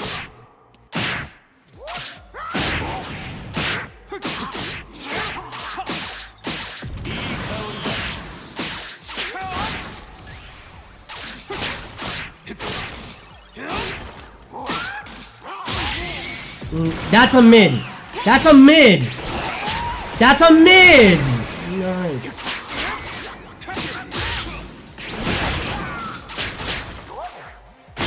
It's a free launch. It's a launcher that gives heat.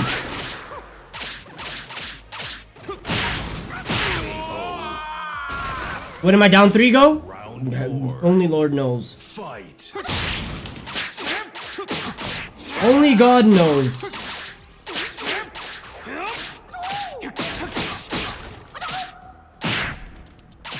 Low parried.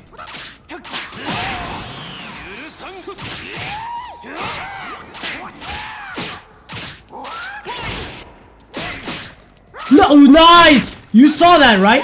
I sidestepped and then I sidestepped and he just realigned.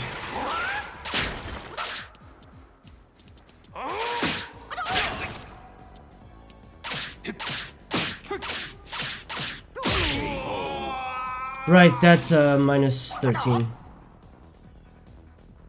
The first 2 hits of his G-Clef, minus 13. Everybody else, they said Law's G-Clef is safe, right? Isn't it?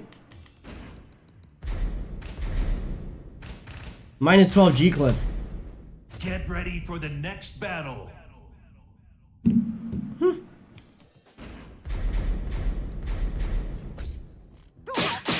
Like, look at that. Wait. Minus 12 G-Clef, right? Minus 8. Then you can just mix it with this one. And it goes into DSS, which has an auto parry. It has an auto parry in heat at minus 10. Hold on. Let's do this.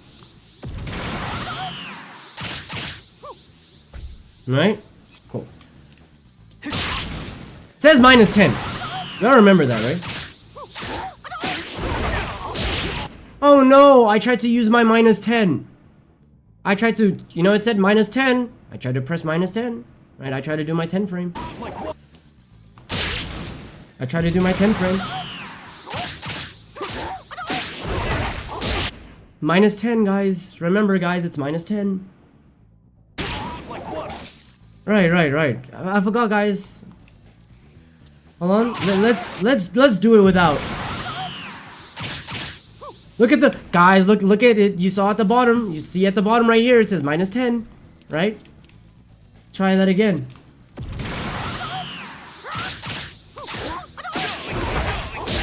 Oh no, my 10 frame. Oh, and that hits grounded too. My fault. Oh no, guys, my 10 frame. And you cannot step this move. Right? Because if I do this... Right, if I just add a mix-up to it. Come on. Isn't this a... Okay. I was thinking of another move. Okay. Anyways, yeah, let's add a mix-up to this. Come on.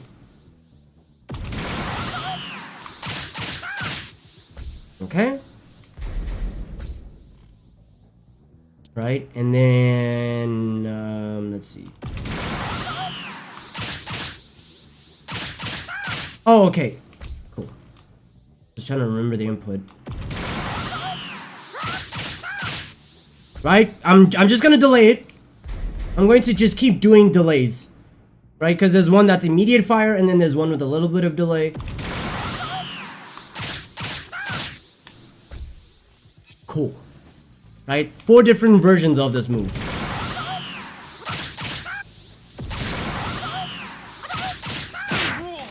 Oh no.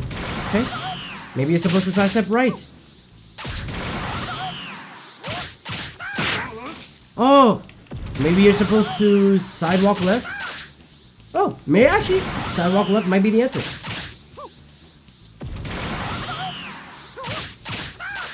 Nice. Sidewalk left. Good to know.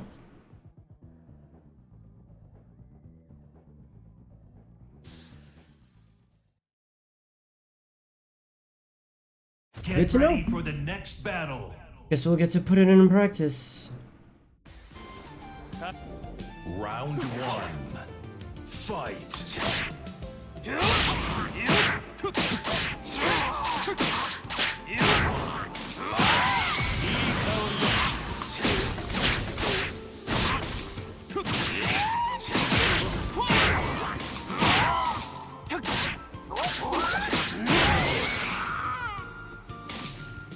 Round 2. Fight. Nice!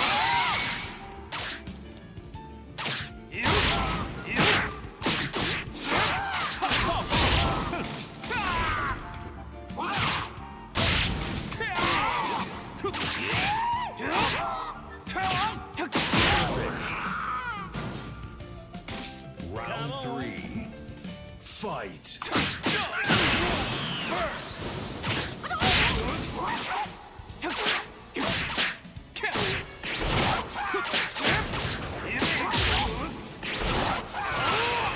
Oh yeah, because it has to be safe.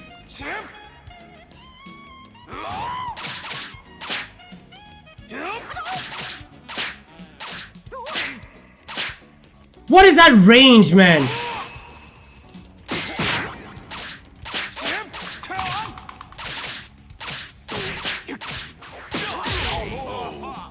Oh my god, what is that low range? His body cocks back too. Ducks.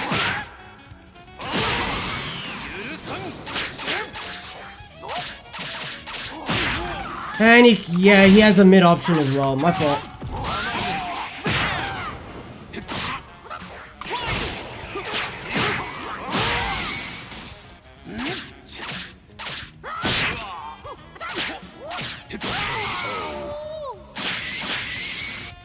You win. How fast is that move, by the way, that low? I'm assuming it's like I-17, right?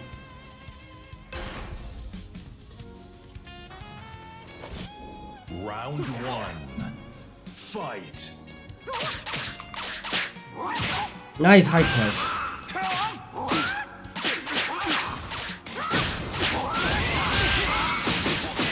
I love when a character can whiff and still get a combo.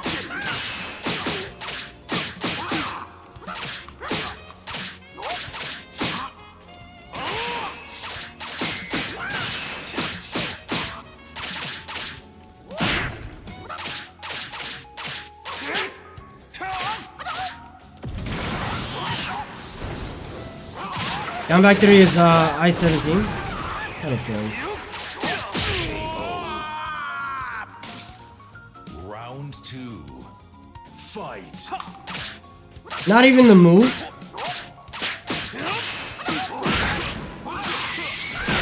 Guaranteed. Yes, nice range.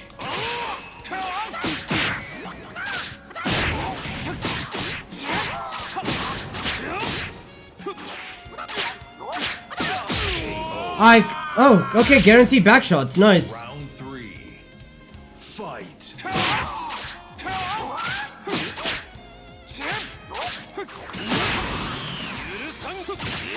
Mans didn't even expand his hitbox.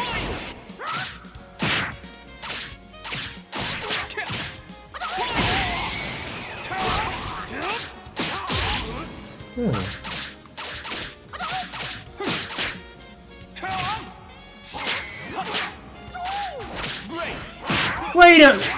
Bro, how fast does this down for to recover?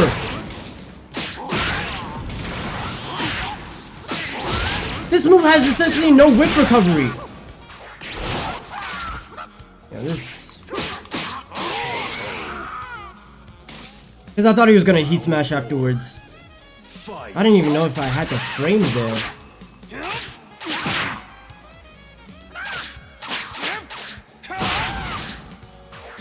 Oh.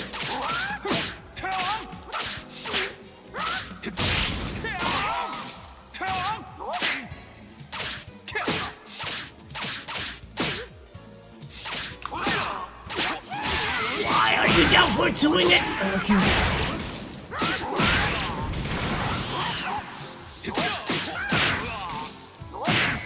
Nice range, by the way.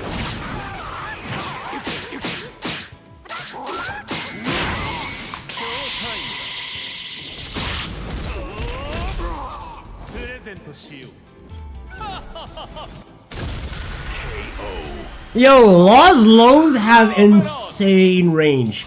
It's actually so disgusting. Fight. Nice.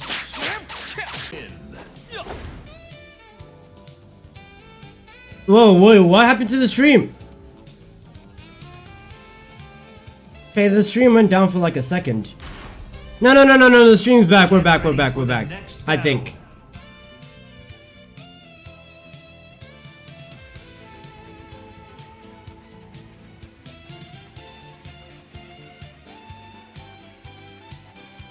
I finally did cable management, so there's no ways that like, oh, I accidentally kicked the cable at the back of my PC, and that's why the stream went down. No, can't be.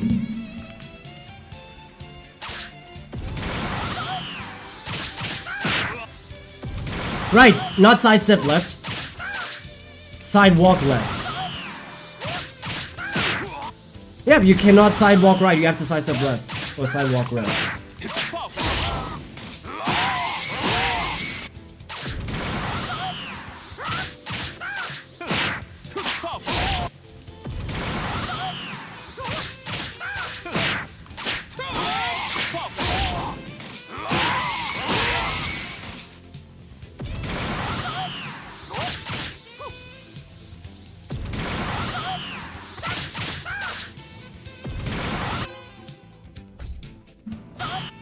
This is someone else. This is not the law. Get ready for the next battle. Shit, it's even worse.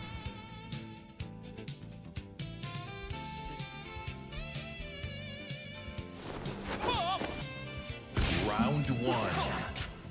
Fight. Oh yeah. My fault.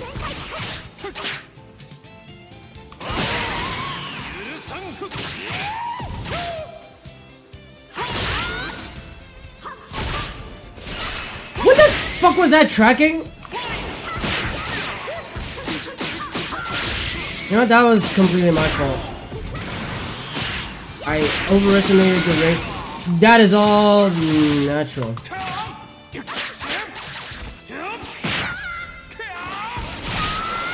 Oh, for the first time you didn't mash.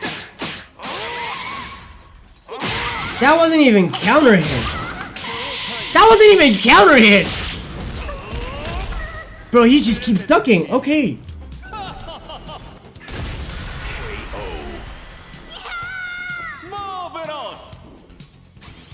Round 2. Fight.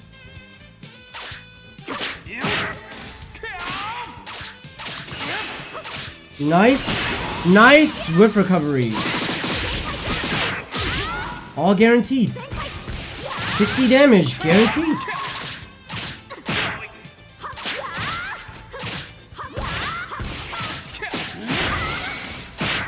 Listen, man.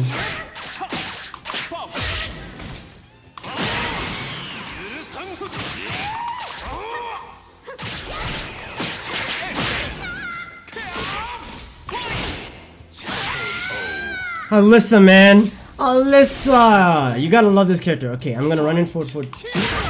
Yeah! Alright.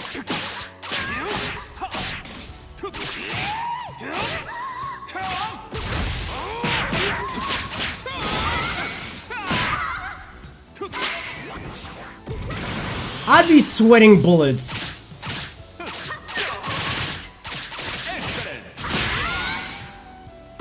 I'd be sweating bullets if this Alyssa was actually good.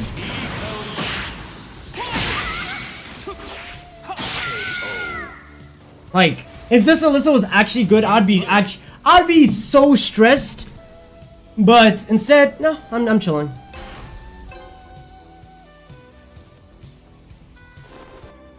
Round 1.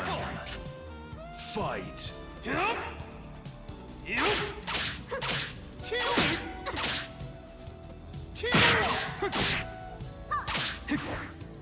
Wait, isn't Alyssa's down for 2 minus 12 or something?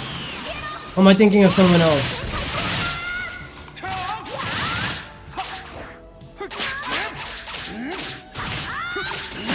I'm surprised she didn't power crush that time. Oh yeah.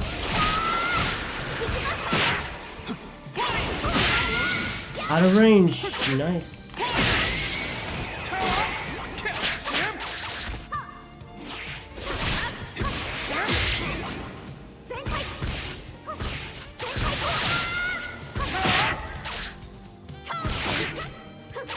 That down forward 2 is minus 9. Right! He likes to duck every single time! Every single time he does the mid, he ducks.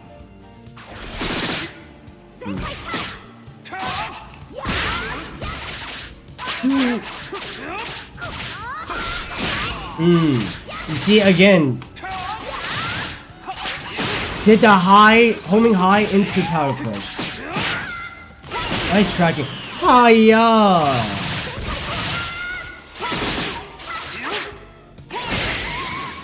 That hit from there? Really?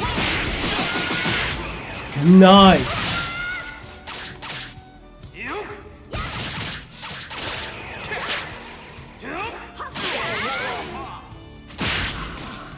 Round 3. Fight. In the wrong direction, she ends up at my back.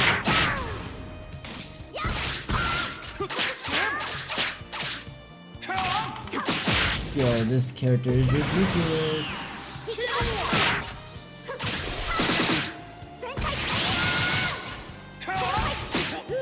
She didn't even press back. She did. I'm dead, GG's.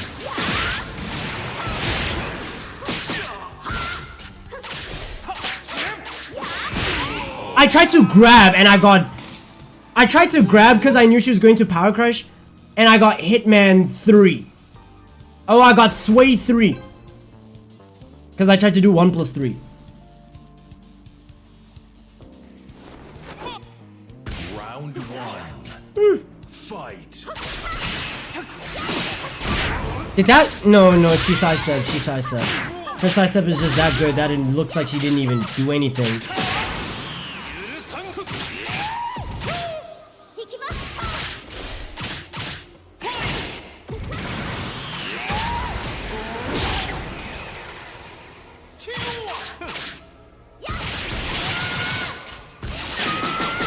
Out of range. Nice! Nice active hitbox for that slide. Woo! Nice active hitbox. Power crush.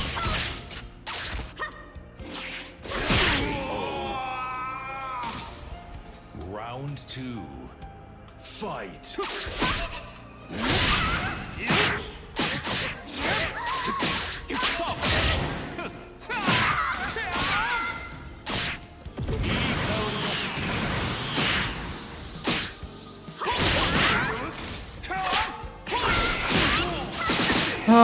And I tried to sidestep.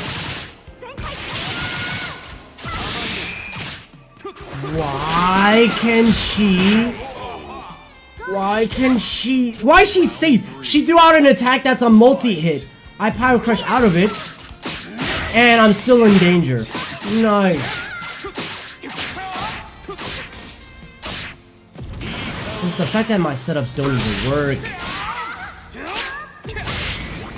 Look at the amount of times he's spamming power crush. This is GOD1, bro. This is GOD1. Fight.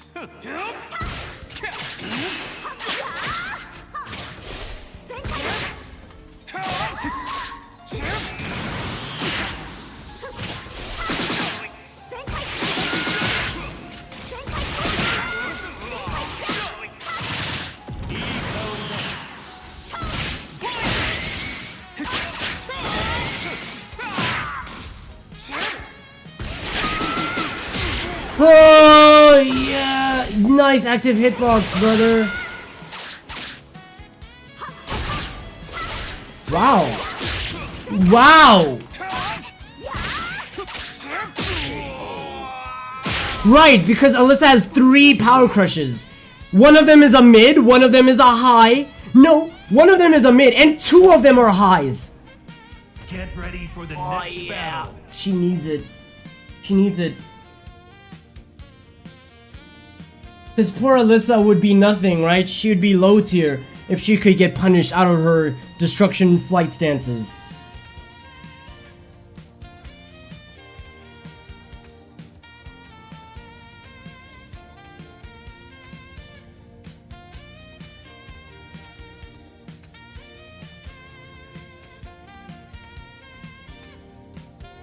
Oh, this character is so carried, man.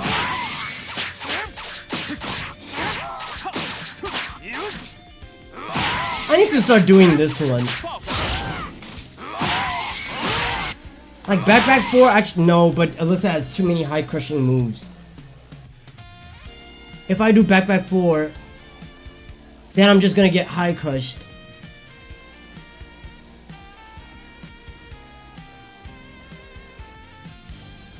I can hop on rank now? Hey, that list is there, bro.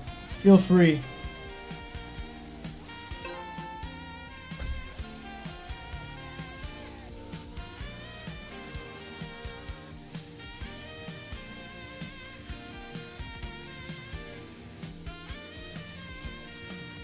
I got my ass expanded in CS2.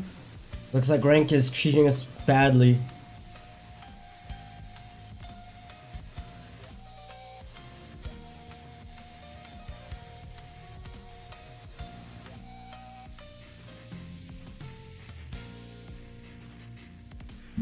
Why is 2-bar in your... Why is 2-bar in your connection requirement? Because I'm looking for 3 bars. Like, there's a specific 3-bar. Agent Smith is a 3-bar. That's why.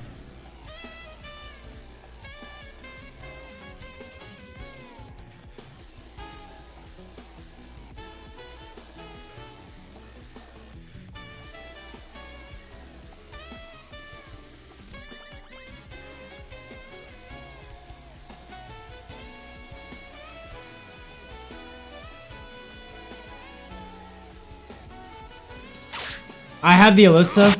Have fun. Honestly, when you're done with her, pass her to me. I wanna get my points back. Agent Smith is 4 to 5 bar for me. Guess he's not SA, he isn't. He's Botswana. Get ready for the next battle. Agent Smith is like, it depends. Sometimes he's a 3 bar, sometimes he's a 4 bar.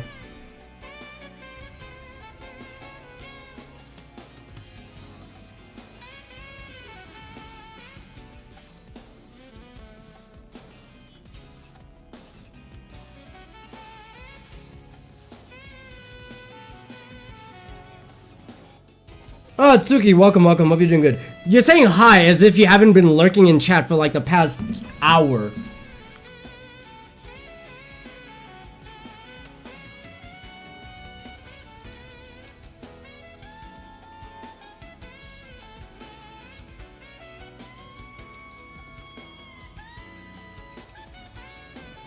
Bro, my brain is actually like lagging out. When you're done with that, Alyssa, send her my way, bro. I want my points back.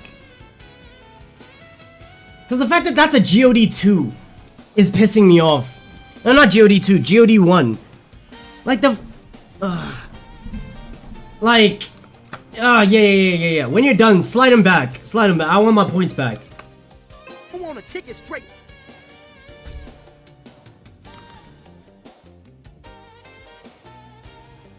I can't be losing to that monkey gameplay. Get ready for the next battle. Fuck. Okay, never mind. I have another fraud GOD1. Round 1. 8 win streak. Imagine that.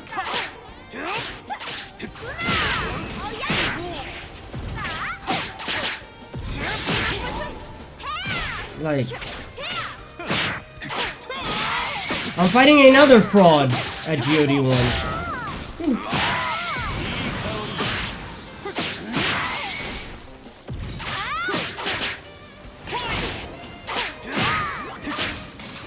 Nice, bro! Where did my...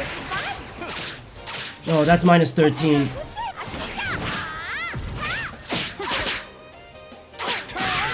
That's minus 13. Round 2. Anyways.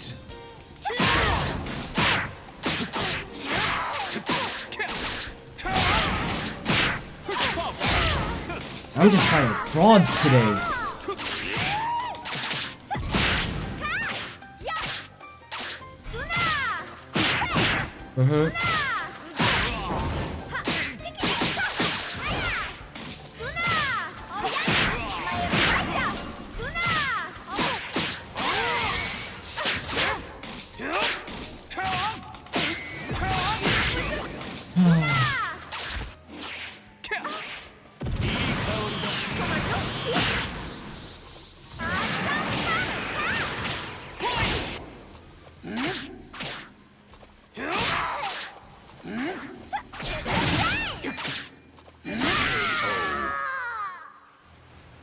Drink water?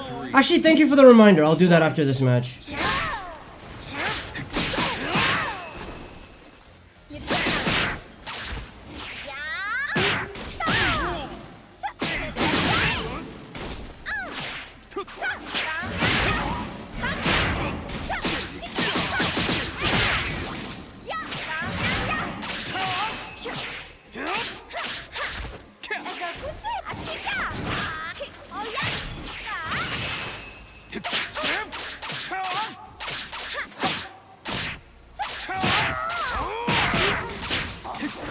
Bro, what is happening to my forward?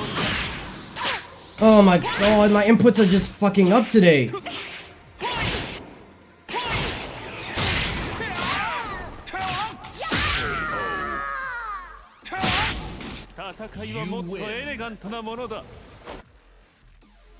My inputs are just getting cooked today. They're getting stolen.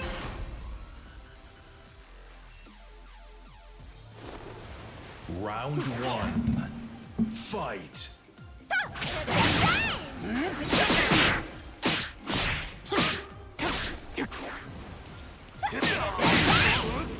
Fuck.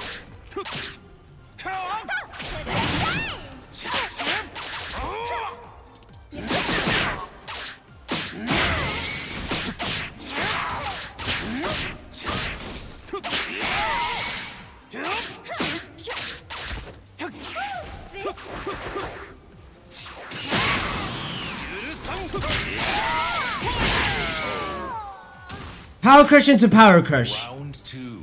Amazing. Fight.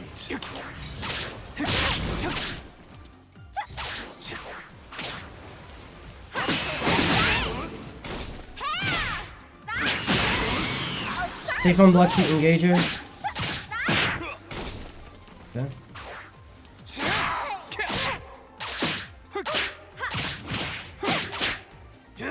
I can't acid rain. What the fuck is this connection?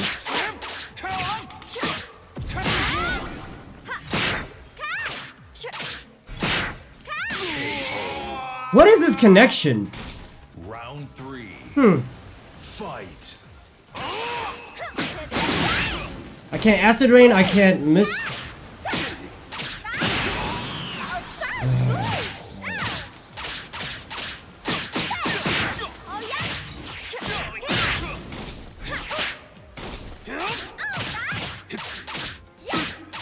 Bro, do you see?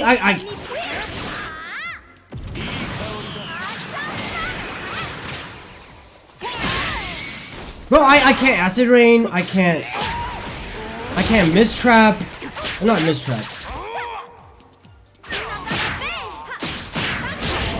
I can't mistrap. I can't acid rain. I can't do anything. What the fuck? Yo, what is this connection? It's a connection specific thing.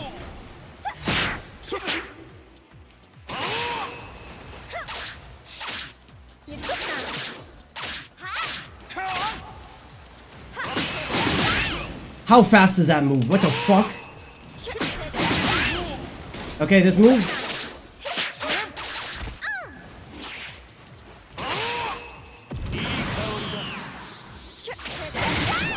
Yo, Mr. Chocolates, welcome, welcome. Hope you're doing good.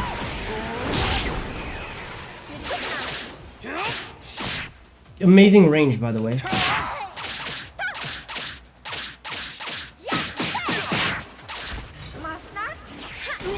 Oh my god. You can jab her out of heat. Yeah, I know. Yeah, her entire heat smash mix is fake. I just tend to forget that every now and then.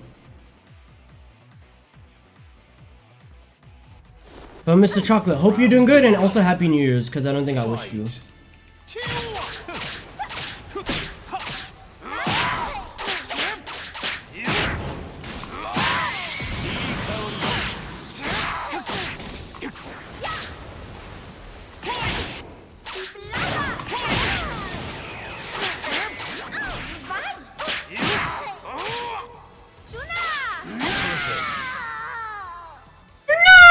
Round 2.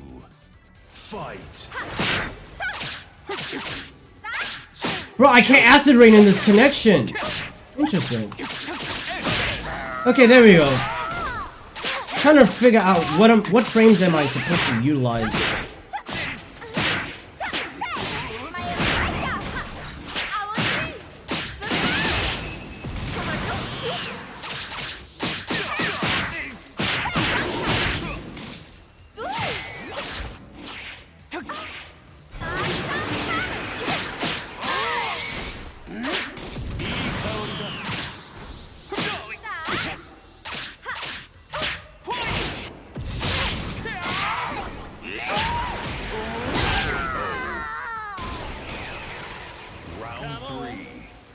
Fight.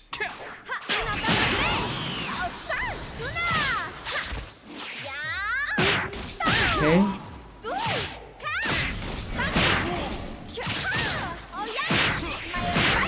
Look at this.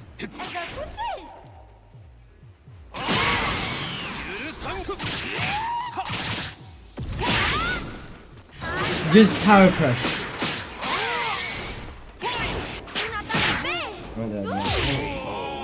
And then there's that stupid ass move. Everyone takes you to the wall in this game. True. I dunked! This is, oh, this connection is so fake.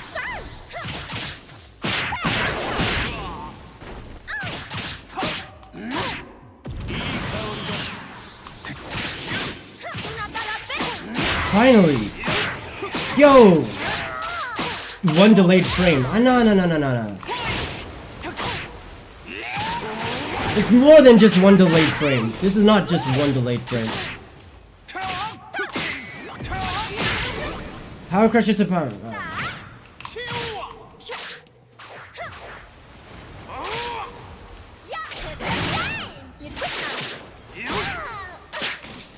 Wrong move! Where am I?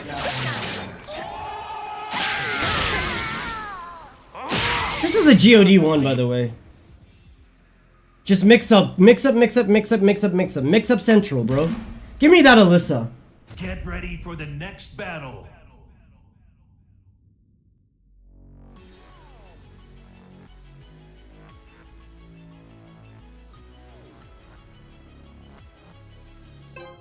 Give me that Alyssa, bro. That one that you were fighting, Shio Busha, whatever that name. Give me that one. I want my points back. Get ready for the next battle. And then here, this nigga go. At least I'll see Lee Tech that I haven't seen before. Fight.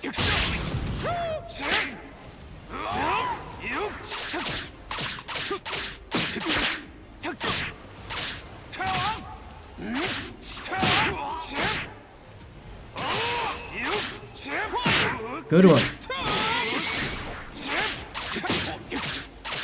What do you mean already losing? Good one.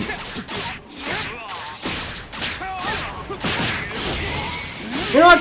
Hitting me with my own tech? Fair enough. Round 2. Fight.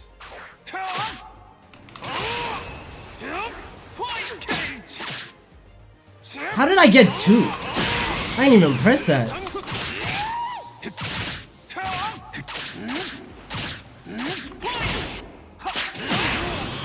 Good one.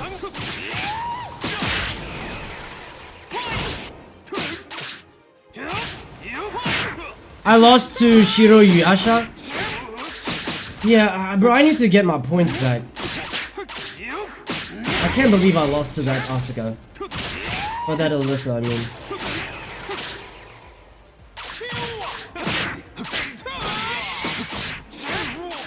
I need to stop thinking about it, actually. Because if I think about it, then I'm gonna tilt. Good one. Good step. Usually Lee slide tracks, so I'm surprised that... Really? At the same time? How did I win?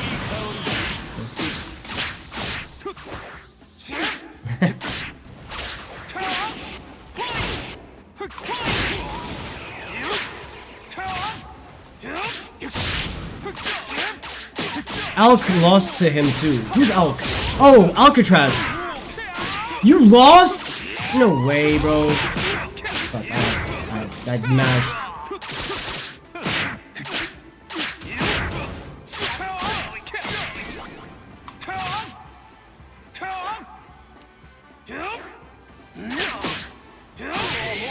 There's no ways you lost to that Alyssa, bro. Round 4. You're supposed to farm them for points.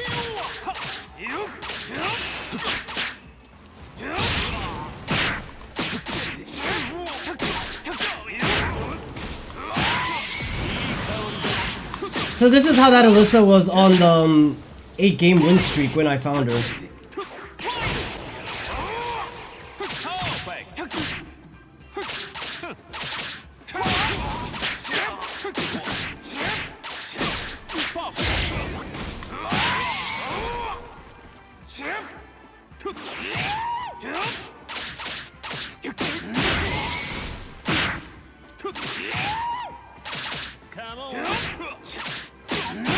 Good one.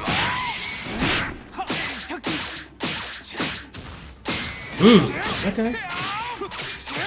That's minus 13 though!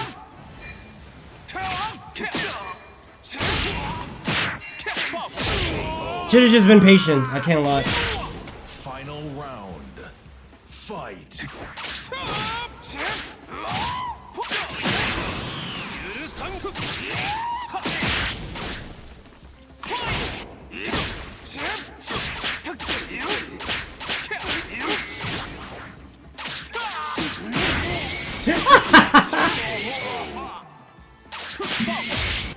Robbed. Absolute robbery.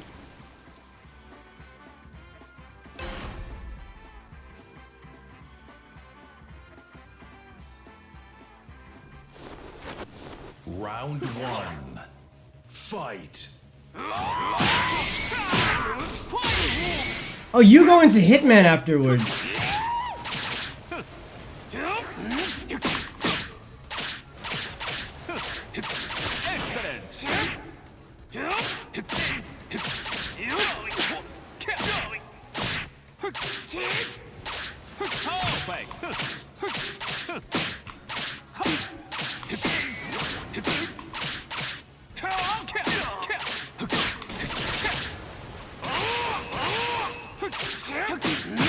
Good one.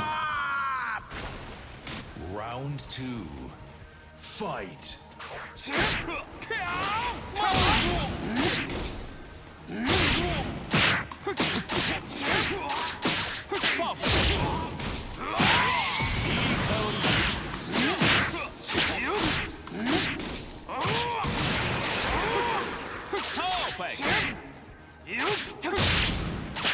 Good one, good one, good one, good one.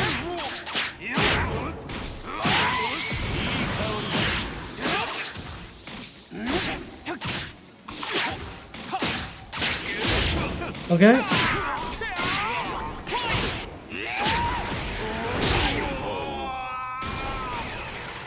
Round 3. Fight.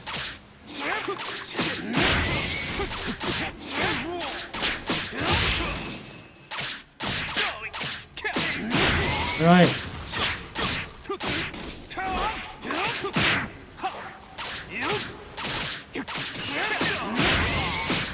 Wait a minute. Wait a minute. I'm getting confused.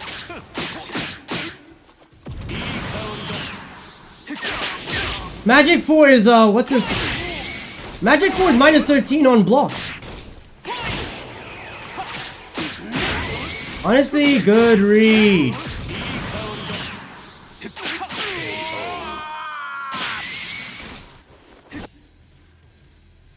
Huh?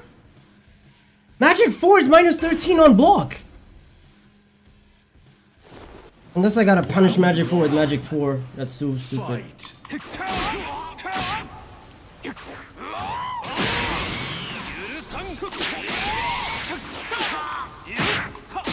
Didn't intend to do that, but I'll take it.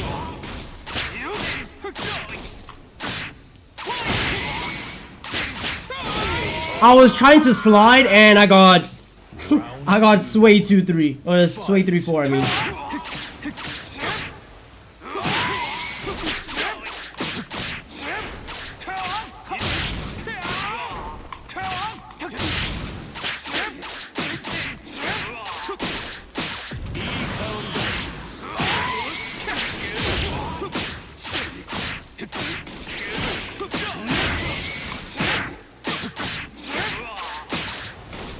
Oh, I can't mistrap or back forward loop.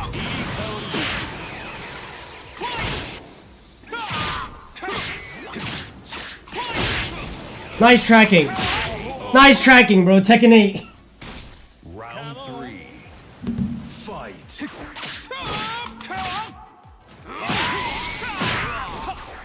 You never do the what is it, the back?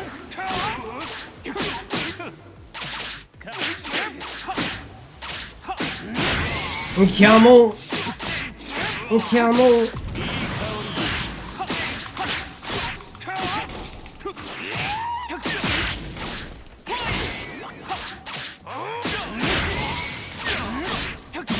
GG's. GG's. You win.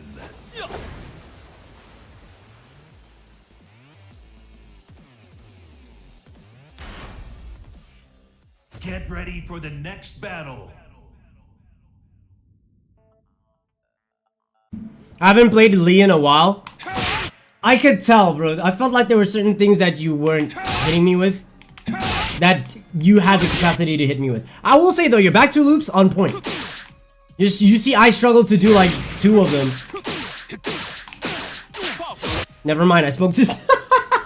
I spoke too soon, but I struggled to do them in match.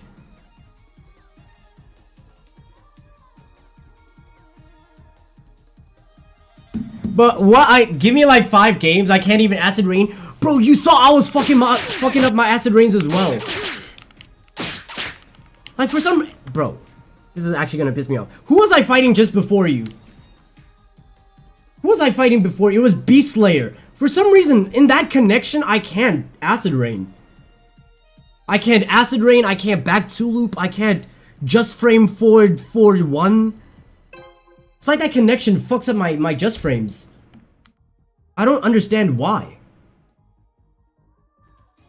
And what's worse is that it will say it's like, oh, 46 ms. It doesn't feel like it. Next battle. It does not feel from MZ? Mozambique? Oh. Still though. It's like 46 ms, but nah, it's like, nah, it doesn't feel that way. Mind you, that was a complete accident. I didn't even mean to go into Hitman. I tried to do down 3.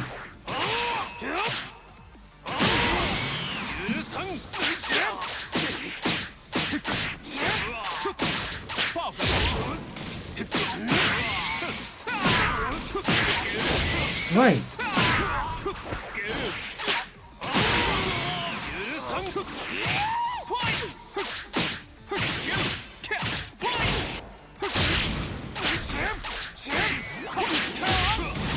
Right, you still had heat. Oh my god, this game requires you to pay attention to so many things.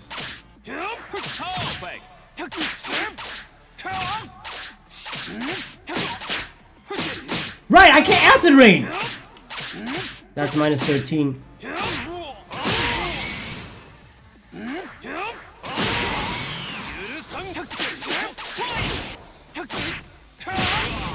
Good one.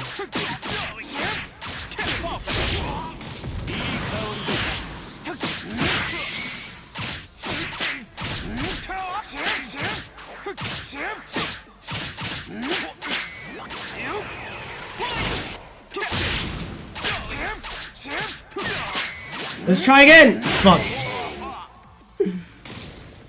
Round 3. Fight.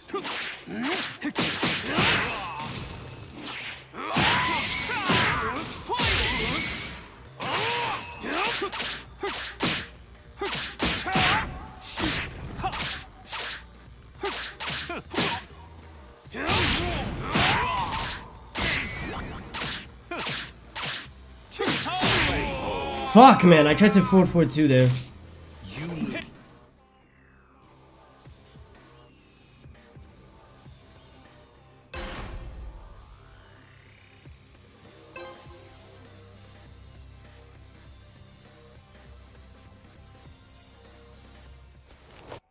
Round 1. Fight.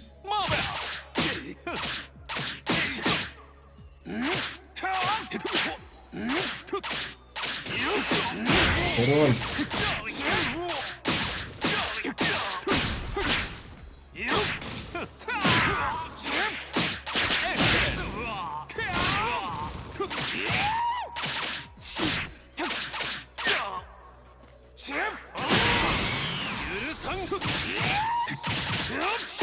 I didn't even do that. I pressed 1+2.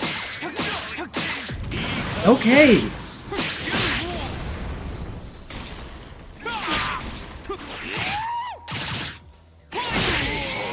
Too late. Round 2. Fight.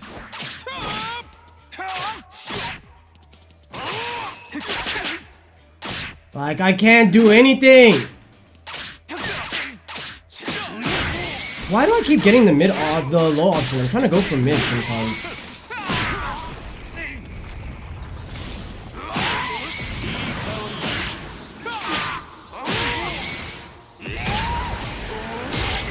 Good one, good one.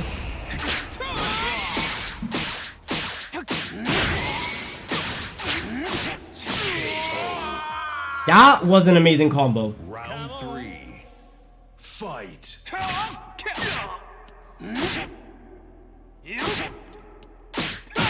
Bro, I'm literally low parry. That's what I was trying to do. Like the whole game.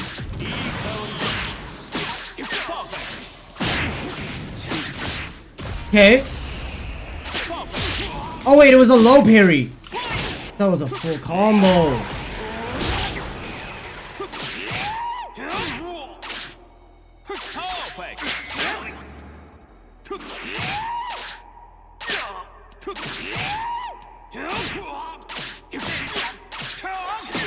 Bro, where are my mid options?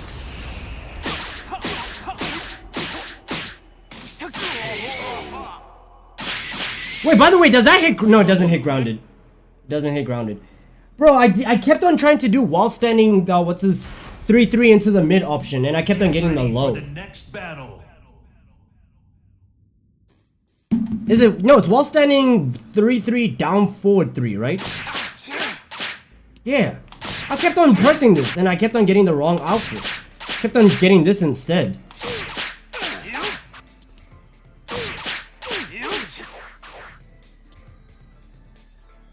That's unfortunate. It is what it is, though.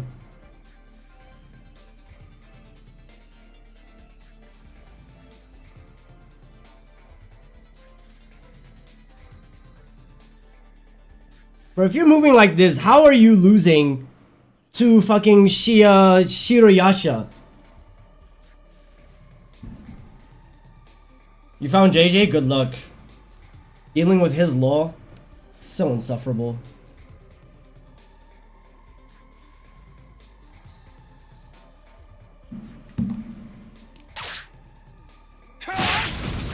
Finally got my Bloodborne Platinum. GG's, bro. And also congratulations on graduating high school. I don't know if I responded to that message yesterday.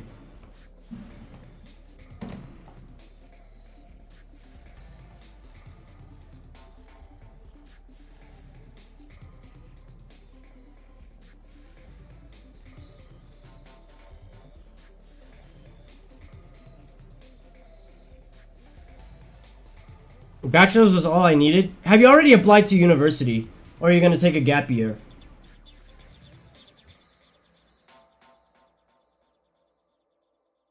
My defense has dropped. Okay, throw escape, fair enough. Evasion has gone down. No, my evasion's at the same. Because unfortunately trying to step with Lee is just, I don't know, asking to get clipped.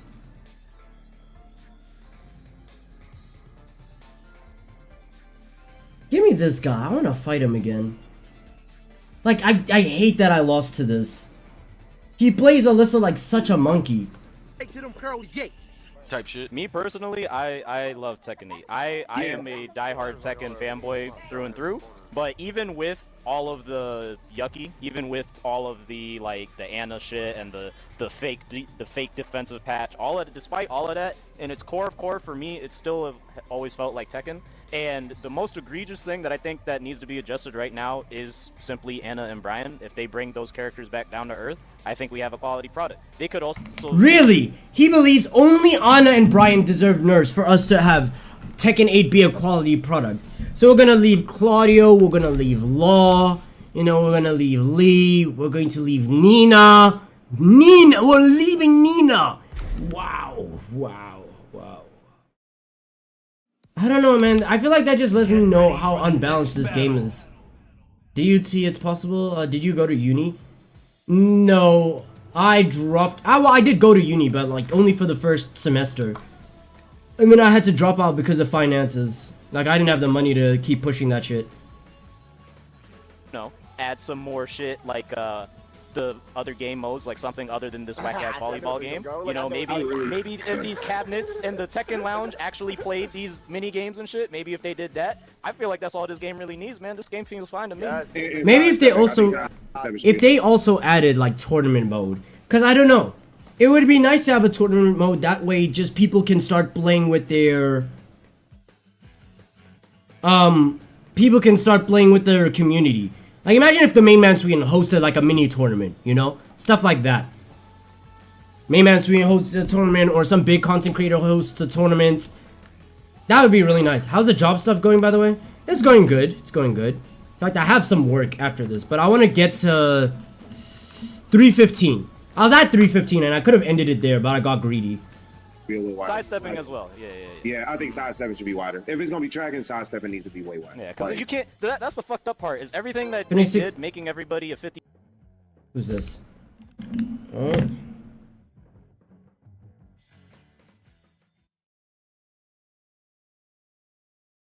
Get ready for the next battle. Time for gimmicks upon gimmicks. What side do you sidestep Mieri sidestep to? Sidestep right? I'm assuming. If I see your sidestep, I should sidestep as well. Fight.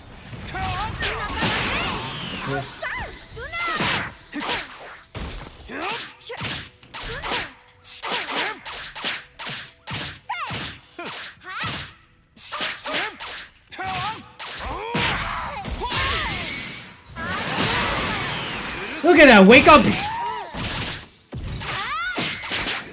Like, look, even with heat!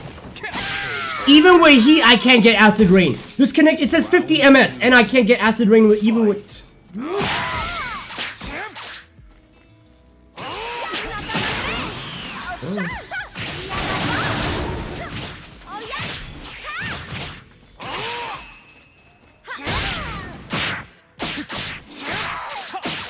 Like, against this one, I don't even bother to back 2 loop.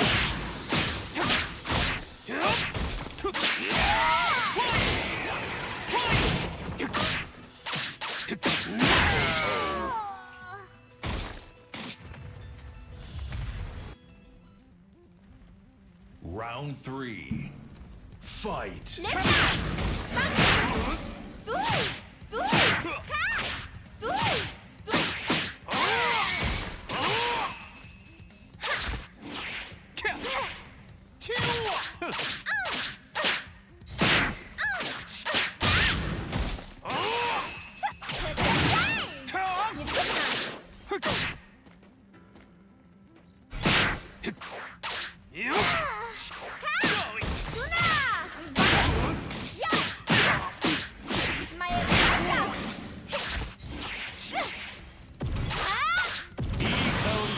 Grab break into power crush. We need to save out people from this, bro.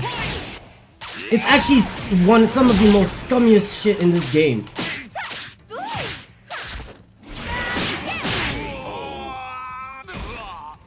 Round 4. Fight.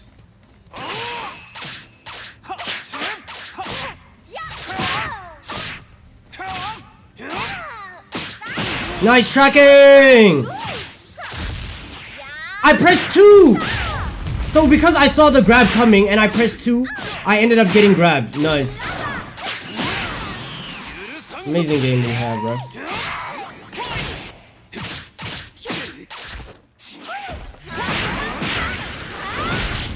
Nice. This guy is so trash, man. How is this GOD 1, bro? This shit makes me mad.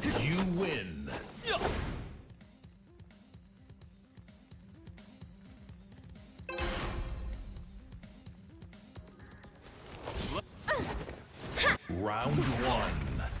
Fight. Uh-oh. I think a button out of my leverless controller just fell out. Oh god, I hope not.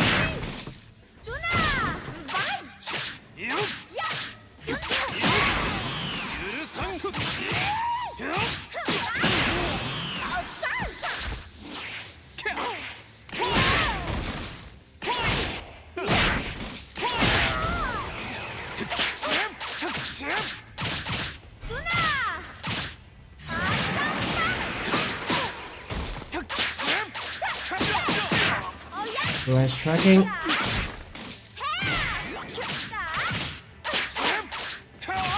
I'm just gonna keep back 3-3. That looks like it's supposed to be a high, not a mid, but eh.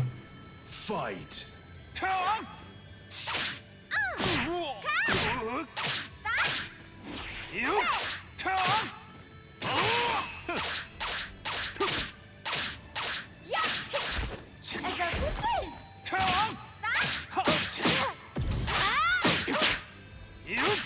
I can't acid rain. Bro, I literally cannot acid rain. This game is so stupid.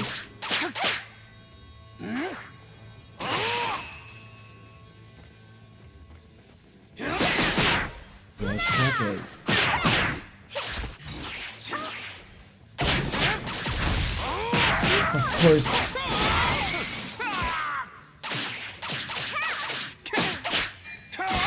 Bro, what is with this game? Wow. Rage Art at -2. I have like less than 20 games versus Law, now I gotta fight Jay. Good luck.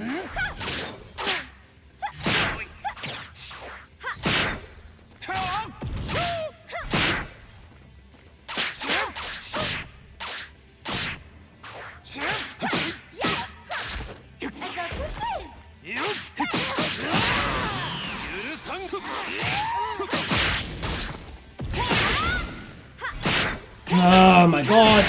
Fuck off.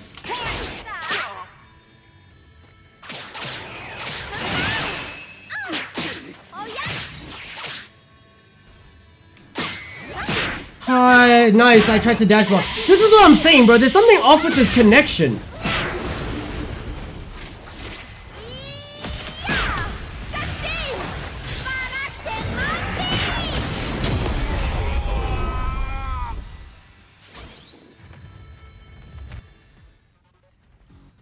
No, this is so weird.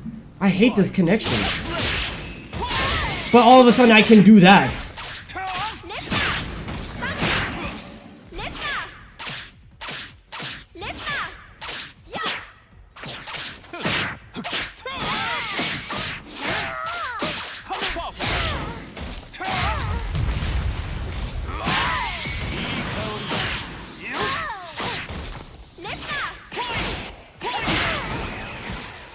Like, why are you?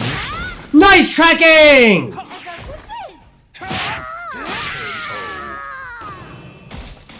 Final round.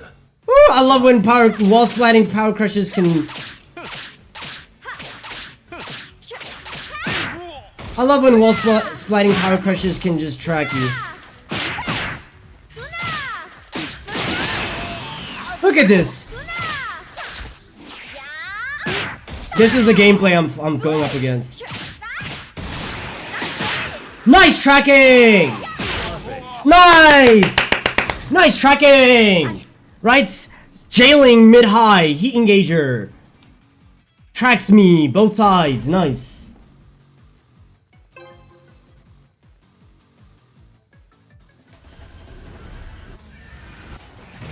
Round one. Fight. This game is so nice, bro.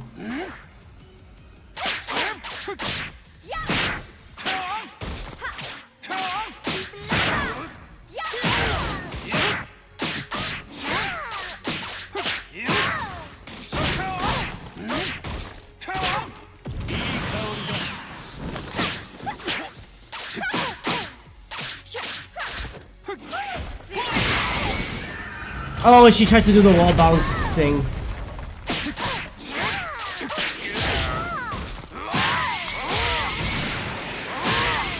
Wow, that didn't kill.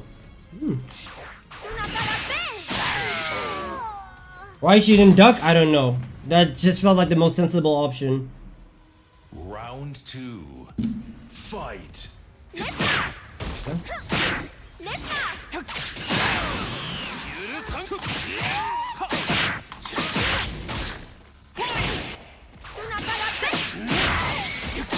Oh, this guy is so trash.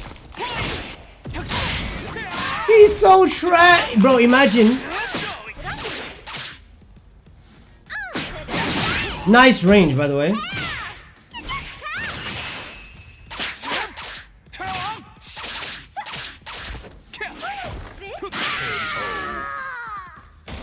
I tried to 4-4-3, but I'll take it. Fight.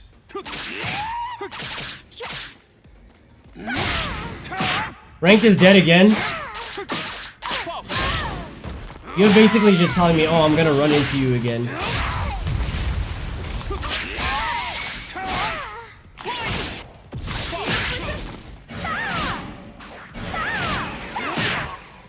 I'll take it.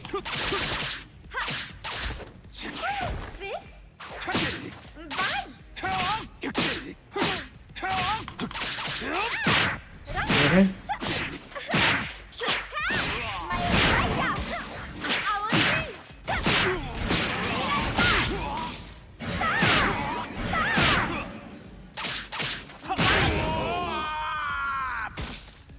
Round 4. Okay. Fight.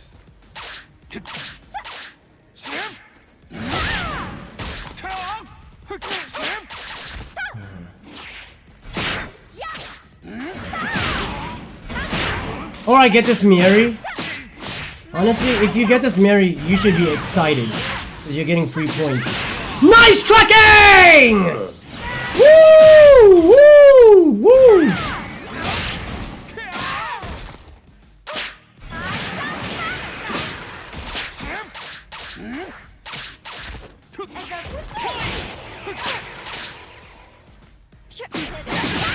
Oh my god, this game is tracking is so amazing.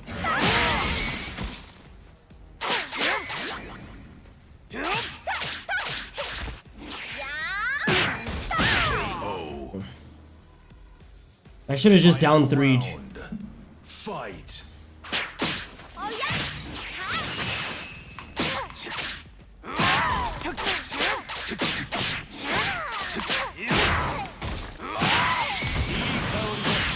Oh my god.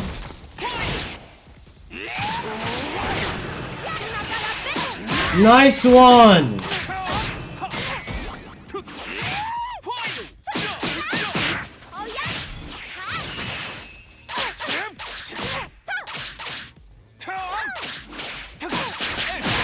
Finally, I get an acid rain.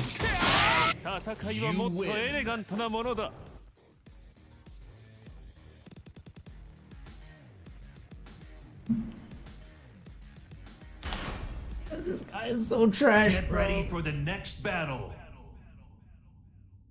It's actually so trash. That shit make me want to cry.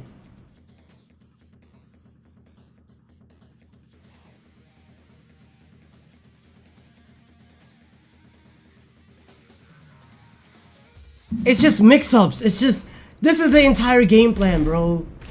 This is the entire game plan. Let me show you. Next battle.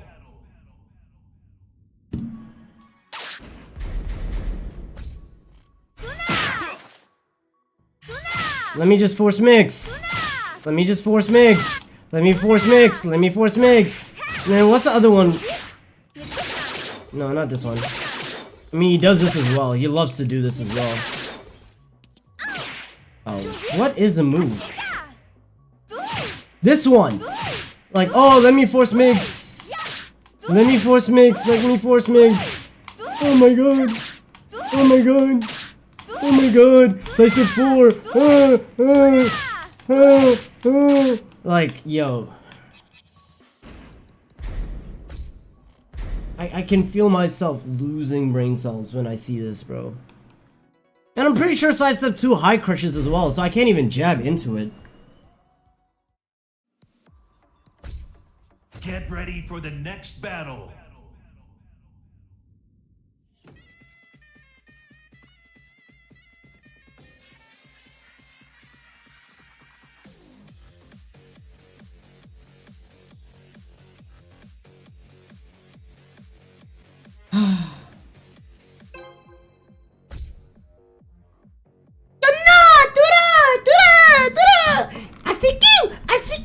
That's literally that's the entire game plan. Get ready for the next battle. Shit just pisses me off, bro. Are we really the only people on rank today? Because if that's the case, I think I'll end it off after this match.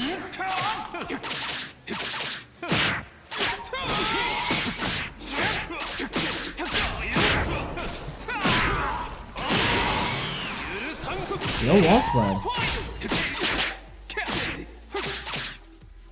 You'll jump on. Oh, that was so stupid.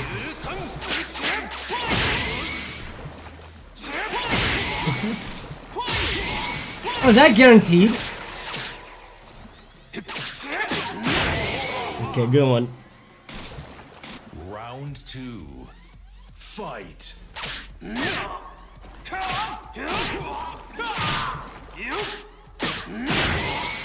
Oh, oh, what is this connection? Blood! Blood, what is going on?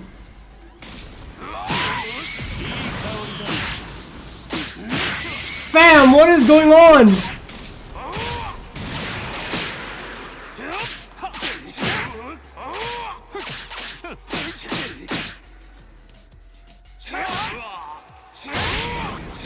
Bro, what is going on?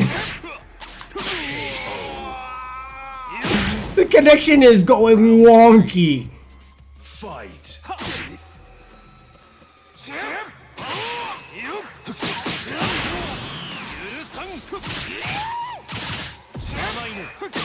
Wow! Wow! Okay.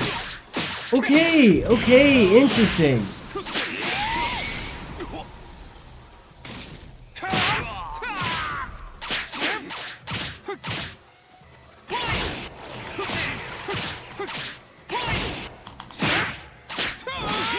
Okay, my fault. My apologies, bro. That was just track and 8.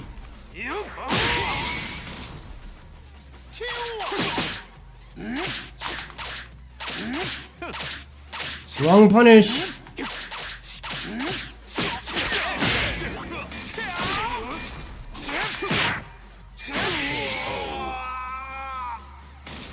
Round 4.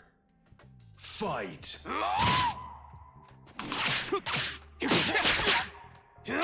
Bro, I apologize for what the fuck is going on.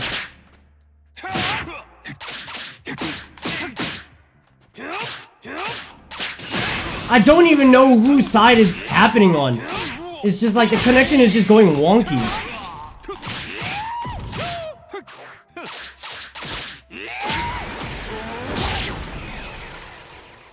Maybe it's this map? Oh yeah, okay. Even with this connection, you're able to back to loop. That's crazy.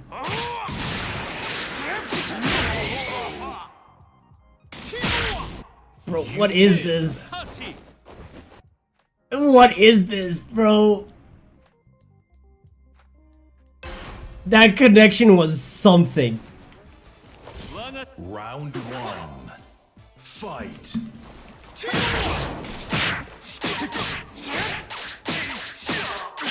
Honestly, I can see this connection is back to loopable. Good one.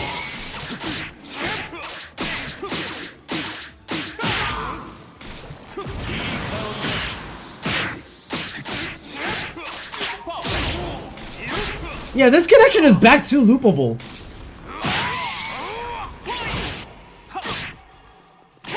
Bro, you're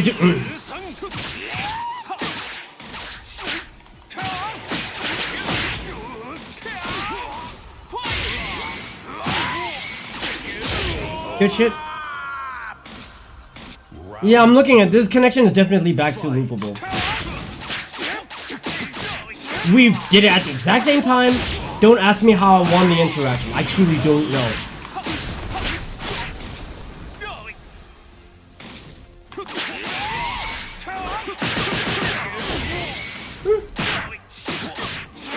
People always fail to sidestep that. You're pretty consistent with it.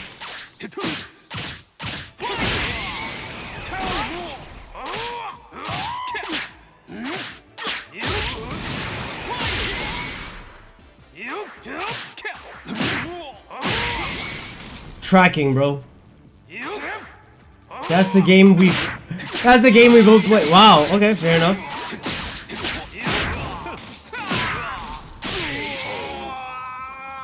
Why did that do max damage?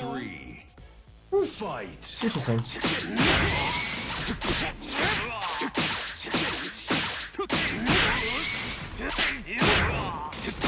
Interesting. He's taking me to the wall. Wait a minute. Okay, W recovery.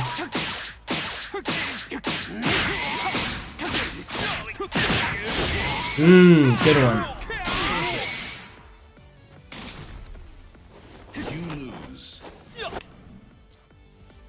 Bro, those back two loops. Okay, GG's, bro. Bro is just flexing execution here. Round one. Fight. Alright, 4 do not high crush here.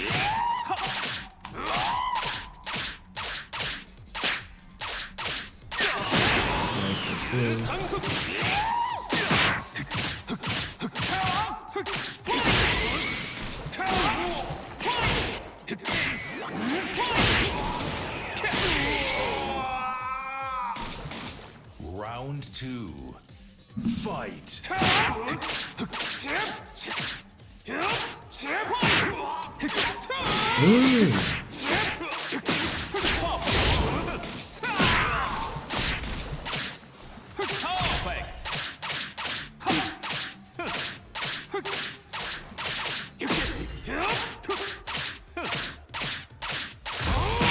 I don't know why I'm doing down forward 2 there.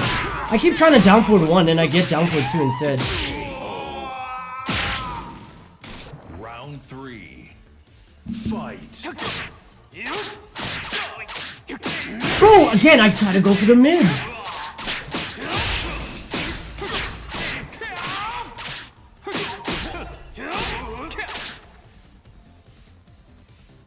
Hello?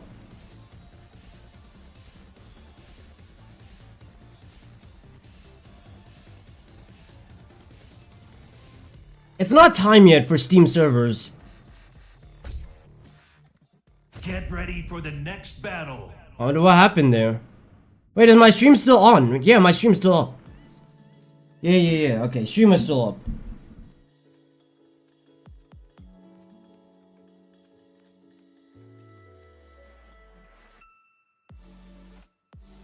Hey, Alcatraz, where are you? What happened?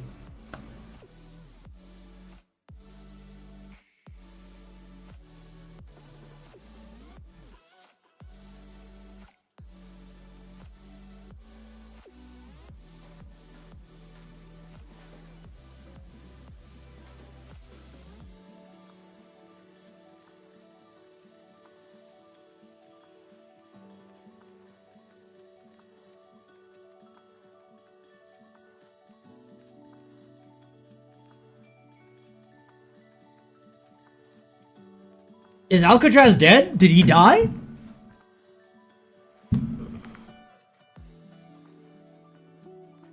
50-50 stance character, you can't undo that. You You really can't. That's gonna be hard to they can't do. undo it. You would have to remake the game again. Yeah. You have to make everybody honest. Honestly, they can do that though. They've already done it before. We have had Tekken 5 DR, Tekken 6 Fate, what is it? Blood Revolution? No, Blood Rebellion, that was called. So we had Tekken 5 DR, Tekken 6 Blood Rebellion, Tekken 7 Fated Retribution. They can definitely do that.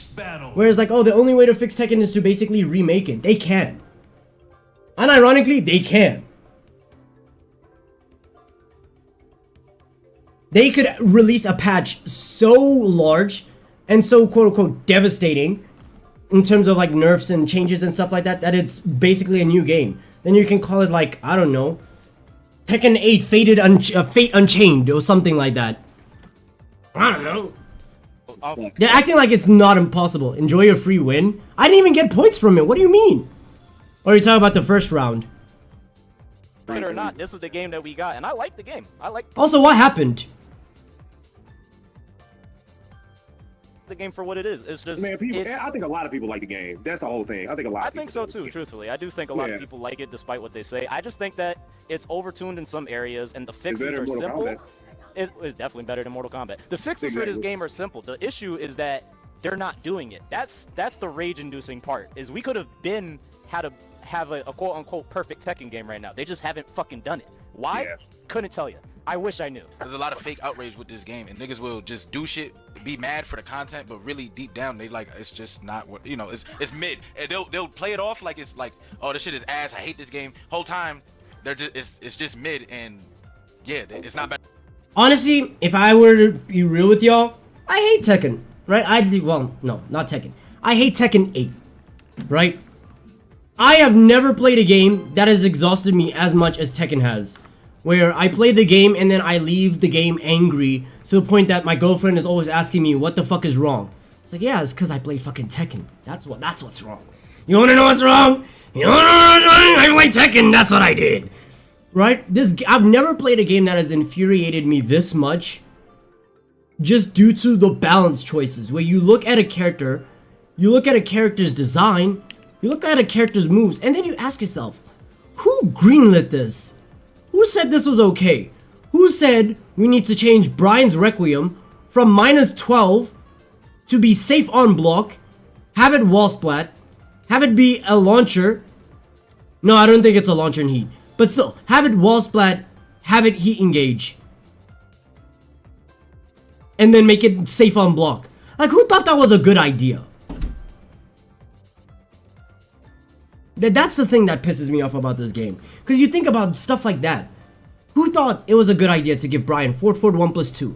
A 13 frame parry that wall splats, wall breaks, gives install. Who thought it was a good idea to give Brian QCB1?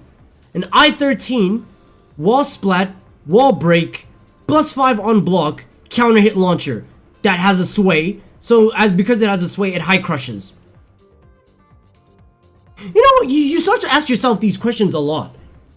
Who thought it was a good idea to give Huaring a 10 frame counter hit launch when he's in heat?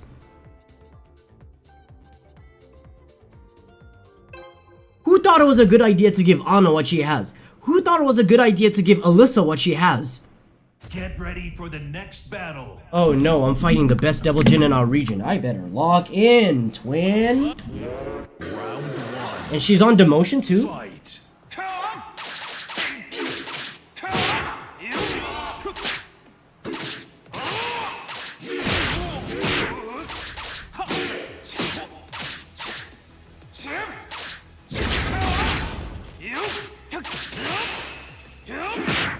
Good luck.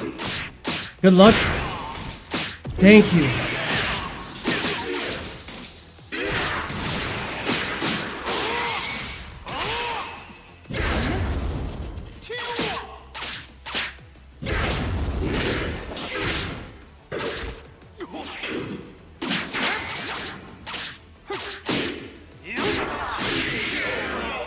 I wonder how many points I lose because this is the second time now. I think you lose like 2,000 points every single time.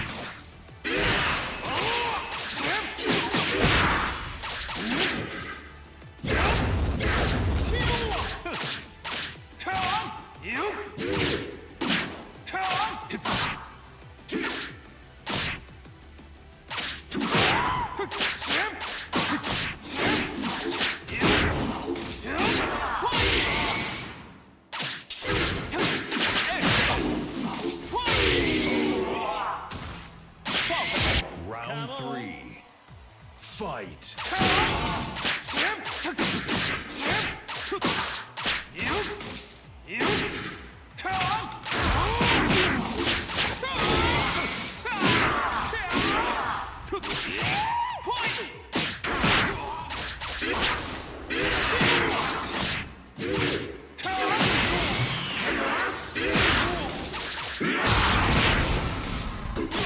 Yeah, I'm not disrespecting enough. I'm not disrespecting enough.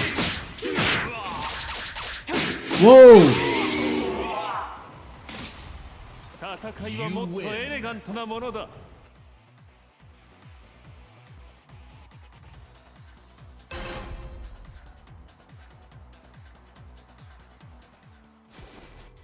Round one.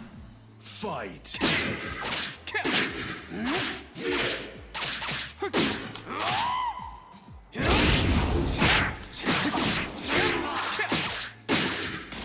Oh, fuck.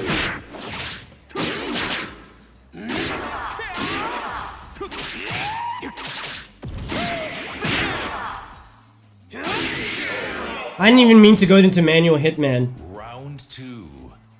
Fight.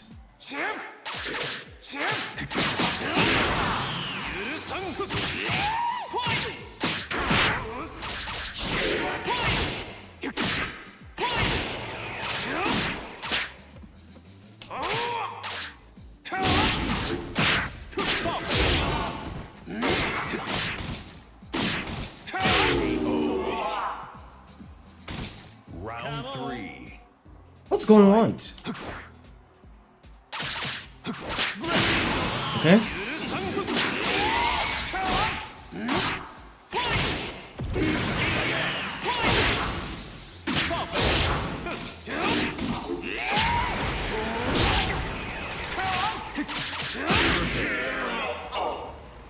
Wow! Wow, I beat the best Devil Jin in our region. Get ready for the next battle. And mind you, when I say best Devil Jin in our region, I don't just mean like, oh, Devil Jin exclusive. I would argue Chiara is what? She is top 5 best players in our region in terms of Tekken. I'm surprised I beat her.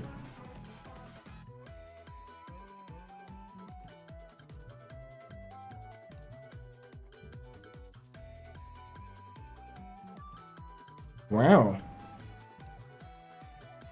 Wow, wow, wow, oh wow. That was something. Watch, that was my first win, and then she's just gonna come in and then start hitting me with some nasty shit. She's gonna start playing sweaty. Me beating her is now making her lock in. Let's see. Fight.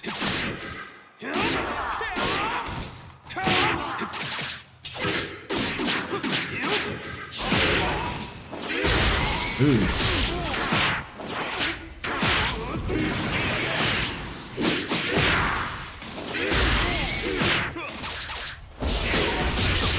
I wish your streams had the traction enough to fund you flying to me tournaments? Nah. Maybe one tournament, but like I wouldn't make it a frequent thing.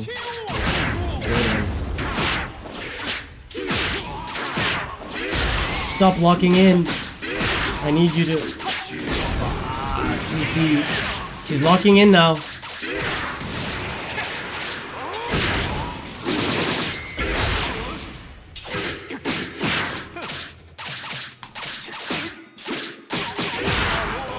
Come to CTS. Honestly, traveling to Cape Town for that, sure, but if only if I had accommodations.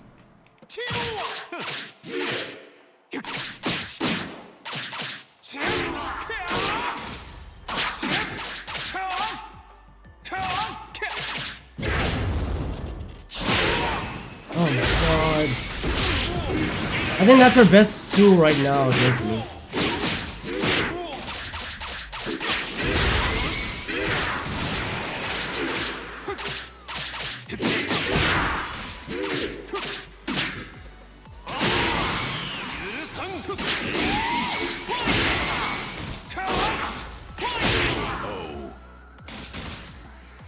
Round 4.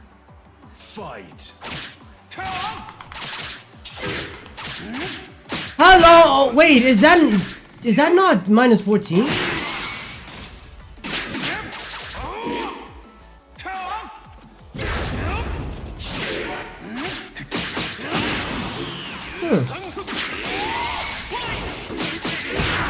Minus 13?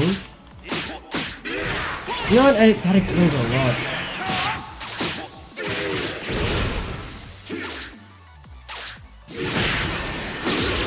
Bro, I thought they nerfed the range of that heat smash. I thought they nerfed the range of Devil Jin's heat smash, bro.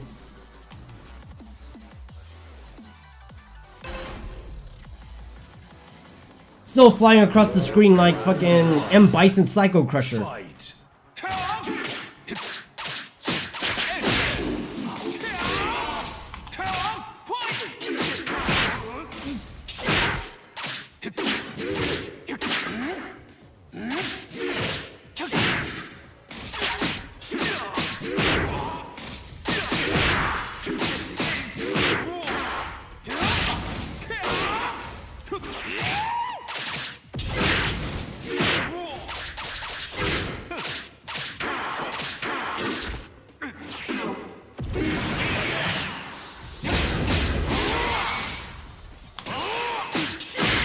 Oh, I'm dead.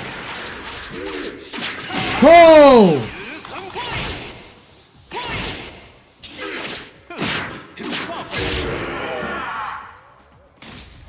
Round 2. Fight.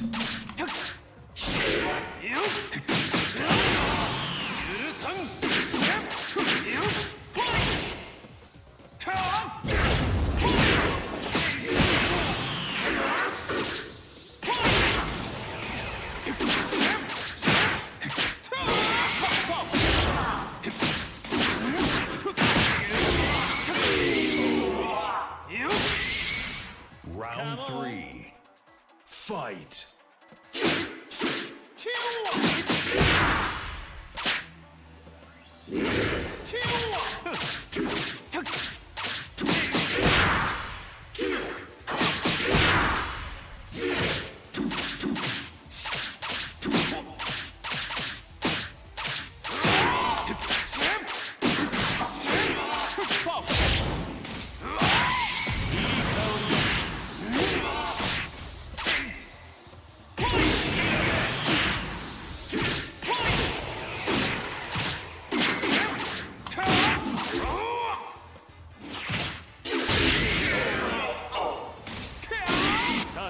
Two to three, denied her promotion.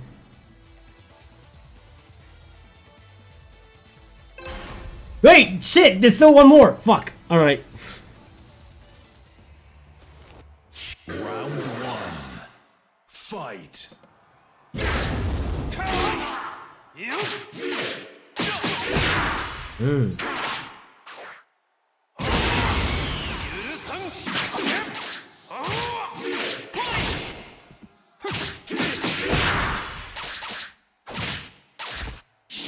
It's a 2 break.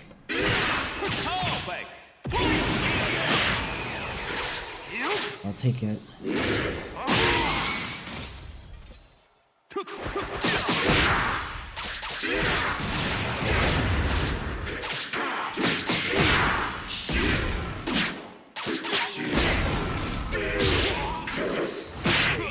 Ate a low and then went for the hell sweep. Round 2. Fight. Oh wow.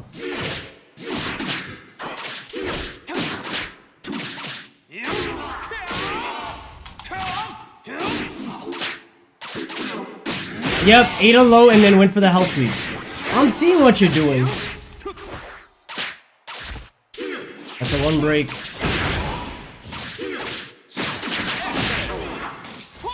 I'm not glad she got sold there by the wall. Round 3. Fight.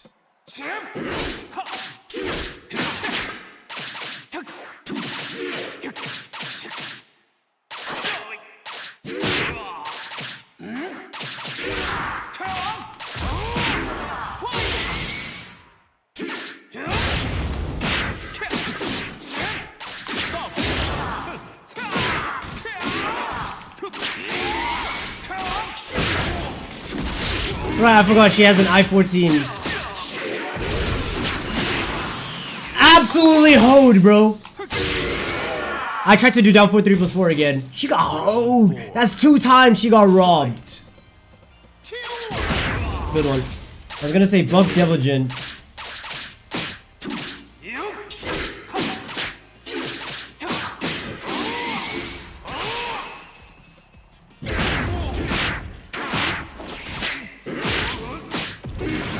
taking me to the wall. She's about to get hold again. Maybe? Question mark?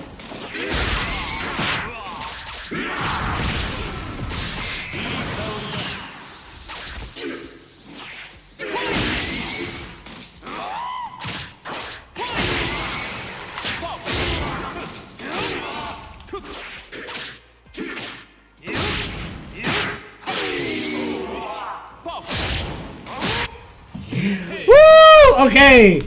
Okay, we beat the second best player in our region, and we denied her promo. Twice!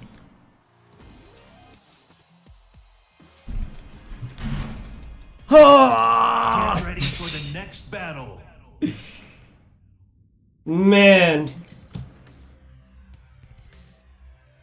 Bro, I swear, I'm always sweating bullets when I fight her. Because all it takes is her to realize, hey, I have a hell sweep, and then I just get cooked. That's all it takes. All it takes is for her to realize she can launch me with hell sweep, or just throw it out randomly, and I'm cooked. Get ready for the next battle. Hard life. Oh, his connection is dog shit on Yoshi. But let's see. Let's see. Round. I beat the second best in our region. This should be light work. Okay. Looks like I got a 1+2 this a lot.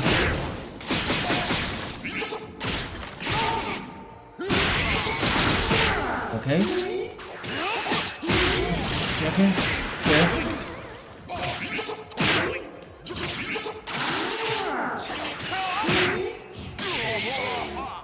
Okay, I was back turned when he hit me at the. Okay. Fight. Yeah, so against him, all I gotta do is just spam back two. Not back two. 1+2. I ducked. One delayed frame.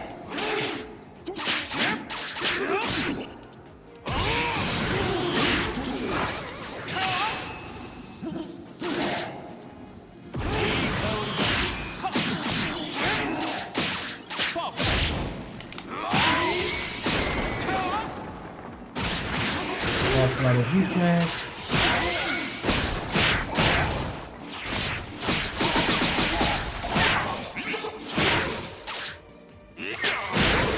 Oh my god. W robberies, bro. Round 3. Fight.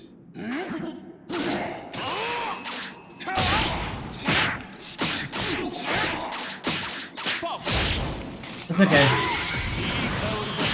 I know what to do. I didn't even press anything! I tried to sidestep!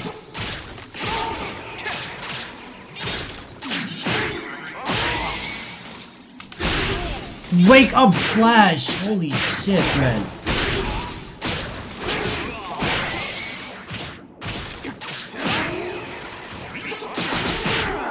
Dad beat my forward.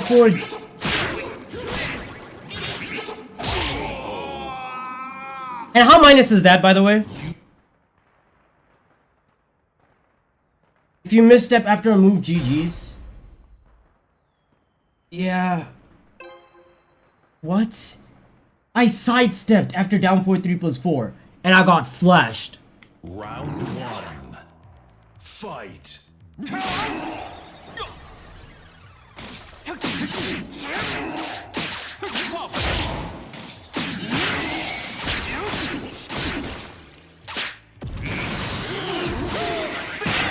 I wish that ground broke.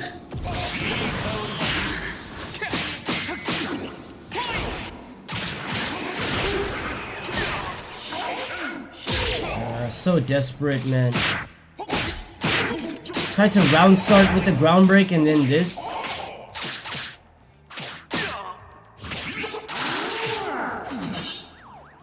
Okay.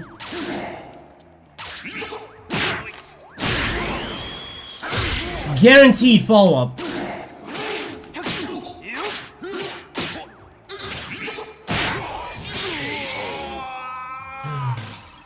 Round 2. Fight. Nice, by the way.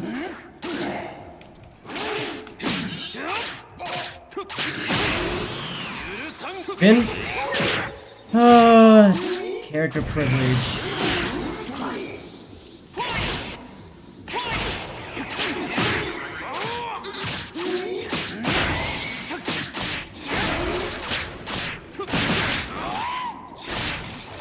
Fucked it up. Honestly, I thought he was gonna flash me there. Round 3. Fight.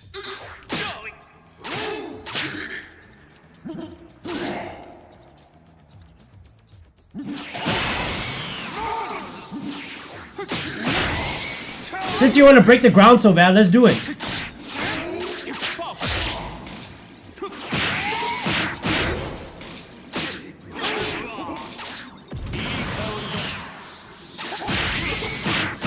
Nice sidestep.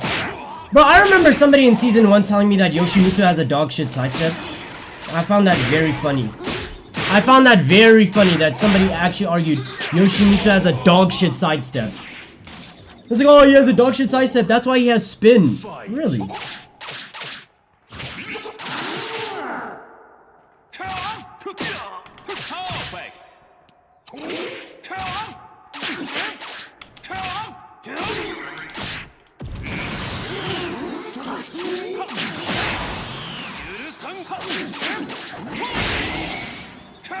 Oh, Yoshimitsu has such a dog shit sidestep, that's why he has spin. And then spin, and then Yoshimitsu can like just sidestep and mix. Run up power crush.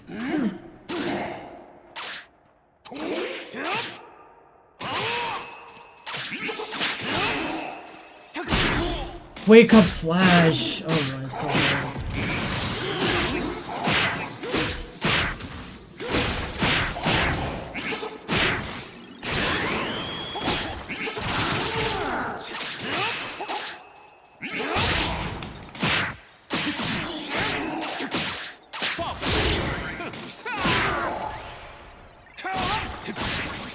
Gonna wake up flash again?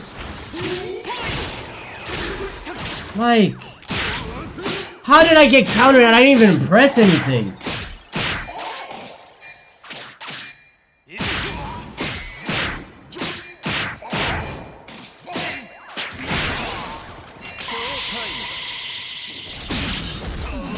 It's airborne, it's not gonna do anything.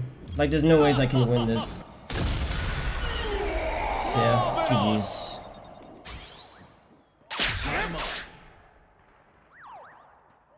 You lose. All those points that I got from fighting a GOD2 Get ready for the next just battle. immediately wiped out in those 2 batches. Well. Okay. Okay. It's cool.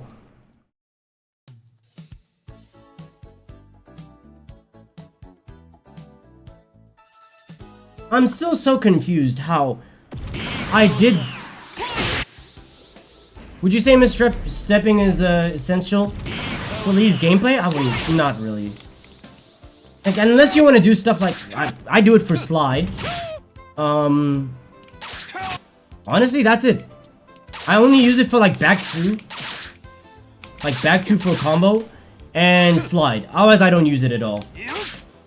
Oh yeah, sometimes if you do this, then you're gonna misstep.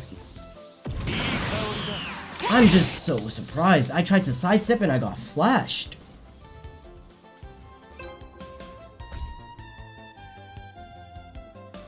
Like that. Oof.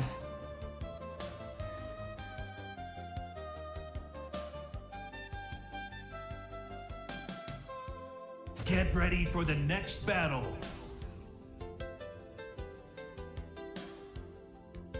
Trying to figure if Yoshi would then be an anti-character. Oh no, no, no. I wouldn't say it. I'd say it's kind of evil. Why? Ay.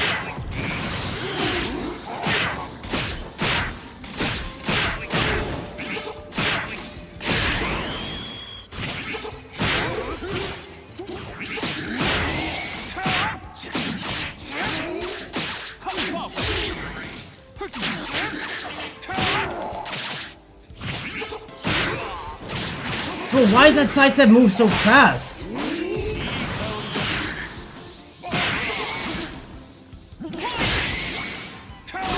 Wake up flash! Okay. I tried to delay it just in case. Round 2. Fight.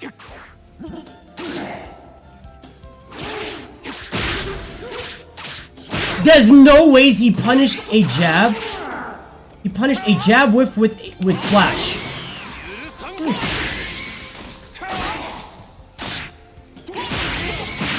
Bro, and that's a counter hit launcher. It's plus unblock, a plus unblock homing counter hit launch. Nice. It's a power.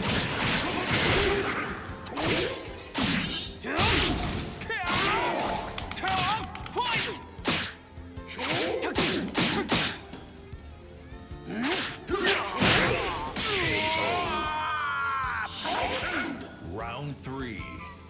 Fight. I need to start round start 1+2, cause he is obsessed with that shit.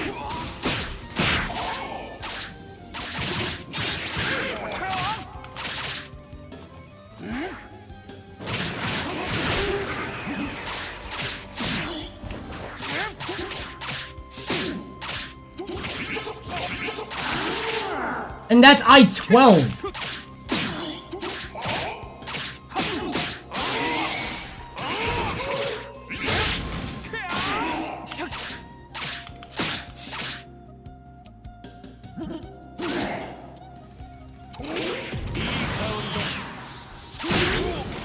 Oh my god.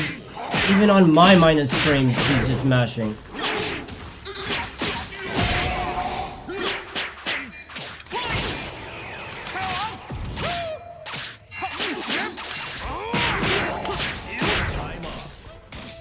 Oh, thank goodness.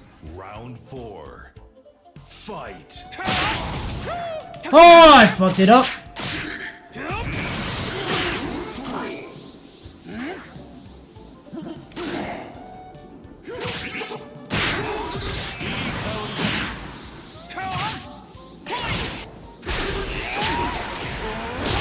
Fuck Flash, bro.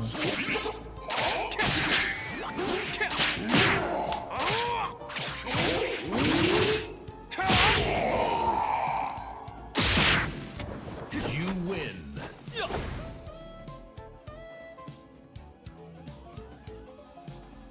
Yeah, after this, I think I'm done, bro. Cause 312 was where I was supposed to end off yesterday, but then I got greedy. So I think I'll listen to my brain now.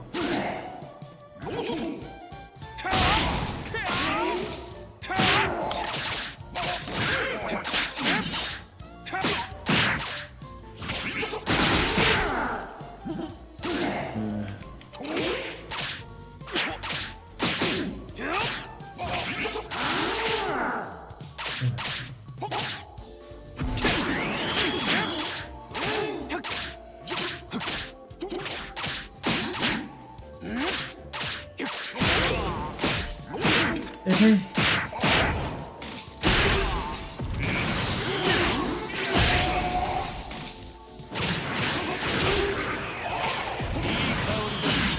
Why would you go into helicopter stance afterwards?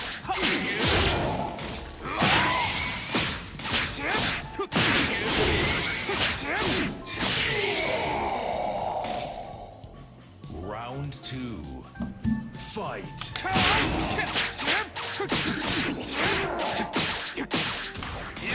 Nice! Did not know that it was tracking. Character privilege. Give me some of that. Give me some of that character privilege. Yeah, let me abuse my character privilege. Round 3. Fight.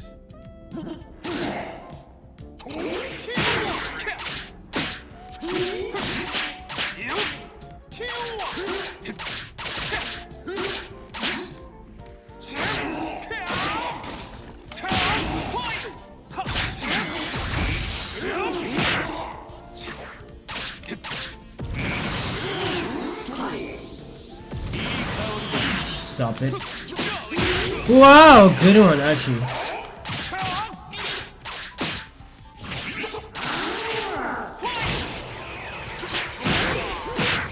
No ways I'm about to get robbed like this, huh? This man did poison breath into flesh. Yeah! Woo! Woo! I love Tekken 8, bro. I love this game. Mandem said, poison breath into flesh. Get me out of here, bro. We'll continue tomorrow. So today was 15. Tomorrow we're going 20. Because it takes like 10 matches to get to 20 instead of like the casual 5. So, today's 15? No, it's 12. Tomorrow either 17 or 20. And then, you know, we'll go chunk by chunk until we get to GOD 2. All I need to do is get off this fuck-ass game, bro. Mandem said, let me do